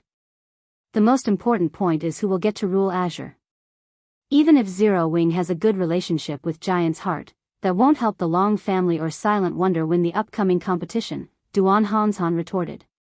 Although the Long family's Silk Moon had also joined the famous Dark Pursuit as a lifestyle player, the time she joined Dark Pursuit was much shorter compared to Yan Xiaoqian's. Moreover, Yan Xiaoqian was almost as talented as Silk Moon. In such a situation, it would be impossible for Silk Moon to beat Yan Xiaoqian. While Duan Hanshan was saying so, another group of players arrived in the second-floor hall. Similar to the arrival of Giant's Hearts group, the arrival of this group of players caused quite a commotion because it consisted of Dark Pursuit's members. Not only was the lowest-leveled player among them level 100, but the equipment they possessed was also something that could make even the upper echelons of the various superpowers envious. Of the dozen or so Dark Pursuit members that entered the hall, even the worst equipped among them had 3 pieces of epic equipment paired up with a 6-piece, level 95 dark gold set equipment. The most eye-catching among these players were undoubtedly the 2 heroic women walking in the lead. One of these women was Silk Moon, a cursemancer that possessed a mature and seductive charm. Silk Moon's appearance and figure were not the slightest bit inferior to Silent Wonder's. The other tall and graceful woman was Yan Xiaoqian. However, unlike Silk Moon's mature appearance, Yan Xiaoqian looked to be only 18 years old. Both women were actually geared in the Elven Light set, an 8-piece set of level 95 dark gold equipment, currently the best set equipment available for magical classes. The other pieces of equipment they wore were all epic rank. Amazing. Truly amazing. So, this is Dark Pursuit's foundations? The Elven Light set. Dark Pursuit is really going all out for the competition this time. It seems the winner of this competition is going to be one of these 2. I know, right? I heard that Dark Pursuit invested all its available resources into nurturing the 2 of them. Although the Long family's and Duan family's other heirs are excellent, these 2 are on a completely different level. The various superpowers' upper echelons were green with envy as they looked at Silk Moon and Yan Xiaoqian. The Elven Light set was currently the strongest dark gold set equipment available for magical class players. None of the various superpowers present had managed to complete even a single set yet. However, Dark Pursuit actually had 2. This was simply unbelievable. With the arrival of Dark Pursuit's group, all 6 representatives of the Long family and Duan family were finally present. A short moment later, an elegant, middle-aged man walked to the center of the hall. This man was none other than Hermit, the manager of the Dark Hills. Ladies and gentlemen, I thank you all for attending the Azure Chamber of Commerce's alchemy competition today, Hermit said. I believe everyone present has been waiting for quite some time now, so I'll dispense with the pleasantries. The competition this time will be very simple. Participants will have to produce as many meditation souls, an intermediate master potion, as possible within the given time frame. However, there is a precondition for those seeking to participate in the competition. They must be an intermediate master alchemist at the very minimum. Those who do not meet this requirement may not participate in the competition, so all participants, please show your alchemist insignias. Upon hearing the rules, the various spectators gasped involuntarily. Setting aside the meditation soul's production difficulty, just the condition of intermediate mastery would already leave countless alchemist players in despair. The requirements of this competition are really high. I bet that more than half of the participants will be disqualified because of this condition. Cold Memory was astonished when she heard Hermit's words. Nurturing an intermediate master alchemist was easier said than done. This was a task that even Dark Pursuit found difficult. Despite being very talented herself, Cold Memory was still a long way from the intermediate master rank. Needless to say, others would have an even more difficult time attaining it. In the next moment, just like Cold Memory anticipated, the Long family's first representative revealed that he was only a basic master alchemist. As for the Duan family's heirs, Duan Ying and Duan Qingfeng, they, too, were only basic master alchemists. Although they would be extremely talented geniuses in the eyes of the various superpowers, they failed to meet the minimum requirement for participation in this competition. When it was Yan Xiaoqian's turn, she proudly took out an insignia with 3 silver moons. Upon seeing this insignia, the spectating crowd gasped in shock. Advanced Master rank. She's actually an Advanced Master Alchemist. How is this possible? Our guild doesn't even have an Intermediate Master, yet she's actually an Advanced Master already? The various superpowers were filled with an indescribable sense of shock and envy at this scene. After all, the abilities an advanced master could exhibit were far greater than those of an intermediate master. Furthermore, an advanced master could produce advanced master potions, which would be extremely useful when exploring new maps in the future. However, shortly after Yan Shaoqian flaunted her insignia, the Long family's silk moon also took out an insignia with 3 silver moons on it, shocking the spectating crowd once more. 2 advanced master alchemists. How powerful is Dark Pursuit? Advanced master alchemists. Sure enough, everyone else is no match for these 2 women. The various superpowers were left breathless by this revelation. At the same time, they also started growing fearful of Dark Pursuit's foundations. Big Sis Silk really is amazing. With this, we at least have a 50% chance of winning. Burning Owl sighed in relief when he saw Silk Moon's alchemist insignia. The latest information he had received said that Yan Shaoqian had been promoted into an advanced master alchemist already while Silk Moon was still trying. Hence, he had been considerably worried until this point. Now that Silk Moon had become an advanced master alchemist as well, both the Long family and Duan family could be said to be on the same starting line. It's a pity that Wonder did not join Dark Pursuit.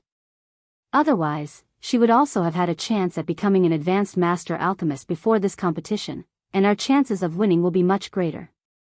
Cold Memory was relatively confident in her own guild's strength. However, as Silent Wonder was determined to stay in Zero Wing, Cold Memory couldn't do anything about it. This is already good enough. At least, it is much better than our initial expectations, South Dream said, chuckling. Read latest chapters at Wuxia World. She caught up. Yan Shaoqian reflexively took an extra glance at Silk Moon. She had never thought that Silk Moon would actually succeed in catching up with her. While everyone was wondering who between Yan Shaoqian or Silk Moon would win this competition, Silent Wonder also took out an alchemist insignia with 3 silver moons on it from her bag. Impossible. She's an advanced master alchemist too. Chapter 2363. Shocking the venue. Silence filled the competition venue as everyone stared at Silent Wonder's Triple Moon alchemist insignia. They could all understand Silk Moon and Yan Shaoqian becoming advanced master alchemists, but none of them could fathom out Silent Wonder had become one as well. It wasn't easy to reach advanced master rank. Even now, very few of God's domain's superpowers had successfully nurtured an advanced master alchemist, yet Zero Wing had. It was utterly unbelievable. How is this possible? Cold Memory was shocked to see Silent Wonder's advanced master alchemist insignia. How has she been promoted so quickly? Completing the requirements to become an advanced master alchemist was easier said than done. Aside from talent, the rare resources required for research and experimentation were more than enough to give any superpower a huge headache. Dark Pursuit had only been able to supply these resources due to its control in the Moon God's world and access to precious alchemical resources. This was why Cold Memory was so confident in Dark Pursuit's ability to nurture advanced master alchemists. Any other superpower would likely run out of materials before one of its alchemists could reach advanced master rank. Zero Wing had the research workshop, but that only provided guidelines to assist the guild's lifestyle players. In doing so, it would only slightly reduce the amount of materials one would need for their experiments. Moreover, Silent Wonder had been some time away from reaching advanced master rank during their last meeting. She hadn't progressed as far as Silk Moon and Yan Shaoqian, who had stood before the threshold to advanced master rank. Even as talented as Silent Wonder was, she should have needed another fortnight to complete her promotion, yet she had caught up with Silk Moon and Yan Shaoqian in less than a week. Cold Memory couldn't imagine how Zero Wing had helped her accomplish the feat. Even Silk Moon and Yan Shaoqian, who stood beside Silent Wonder, were astonished. Little Sis actually succeeded? Silk Moon could not help but glance at Shifeng, who watched from the spectator stands, with a soft smile. It seems Zero Wing is quite capable, after all. Silk Moon knew better than anyone here how difficult it was to reach advanced master rank. One needed talent and resources. Anyone who said otherwise was either lying or a fool. An advanced master alchemist. Ha ha ha. This girl is quite impressive. Long Xianglong laughed when he saw the alchemist insignia in Silent Wonder's hand. Now, he was even more determined to take the girl with him to the Western continent. Even without a superpower support, Silent Wonder had become an advanced master alchemist. She proved to be frighteningly talented. Long Xianglong acknowledged that Zero Wing had played a massive role in his niece's success, but how could such a small guild compete with the Azure Chamber of Commerce's resources? When the Duan family's members saw that Silent Wonder was also an advanced master alchemist, they watched on with grim expressions.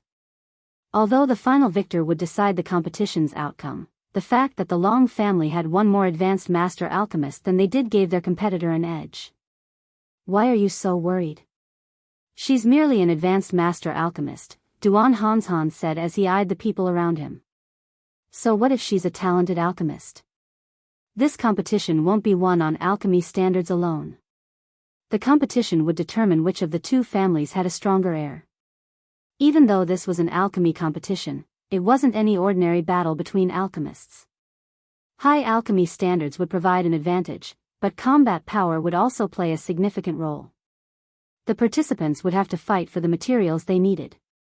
If they weren't strong enough in combat, they wouldn't secure enough materials, and without materials, how were they supposed to brew the required potion? With Duan Hanshan's comment, realization dawned on the other Duan family members.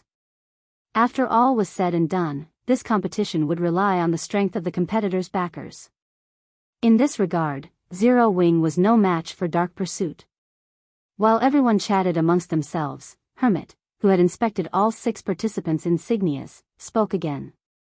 Since the remaining participants have met the minimum requirements, let's officially begin this competition. As you all know, the participants are required to produce meditation soul potions, an intermediate master potion. However, participants must earn their required materials, Hermit explained as he gestured to an approaching group of players. These players carried gigantic cages into the venue, all containing incredibly powerful beasts. He then turned to Silk Moon, Yan Shaoqian, and Silent Wonder.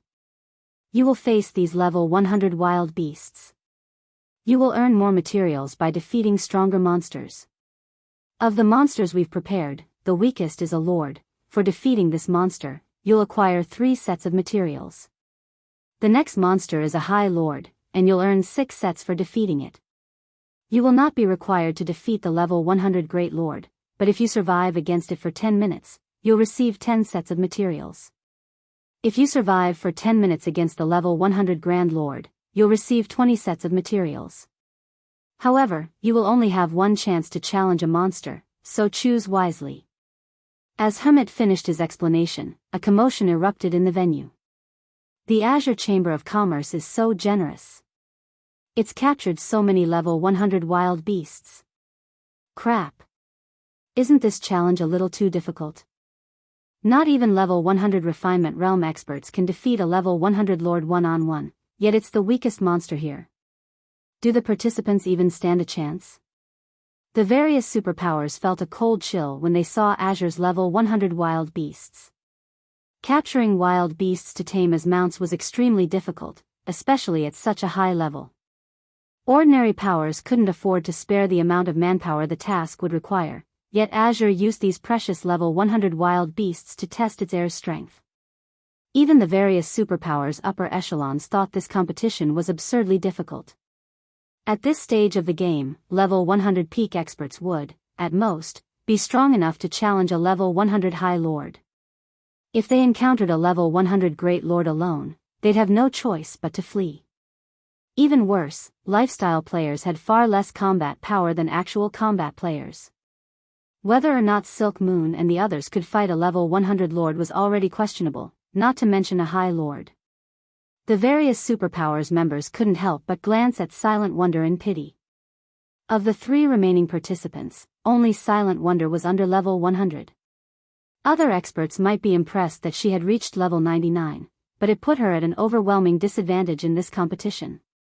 Although there was only one level between level 99 and 100, the difference between the strength one could command at those levels was tremendous. A level 100 player would have far more control and flexibility than a level 99 player, and the difference between the basic attributes provided by equipment was just as drastic. I had never thought you'd become an advanced master alchemist before the competition as well. Had you joined Dark Pursuit, we might have been rivals in this competition. However, it seems you'll just be watching from the sidelines, Yan Xiaoqian said, chuckling. If you have to assign blame, blame yourself for being so stubborn. Rather than accept Dark Pursuit's invitation, you chose to remain with a non-superpower like Zero Wing. Everyone has constantly compared Silent Wonder and Yan Xiaoqian, assuming one of them would win this competition. However, their guilds were simply on different levels. Now, only Silk Moon had a chance of giving Yan Xiaoqian a run for her money. Silk Moon was powerful in every aspect and had been known as an unrivaled genius. Unfortunately, she had become quite strange after surviving an illness a few years ago. Now, Yan Xiaoqian didn't even think of Silk Moon as a competitor. Cold Memory and South Dream watched the three participants, frustrated. They had thought Silent Wonder had a significantly higher chance of winning now that she had become an advanced master alchemist, but even they would struggle in this competition, not to mention Silent Wonder. Pick a difficulty. Remember, you only have one opportunity. You won't get a second chance, Hermit told the three young women before him. This trial wasn't a simple test of strength, it would also test the participants' understanding of their strength. I choose the High Lord, Silk Moon said after giving the matter some thought. I choose the High Lord, as well, Yan Xiaoqian said without hesitation. Hearing Silk Moon and Yan Xiaoqian's decision, Hermit nodded, satisfied. He then turned to Silent Wonder, curious about which beast the girl would choose. Although Silent Wonder hadn't yet reached level 100, she should have a chance against a level 100 lord. If she could defeat it, she'd still have a chance at victory. Read latest chapters at Wuxia World. I wonder which difficulty Silent Wonder will choose? Is that necessary? She'll definitely challenge the Lord. That's her only hope. If she tries to face the High Lord, she'll likely die after a single hit. I guess you're right. She's talented, but it's a pity she only has Zero Wing support. If she were backed by a superpower, even an ordinary one, she might have had a chance against Silk Moon and Yan Xiaoqian. Quietly, the audience discussed Silent Wonder's situation, glancing at Shifeng with mocking sneers. So what if Zero Wing were supported by Giant's Heart? In the end, Zero Wing's weakness would be exposed before them all. While everyone softly talked among themselves, Silent Wonder had made her decision and looked at Hermit, announcing, I choose the Grand Lord. Chapter 2364, Overwhelming Strength, a Grand Lord?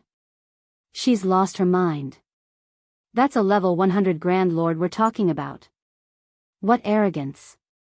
Has she never witnessed a level 100 Grand Lord strength before? Even domain realm experts would have to flee from such a monster.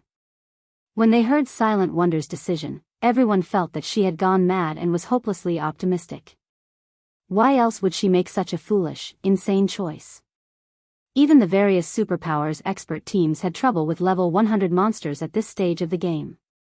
No player could solo a level 100 Great Lord, much less a Grand Lord. Wonder is being too impulsive. Long Xianglong could only shake his head and sigh at his niece's decision.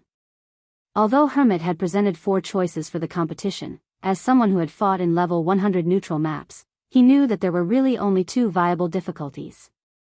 The bit about surviving for 10 minutes was a joke. Level 100 peak experts wouldn't even survive more than 3 minutes against a level 100 Great Lord, much less against a Grand Lord. Moreover, Silent Wonder and the others were lifestyle players, who rarely engaged in combat. What is Wonder thinking? Even if she's trying to improve Zero Wing's prestige, does she really need to choose a Grand Lord to do it? Cold Memory muttered, baffled. Cold Memory understood the reason behind Silent Wonder's decision. Many of the spectators here lamented over the fact that Zero Wing, not a superpower, backed her. She must have found these opinions offensive and chose to challenge a Grand Lord to prove Zero Wing's strength. However, Cold Memory was confused that Silent Wonder had chosen the Grand Lord instead of the Great Lord.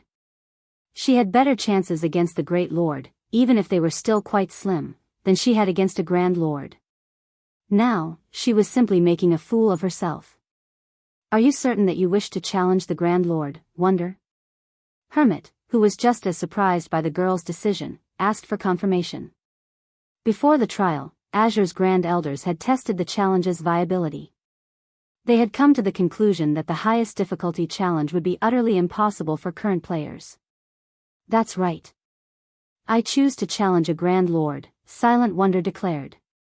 Both Silk Moon and Yan Xiaoqian gave Silent Wonder strange looks. They had never thought that her choice was a serious one. It seems you'll never change, Wonder. It's a pity that you'll only find yourself in a dead end, Yan Xiaoqian said. She understood that Silent Wonder was attempting to save herself from a hopeless situation, but her opponent wasn't aware of how terrifying a level 100 Grand Lord really was. She, on the other hand, had encountered such a monster personally when she had accompanied her guild's main force on an expedition. All right. Since you three have chosen, we'll begin the competition according to the original order, Hermit said. He could see Silent Wonder's determination, so he didn't try to dissuade her. A group of players then brought a 4-meter-tall cage into the venue. As the cage opened, a 3-tailed flaming tiger burst forth. As it did, Azure's members activated the magic array they had set up earlier, trapping the flaming tiger within. Not only did this magic barrier prevent the flaming tiger from escaping, but it also suppressed the flaming tiger's recovery speed. It was considered a bonus to the challengers. 3-tailed flaming tiger, wild beast, high lord, level 100 HP 42-000/42-000-000. The moment the flaming tiger emerged from its cage, every player in the venue felt an intense pressure bear down on them. Moreover, the temperature within the magic barrier rose due to the flaming tiger's body.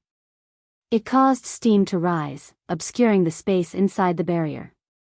However, Yan Xiaoqian, the competition's first challenger, was unfazed by the monster, and she slowly and steadily walked toward it. Roar! The instant Yan Xiaoqian entered the barrier, the flaming tiger roared and pounced, displaying such incredible speed that it made many of the Tier 2 experts in the venue nervous. The flaming tiger's movement speed was easily higher than that of a Tier 2 assassin. The flaming tiger swiped a paw at Yan Xiaoqian, and in response, she lifted her staff, summoning a thick ice wall between her and the High Lord. Even when the flaming tiger struck the ice wall, it suffered hardly any damage. What powerful attributes! Is this the might of the Elven Light set? Everyone watched in astonishment as Yan Xiaoqian effortlessly blocked the flaming tiger's attack. They were all aware of how powerful a level 100 High Lord was.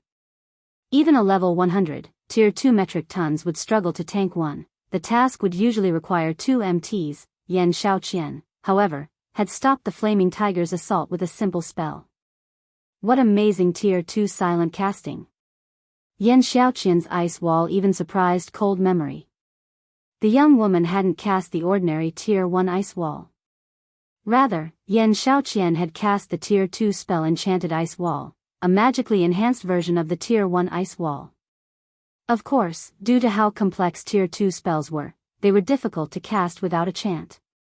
Even if an elementalist succeeded to do so without a chant, their completion rate would suffer, reducing the spell's power in turn. And yet, despite casting the spell without a chant, Yan Xiaoqian's ice wall was strong enough to stop the flaming tiger. Her success was a testament to her high spell completion rate. Seeing this, Cold Memory couldn't help but feel inferior when it came to mental fortitude and control over mana. Seeing that its attack had failed, the flaming tiger circled the ice wall, but Yan Xiaoqian didn't give it the opportunity. She immediately summoned several more ice walls, surrounding the flame tiger. She then double speed cast her Tier 2 spells, Earthen Spike and Frostwall arrows. With nowhere to run, both attacks slammed into the flaming tiger, and damages of over -100,000 appeared above the High Lord's head, one after another. The flaming tiger tried to break through the ice walls, but Yan Xiaoqian replaced the destroyed ice walls almost instantly. When the flaming tiger did manage to break free and attack Yan Xiaoqian, she activated Blink and teleported to a safe distance. She would then create another line of ice walls, steadily draining the High Lord's HP. The young elementalist's performance stunned the various superpowers experts. They had never dreamed that a player could toy with a level 100 High Lord like this. The way she smoothly transitioned from spell to spell was particularly impressive. It almost looked like she gracefully danced across the battlefield as she attacked and evaded. Many of the peak experts felt their scalps tingle as they watched. In the end, Yan Xiaoqian killed the three-tailed flaming tiger in less than 15 minutes. After Yan Xiaoqian emerged from the barrier, it was Silk Moon's turn. She also had to face a three-tailed flaming tiger, but since she was a cursemancer, her attack power wasn't as high as Yan Xiaoqian's, an elementalist. Even so, Silk Moon's performance stunned the crowd as well. During her battle with the flaming tiger, she cast a variety of spells to reduce the High Lord's mobility, reaction speed, strength, and agility. To everyone's surprise, Silk Moon was also a domain realm expert. Once she had weakened the flaming tiger, the cursemancer toyed with it as if she were playing with a kitten. Although Silk Moon's fight had lasted 5 minutes longer than Yan Xiaoqian's, she had seemed far more relaxed than her opponent. After the battle, the spectators burst into a heated discussion. Shortly after Silk Moon's fight, Azure's members brought in a 10-meter-tall cage, which attracted everyone's attention immediately. Before they opened the cage, Azure's members strengthened the magic array, which became so powerful that the mana density around it increased slightly. As the cage opened, a 9-meter-tall bear walked onto the battlefield. It was covered in pitch-black fur, and runes hovered around its body. When the crowd felt the bear's frightening aura, they felt chills crawl down their spines. Dark Moon Bear, Wild Beast, Grand Lord, Level 100 HP 210-000/210-000-000. It's so strong. So, this is a level 100 Grand Lord? How is this supposed to be a fair fight? That thing can likely kill peak MTs with a single slap. Few of these experts had ever seen a level 100 Grand Lord, and they couldn't help but gasp when they saw the Dark Moon Bear. If not for the magic array that trapped the wild beast, they might have fled from the venue. Wonder, it's your turn now, but it's not too late to give up, Hermit gently told Silent Wonder. No individual player could deal with a creature as strong as the Dark Moon Bear. Not only would players have to fight as a team to defeat this monstrosity, but they'd also have to rely on a magic array to suppress it. Trying to survive against the unsuppressed Dark Moon Bear for 10 minutes was utterly impossible for a level 99, Tier 2 player. However, Silent Wonder ignored Hermit's advice as she approached the magic barrier. She's insane. I wonder how many hits she'll last. Hits? You think she can last more than one? That's a level 100 Grand Lord we're talking about. My guild's chief MT underestimated a level 100 Grand Lord once, and he died after 2 hits. The team's healers didn't even have a chance to heal him. What can an elementalist like her possibly do? As everyone watched Silent Wonder walk toward the barrier, they were certain that she had some mental issues. As far as they were concerned, trying to fight such a powerful beast was suicidal. Guild leader Black Flame, will Miss Wonder really be alright against the Dark Moon Bear? White Autumn asked as he watched. He knew that Shifeng was a Tier 3 player, but Silent Wonder wasn't. White Autumn wouldn't even be confident of lasting more than 10 minutes against the Grand Lord if he hadn't obtained the Sea God's blessing. Meanwhile, Silent Wonder's life aura wasn't particularly powerful, which proved that she only had an ordinary legacy. White Autumn doubted she'd even last 1 minute, much less 10. Relax. She knows what she's doing, Shifeng said, chuckling. As soon as Shifeng said that, Silent Wonder crossed the magic barrier. Almost simultaneously, the Dark Moon Bear charged at her, its frightening aura startling some of the Apex experts watching the fight. However, Silent Wonder held her composure. She simply removed her black cloak, revealing her crimson robes, and retrieved a resplendent staff from her bag, equipping it. As soon as she did, all of the mana within the barrier swarmed toward her as if she were this space's true queen. Read latest chapters at Wuxia World. EU. Before the Dark Moon Bear could reach Silent Wonder, she lightly swung her staff. Answering her call, mana surged toward the tip of her staff, transforming into a flaming spear that shot toward the Grand Lord. The fire spear was so fast that not even the Dark Moon Bear had time to react. Boom!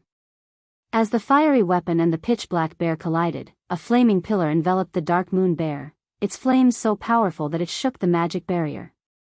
When the flames subsided, the dark moon bear slid to an abrupt halt. Chapter 2365, Humanoid Monster. Although the dark moon bear had simply halted its charge as a result of Silent Wonder's attack, the spectating crowd gaped in shock. As if time had stopped, silence fell over the competition venue. How is that possible? What did she do? Even Duan Hanshan, Long Xianglong, and White Autumn were shocked, not to mention the various superpowers experts. Even a 100-man team of level 100, Tier 2 experts would be annihilated if they tried to challenge a level 100 Grand Lord without a magic array, yet Silent Wonder stood against such a beast alone.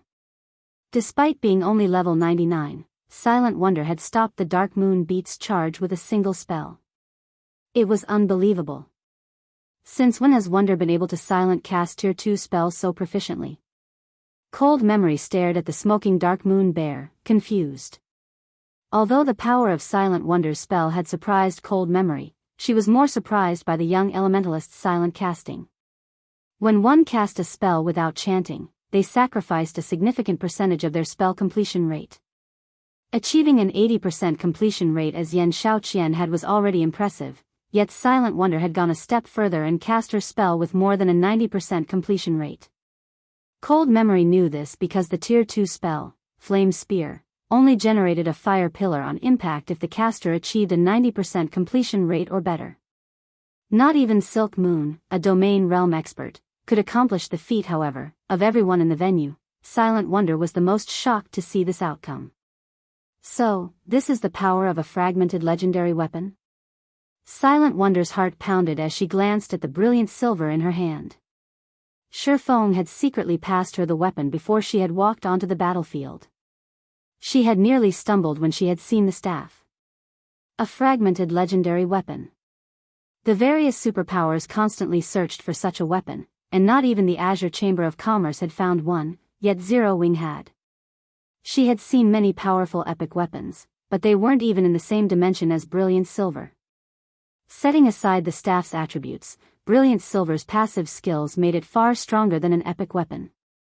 Thanks to soul transition, she now possessed a Tier 3 soul, and as a result, her spells were much easier to cast.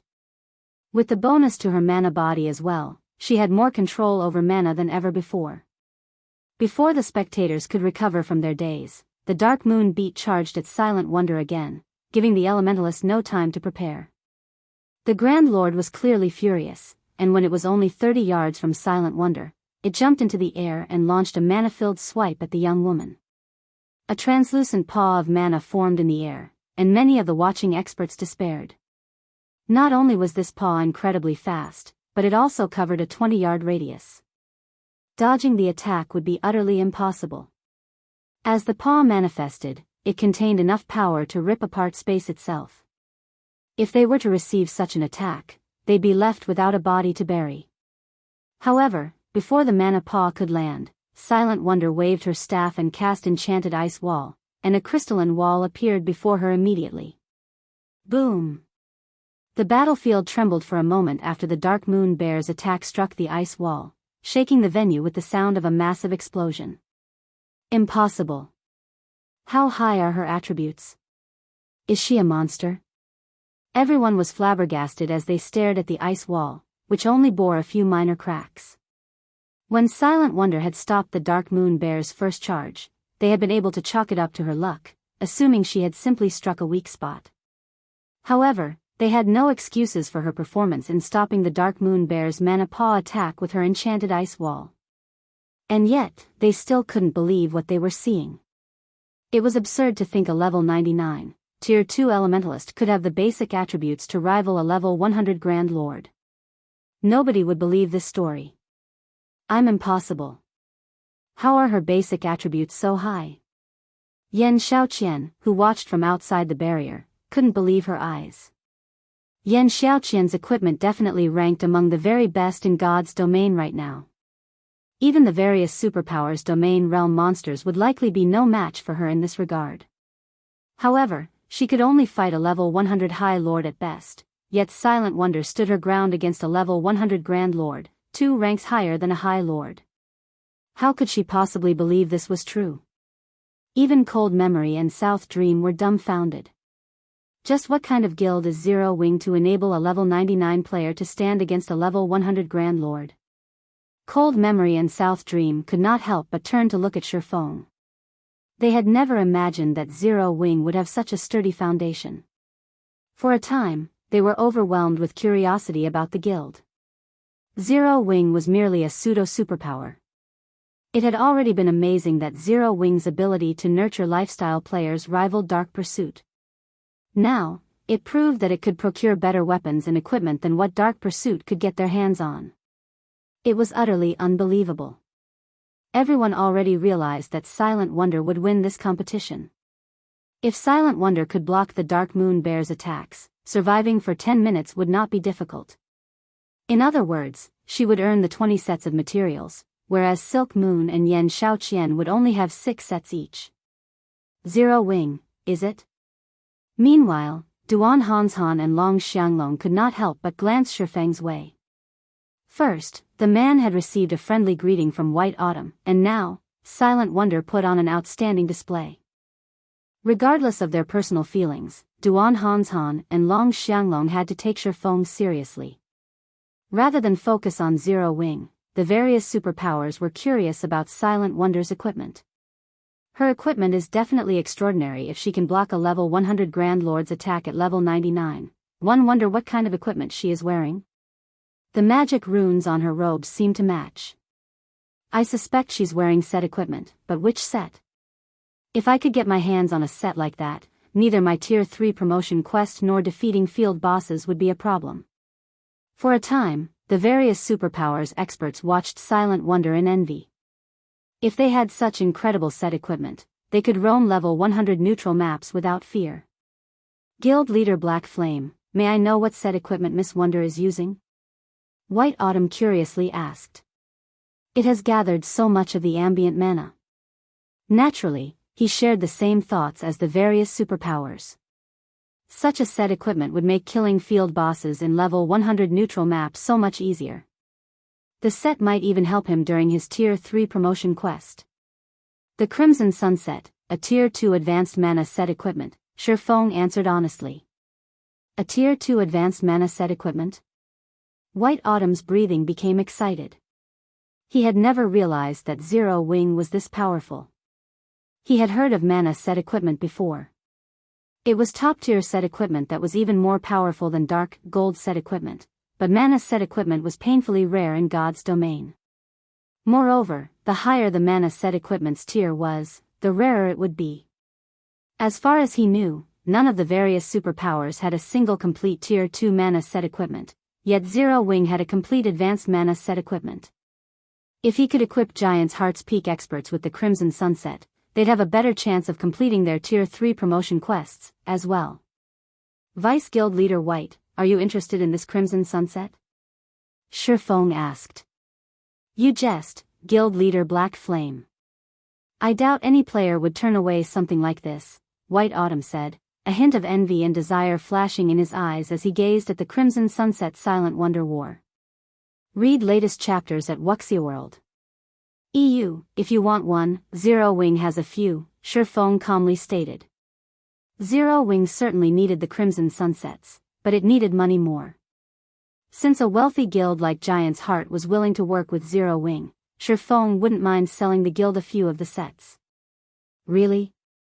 White Autumn was instantly excited about the prospect. How many sets can you sell? He had already witnessed the Crimson Sunset's effects. If he could get 2 or 3 sets for Giant's Heart, the guild's main force wouldn't have to worry about grinding in level 100 neutral maps, and he could challenge his Tier 3 promotion quest immediately. Zero Wing doesn't have many sets. Will 30 be enough? Shifeng asked after giving the matter some thought. Chapter 2366, Unexpected Harvest, 30 sets. White Autumn stared at Shifeng with wide eyes, utterly baffled. He would have already been impressed if Zero Wing could afford to part with 2 or 3 sets. After all, they were talking about advanced mana set equipment, which was far rarer and more valuable than level 95 Dark Gold set equipment. Yet, Feng had just offered to sell him 30 Crimson Sunsets. That's right, 30 sets, Feng said, chuckling at White Autumn's dazed expression. Each Crimson Sunset will cost 15,000 gold and 10,000 magic crystals. What do you think, Vice Guild Leader White? Although the Crimson Sunset was extremely valuable, each set could, at most, fetch him around 30,000 to 40,000 gold. He wouldn't make any profit if he only sold a handful of sets, but selling 30 at once would be a huge windfall for Zero Wing. Of course, he could auction off the Crimson Sunsets. He'd definitely earn more money from each set if he did, but he didn't want too many powers to get their hands on the equipment, helping their experts complete their Tier 3 promotion quests much sooner. Ultimately, that wouldn't benefit Zero Wing. So, a total of 450,000 gold and 300,000 magic crystals? White Autumn realized what Feng implied. Can I buy 100 sets, then? Even a fool could tell that Zero Wing had the ability to produce the Crimson Sunset. When White Autumn thought about the Crimson Sunset's potential mass production, he shuddered. Even if mass production wasn't possible, just being able to craft the sets was frightening. The fact that Zero Wing didn't want to share the Crimson Sunset with the various powers made this an excellent opportunity for him and Giant's Heart.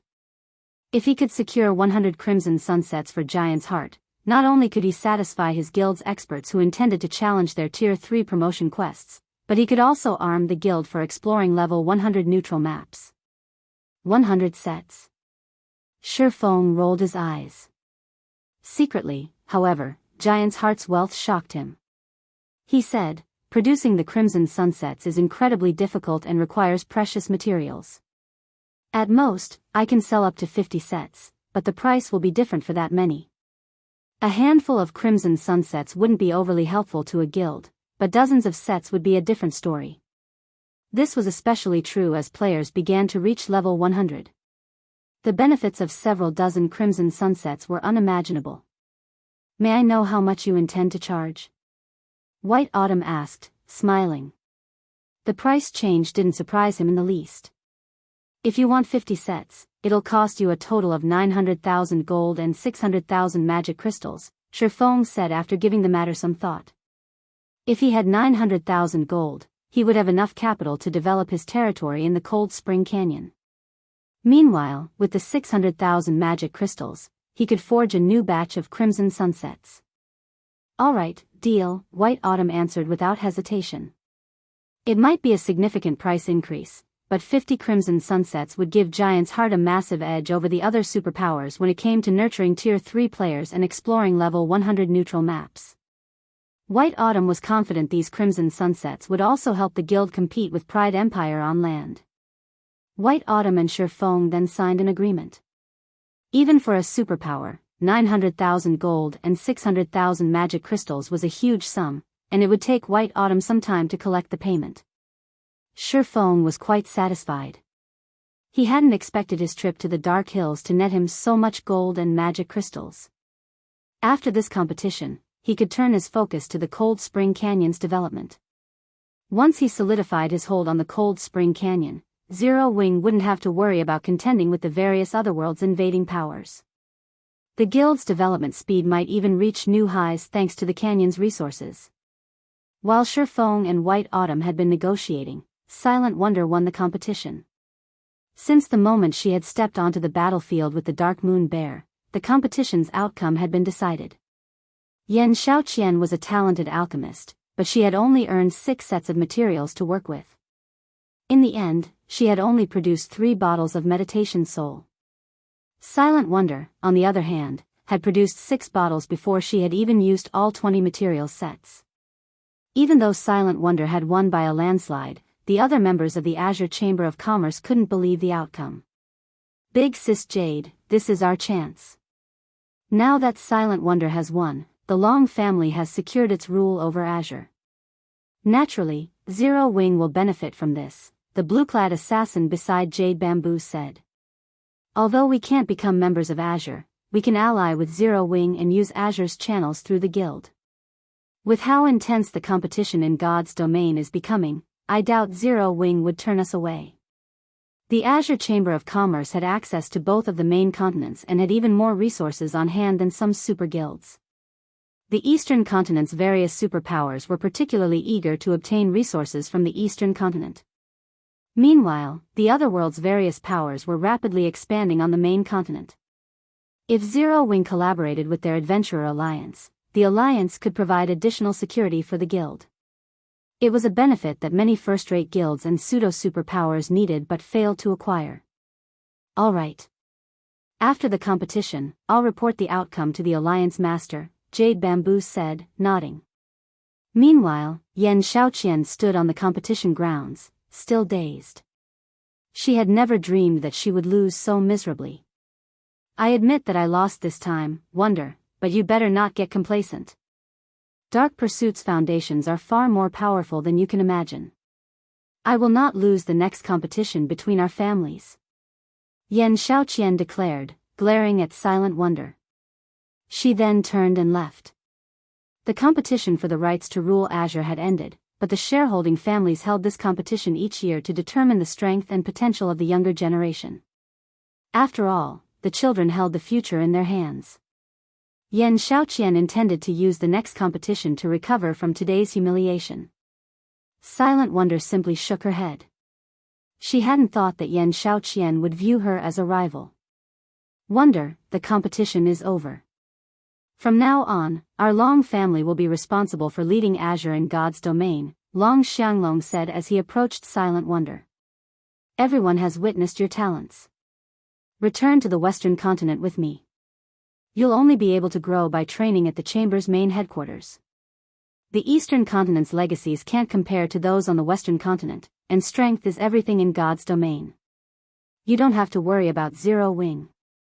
I'll give Zero Wing a large-scale shop in Demonstone Town. Not only will the guild be able to earn a significant amount of resources through the shop, but it will also have access to plenty of treasure from the Western continent. Silent Wonder's display had certainly shocked Long Xianglong. He hadn't realized that his niece was so powerful. She was just as talented in combat as Yan Xiaoqian.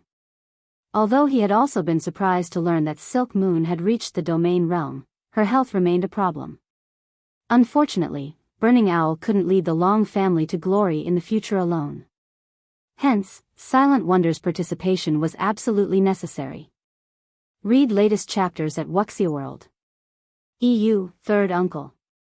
I already told you. I've decided to stay in Zero Wing. Silent Wonder insisted. Enough nonsense. With your talents, it won't be long before you become one of the Chamber's vice guild leaders.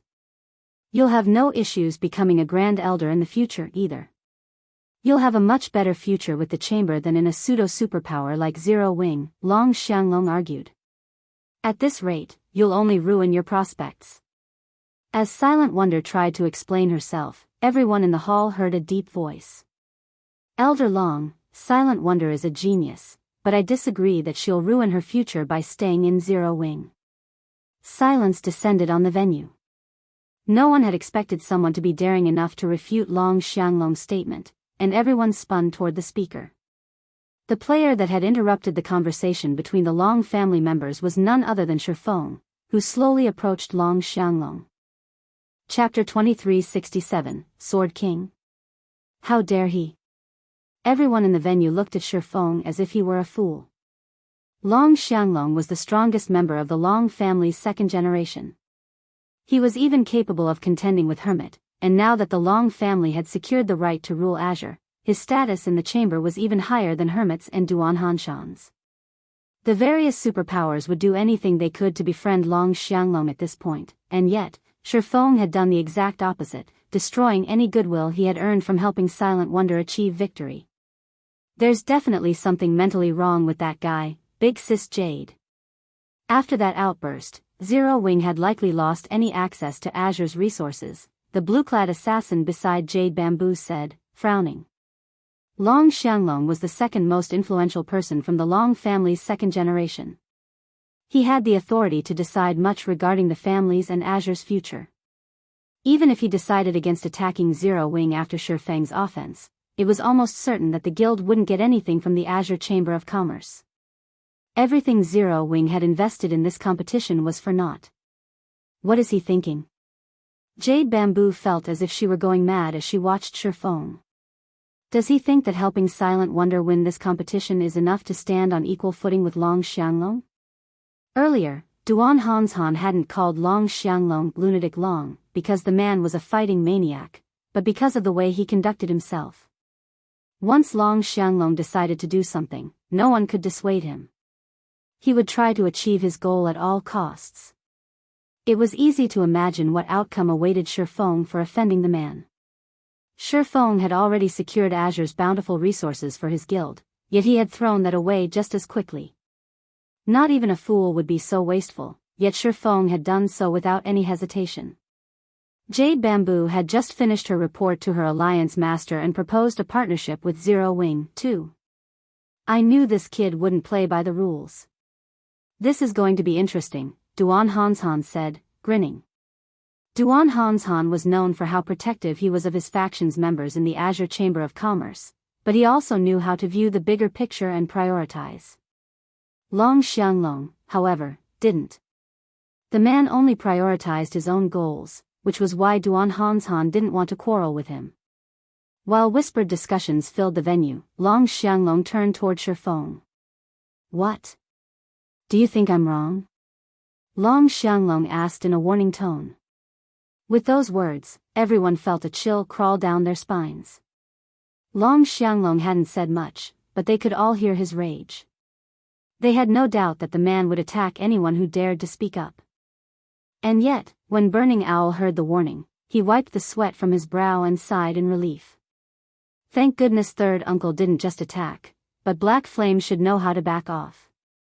Burning Owl was very familiar with his third uncle's general attitude. It always gave him huge headaches when he had to deal with the man. He had thought his third uncle would have attacked Shifeng without a second thought. Fortunately, Long Xianglong had held back out of respect for Silent Wonder. Even an ordinary expert would realize what the man was thinking as they faced his third uncle's frightening killing intent. As long as Shifeng had half a brain, he should know how to respond. However, Shifeng's reply dumbfounded Burning Owl and the various superpowers upper echelons. That's right. That assumption is incorrect, Shifeng immediately replied.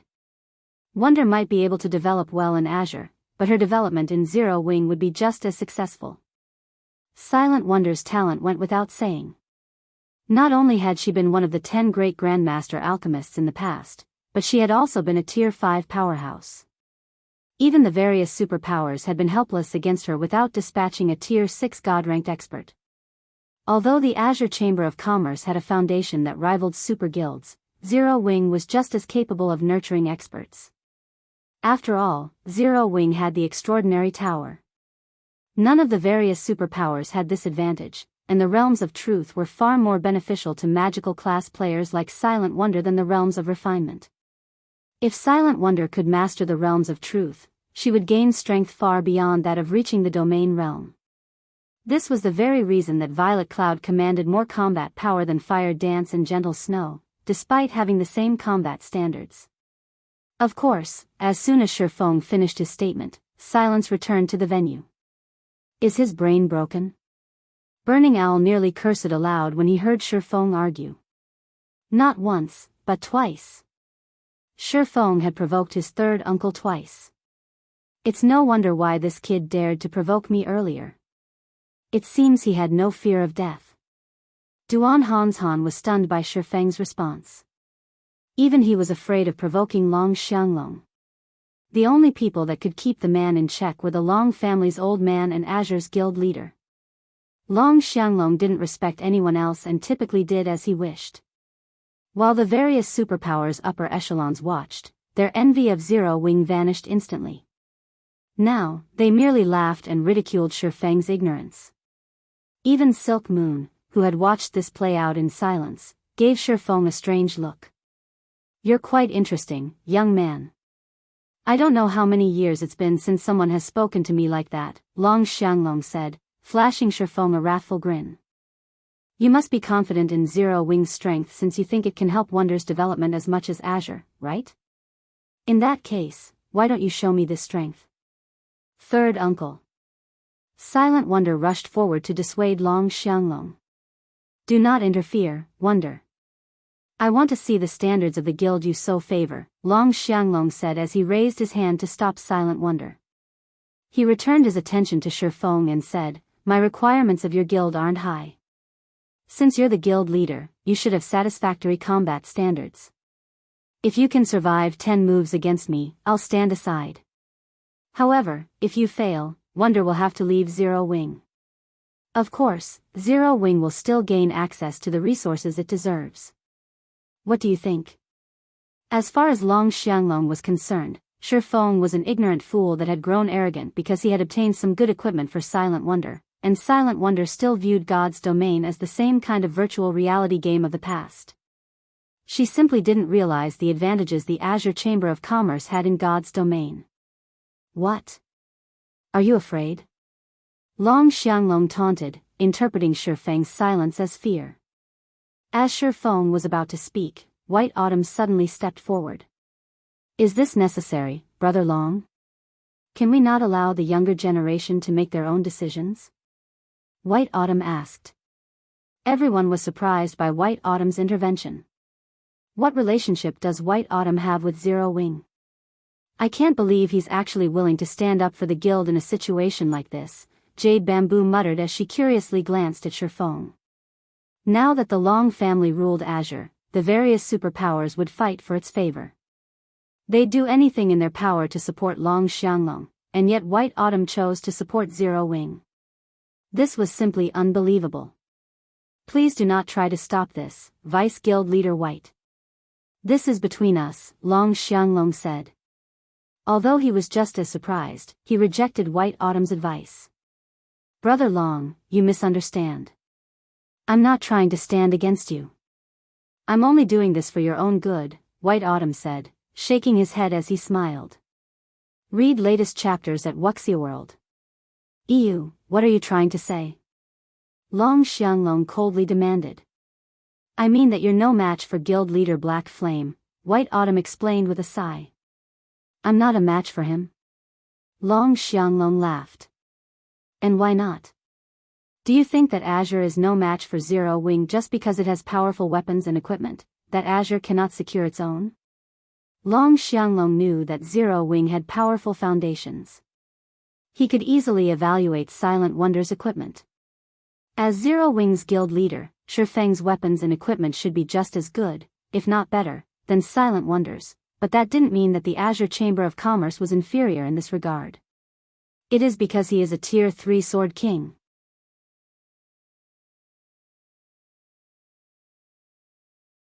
Chapter 2368, Venue shocked White Autumn hadn't been loud, but everyone in the venue had heard him clearly.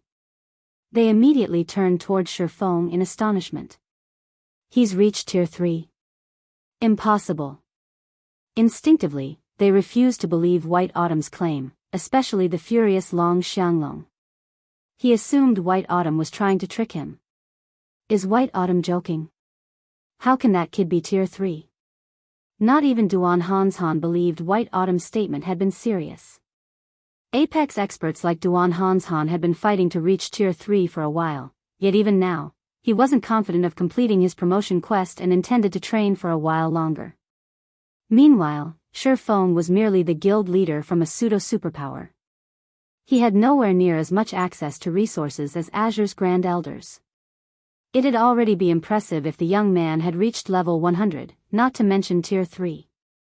However, Hermit suddenly stepped forward and confirmed, he is indeed a Tier 3 Sword King. Shocked silence filled the venue again after Hermit supported White Autumn's statement. Not only had White Autumn claimed that Shifeng was a Tier 3 player, but now Hermit, one of Azure's Grand Elders, agreed. Either these two men were playing a joke, or they were telling the truth. However, Hermit should have no reason to lie with his status and position. Everyone turned to stare at Shifeng, their expressions changing. Rather than seeing a simple pseudo-superpowers guild leader, they saw Shifeng as a Tier 3 powerhouse that could effortlessly slaughter Tier 2 players. It's no wonder why Hermit turned a blind eye to his earlier transgression. So, he's a Tier 3 Sword King? Realization dawned on Burning Owl. Hermit was famous for his strict nature in the Azure Chamber of Commerce. He wouldn't tolerate an outsider killing one of Azure's peak experts, yet he had done precisely that at the Dark Hills checkpoint. He had even admonished the surviving peak experts that guarded the checkpoint. Hermit wasn't trying to interfere with the two main families' affairs, he just wanted to prevent any friction between Azure and Shifeng. Tier 3. He's certainly hidden his strength, Jade Bamboo muttered. Now, she watched Shifeng with a more serious gaze. She hadn't thought that Zero Wing had such an incredible foundation. The Tier 3 promotion quest was an exceptionally difficult trial. Based on what she knew, none of God's domain's superpowers had successfully nurtured a Tier 3 player yet. If Shifeng were truly a Tier 3 player, her Adventurer Alliance would need to re-evaluate the potential partnership with Zero Wing.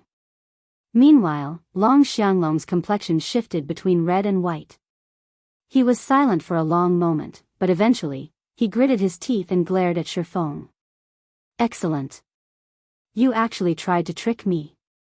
Even he would have to flee from a Tier 3 player. The difference between the tiers' power was simply too massive to overcome, which was how Tier 2 players so easily trampled over Tier 1 players. Meanwhile, Duan Hanshan was relieved that he hadn't attacked the man earlier. Otherwise, he would have been in this awkward position, rather than Long Xianglong. Elder Long, do you still desire a match? Shifeng asked, smiling faintly. Shifeng could understand Long Xianglong's desire to drag Silent Wonder to the Azure Chamber of Commerce, but he couldn't ignore the man's insult that Zero Wing would destroy her future. If Long Xianglong wanted a match, Shifeng didn't mind showing off Zero Wing's foundations.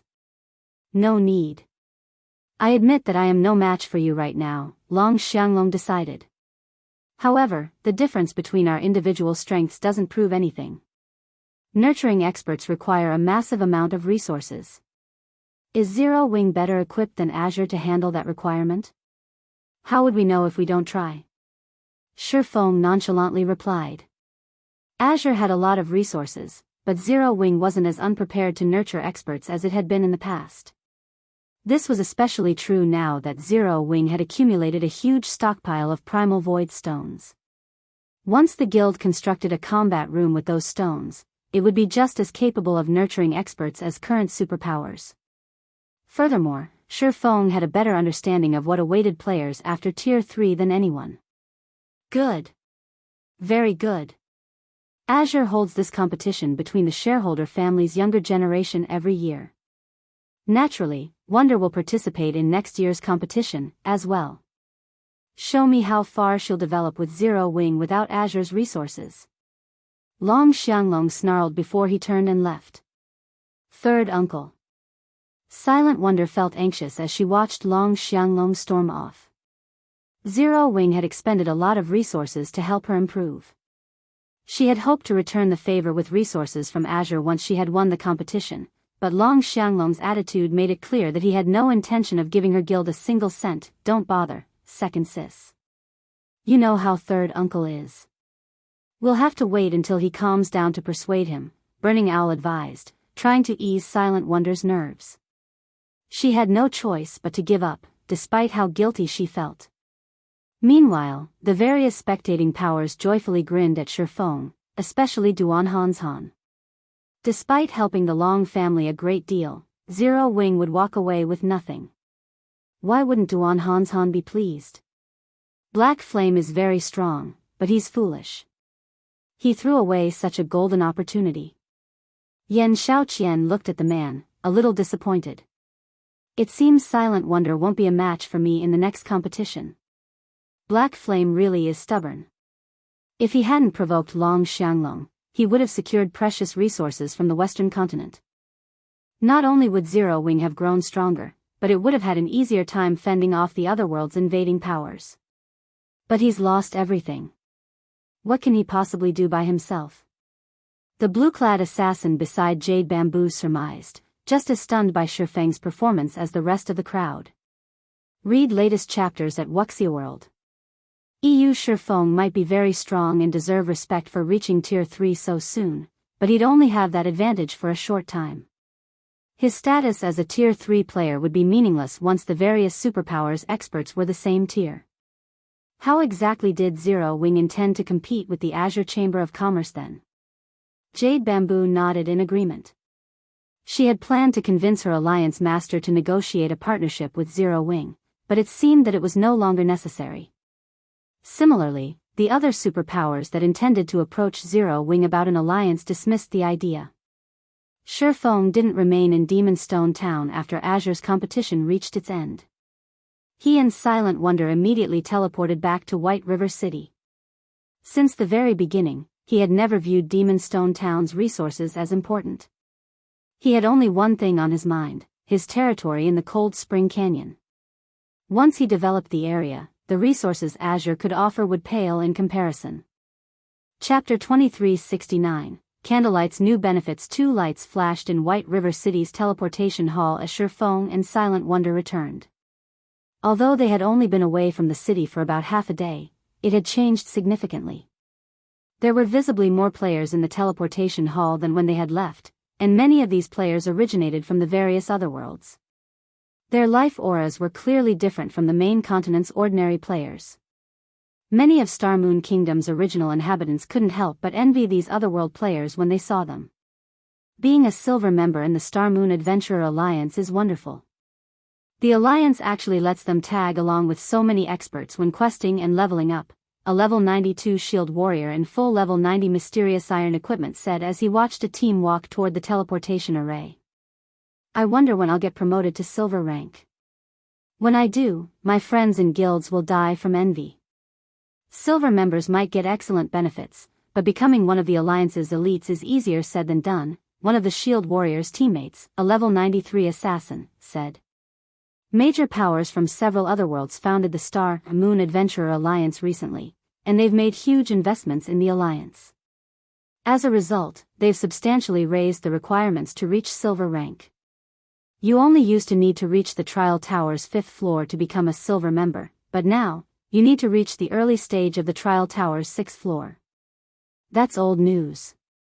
I've heard they've recently raised the bar to the 6th floor's middle stage, and you need to make significant contributions to the Alliance.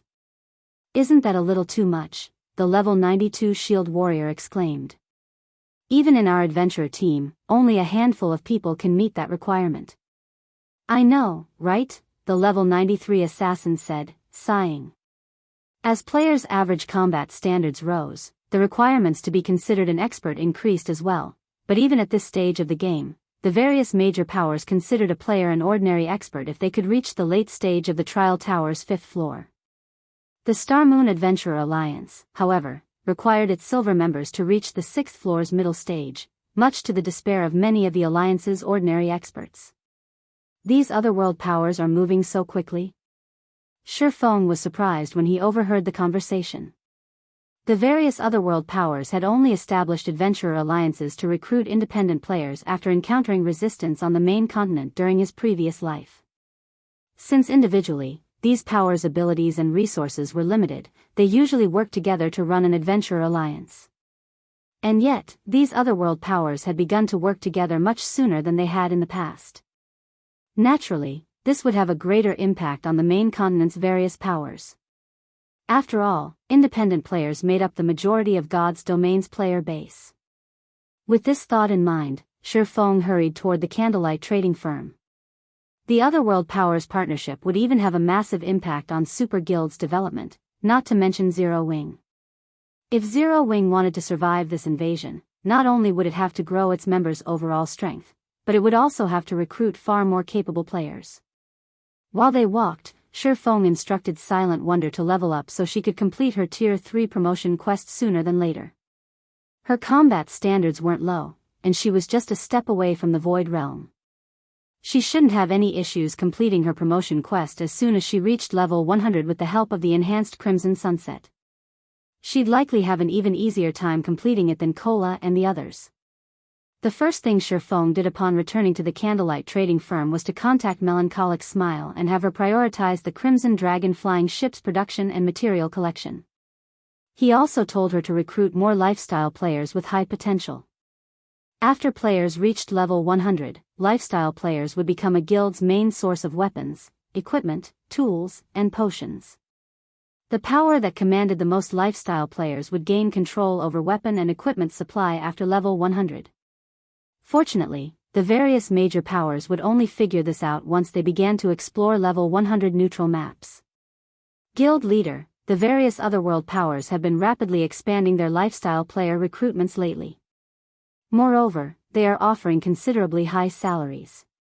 It won't be easy to compete with the Adventurer Alliance in this regard since it is an independent organization, Melancholic Smile said, smiling bitterly.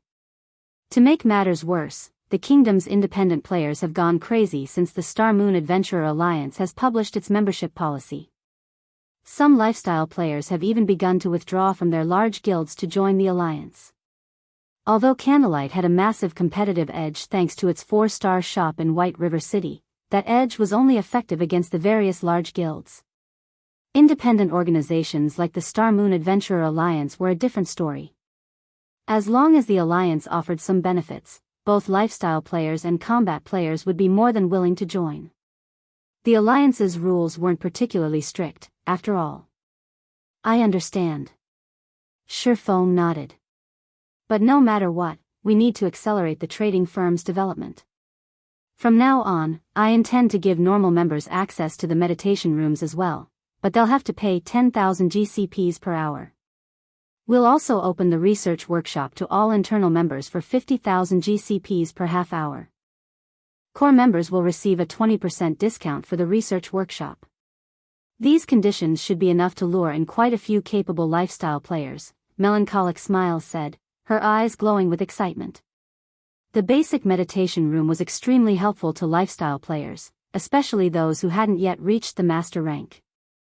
The room's environment was miraculously effective when players practiced production methods. In addition, the meditation room could help players when they created basic master designs or recipes. Access to the rooms was a very attractive benefit to lifestyle players. Candlelight's normal members hadn't had any access to the basic meditation rooms thus far since there were too few available, but now that Candlelight had a 4-star shop and 5 3-star shops, the number of rooms available had skyrocketed. Renting some of the basic meditation rooms to the trading firm's normal members wouldn't affect the internal members' development in the least. Moreover, Candlelight wasn't strict with its normal members. Normal members were only required to produce a certain number of items every day. If lifestyle players learned that they could rent basic meditation rooms as a normal member in Candlelight, they'd lose their minds. Only 3-star shops and greater had basic meditation rooms, and at this stage of the game, very few powers had 3-star shops, most of which were superpowers. Generally, these superpowers reserved the basic meditation rooms for their master lifestyle players. Normal members had no hope of using them. Read latest chapters at Wuxia EU. However, Candlelight's players, regardless of lifestyle rank, would be able to rent a basic meditation room in the Candlelight trading firm. Furthermore, based on the value of Candlelight's GCPs, 10,000 GCPs were only equal to 30 gold. Renting a basic meditation room for 30 gold an hour was a bargain that lifestyle players wouldn't find anywhere else in God's domain. The various adventurer alliances might be able to offer more resources and freedom, but these factors wouldn't be nearly as helpful to a lifestyle player's development as a basic meditation room. Shurfong left Melancholic Smile to oversee the adjustments and recruitment. He then resumed the Crimson Sunset's production to help the guild's core members prepare for their Tier 3 promotion quests. After half a day of work, White Autumn's Secret visited the Candlelight trading firm to fulfill his transaction with Shurfong. In exchange for 50 Crimson Sunsets, Shurfong instantly obtained 900,000 gold and 600,000 magic crystals. I finally have enough money. Time to visit the Adventurers Association. Shurfong brimmed with confidence as he gazed at the astronomical sum of coins in his bag. He left the Candlelight trading firm immediately, heading toward the Adventurers Association. Chapter 2370, Night Division takes shape. White River City, Adventurers Association. Due to the new Star Moon Adventurer Alliance in Star Moon Kingdom, White River City's Adventurers Association had become extraordinarily lively. When Shurfong arrived, he spotted teams entering and leaving the building. Nearly half of these players were from otherworlds. There were now many times more otherworld players than there had been several days ago. Moreover, every one of these otherworld players was impressively strong, with the lowest level among them level 98, while many had already reached level 99. These otherworld players' average level was far higher than the local players. There are so many people here. Has it started already? Shifeng was a little surprised as he watched the teams flow in and out of the association. The otherworld powers weren't the main continent's various powers' true opponent. Rather, it was the otherworld's general populace. When the planar passages had first opened, only the otherworld's asterisk major powers had been able to cross to the main continent since they had monopolized their respective passages. However, as the passages activated fully, not even those major powers could control them completely, and as a result, players surged toward the main continent. Competition on the main continent had already been intense, and now, as powerful otherworld players joined the fray, it was easy to imagine the impact they had on the main continent's various powers. Players would especially fight over the resources in the various NPC cities. Take the Adventurers Association, for example. There were only so many high-ranked quests available, and with an increase in player population, it was natural that players would have fewer quests to complete. If resources became less available, the various large guilds' development would slow significantly. The guilds that hadn't bothered to focus on neutral maps, in particular, would suffer. This lack of resources would be fatal to them. This was why even superpowers had fallen prey to the otherworld powers in Shifeng's previous life. Even if the main continent's ordinary powers hadn't been directly affected by the invasion, the after-effects had been more than enough to stagnate their development. Currently, Zero Wing had a wide sphere of development. The guild even had territory in neutral maps. Zero Wing shouldn't have any issues enduring the initial otherworld invasion. However, the guild still needed to be very careful with its operations. Otherwise, Zero Wing would suffer a severe developmental blow since multiple hostile superpowers were keeping an eye on it. Thinking up to this point, Shifeng entered the Adventurers Association. Administrator Lorraine, I wish to check the status of the night draft, Shifeng addressed the elven beauty that entered the VIP reception room he occupied. The 5,000 knights were crucial to his management of the Cold Spring Canyon. Although he had spent a lot of money to draft these knights, he hadn't bothered to visit the Adventurers Association since he hadn't had enough money. Finding willing and powerful NPCs wouldn't matter if he couldn't afford to hire them. Hiring NPCs for a knight division wasn't like hiring NPCs as soldiers to protect a guild town. He would not receive any subsidies from the kingdom. It was like nurturing 5,000 personal guards. Without sufficient capital, he couldn't support the knight division.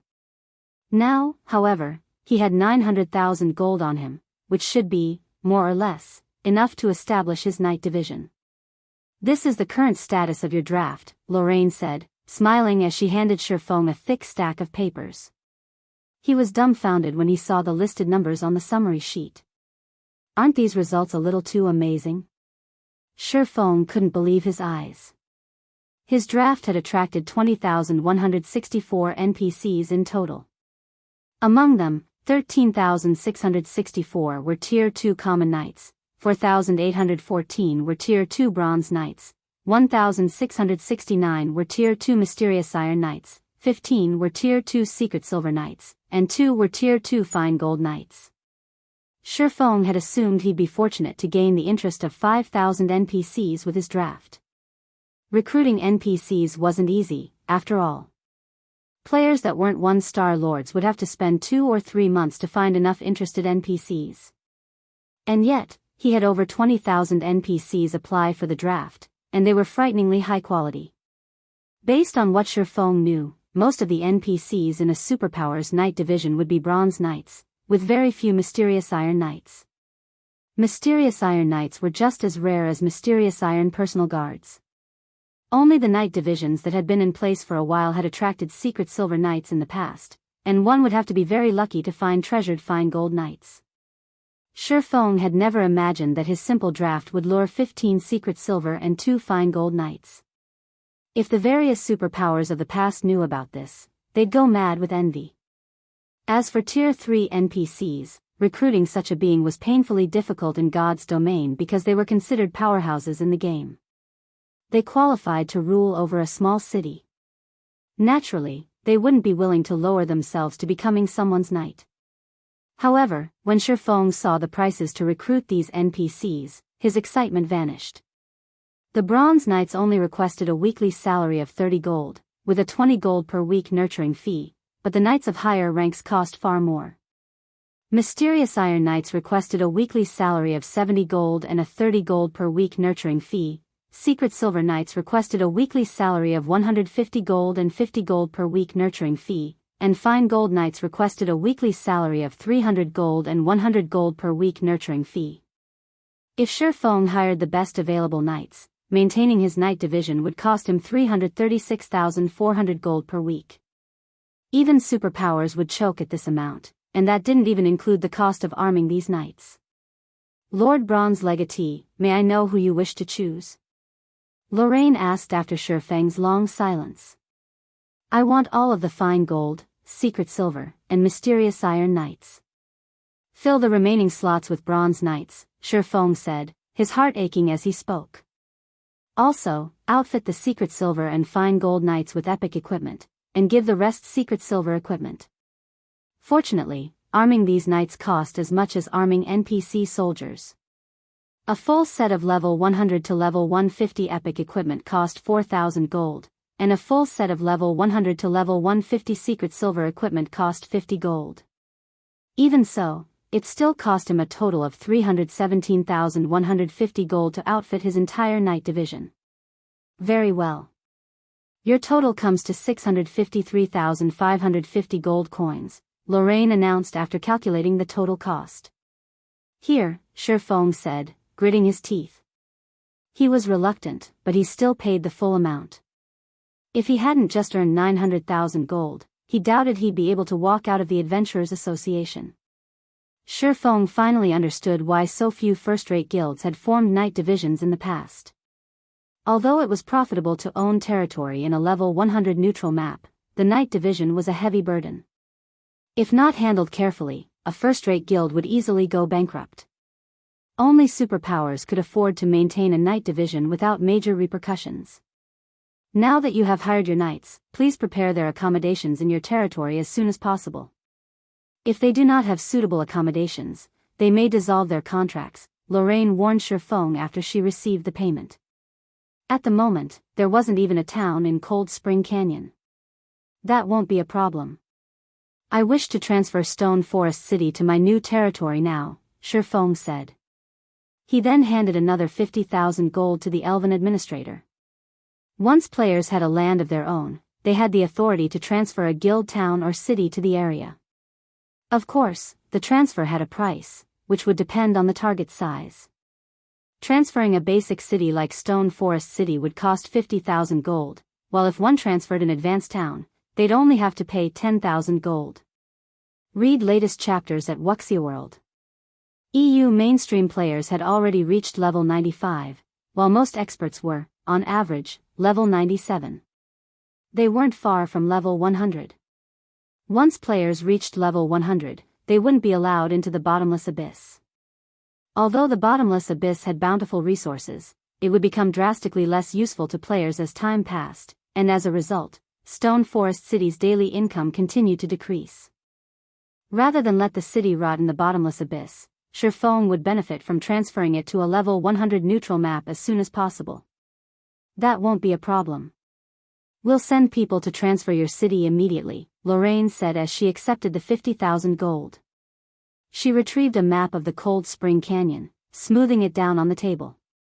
Where do you wish to place the, I want to transfer it here, beside Cold Spring Lake, Shifeng said as he pointed at one of the mountaintops near the lake. Very well. The transfer will be completed in 1 hour, Lorraine informed him once she had confirmed the destination. Once Shifeng had settled his affairs with the Adventurers Association, he promptly returned to the candlelight trading firm to wait. At the same time, Stone Forest Town abruptly disappeared from the bottomless abyss, leaving a bunch of confused players in an empty plot of land. Chapter 2371, Abyss Shaken, What Happened? Why am I outside? Where's the city? Crap.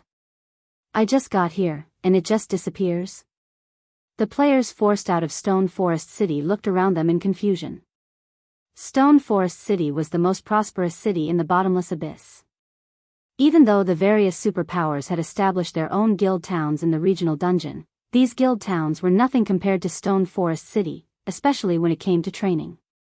Stone Forest City provided enough mana density that it was a holy land for training.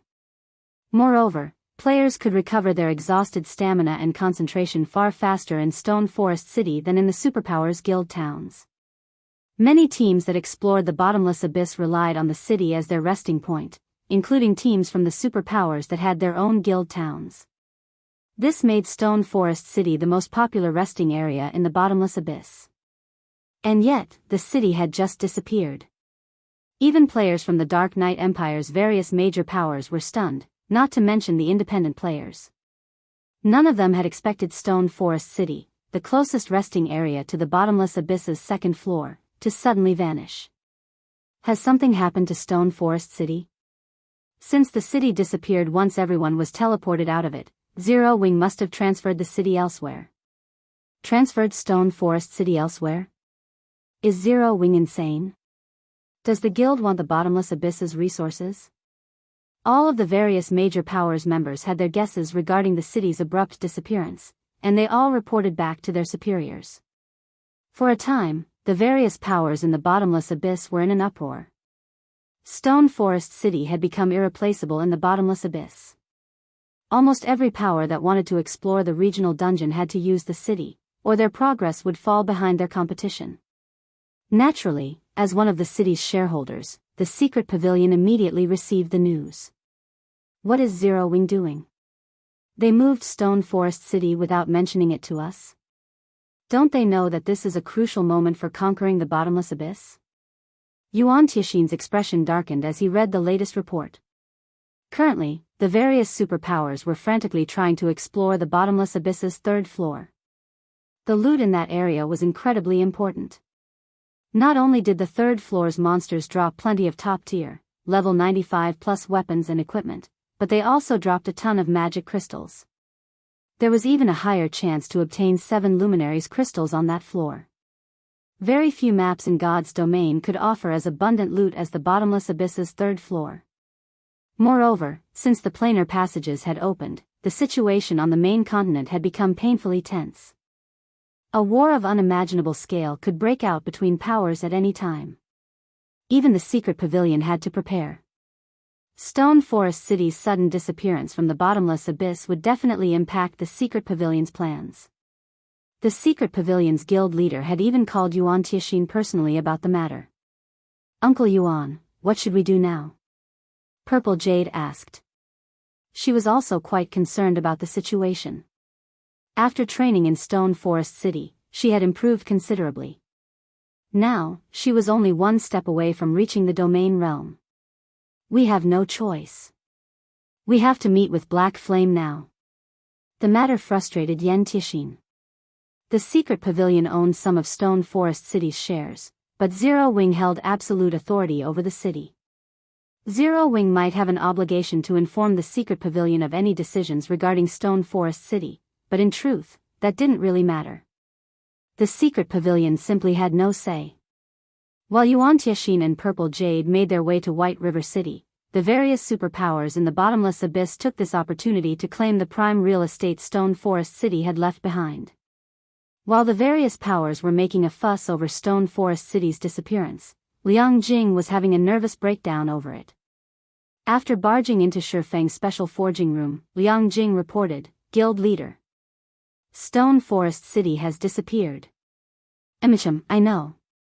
Shifeng, who was in the midst of producing a crimson sunset, nodded. "You know?" Liang Jing was shocked into a moment of silence. "Guild leader, is this your doing?" "That's right, I did it," Shifeng said, not bothering to hide the truth. After all, he had the most authority over the city. No one could transfer a city without permission. "Guild leader. Stone Forest City is one of our guild's main sources of income. Although we're not earning as much from the house's rent, we have just as many players interested in renting them. That rent alone is enough to fund normal operations of Zero Wing's main headquarters. With Stone Forest City gone from the bottomless abyss, many players are going to demand a refund. Liang Jing exclaimed as she massaged her temples. Currently, she was in charge of most of Zero Wing's headquarters affairs, especially now that Blackie and Gentle Snow had left their daily tasks to her. What gave her the biggest headache, however, was handling the payments that required credits.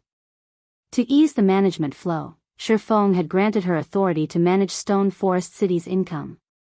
After a few months, she had finally managed to balance the headquarters' expenditures and Stone Forest City's income.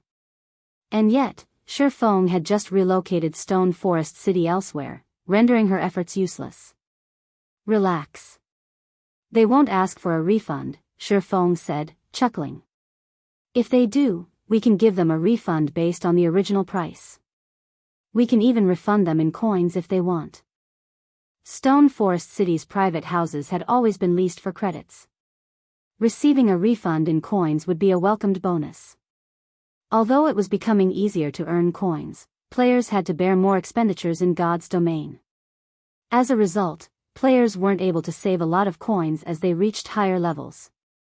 Hence, money farming teams and workshops were extremely popular among players that wanted to pay credits for coins in God's domain. God's domain was like a second world to players. Since coins were more useful in God's domain, players were naturally more willing to spend credits than coins. If we do that, we'll still have to pay at least 100,000 gold in refunds.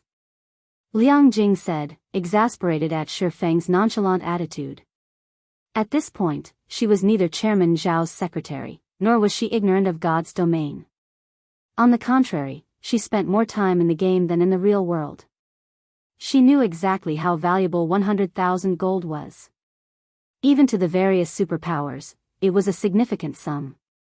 Here's 100,000 gold, hold on to it for now, Shifeng said as he passed the gold to Liang Jing. He then continued, later, send me a summary of how many people wanted a refund. I intend to hold a leasing auction for the empty houses. We'll start the bidding at 30,000 credits per week. 30,000 per week?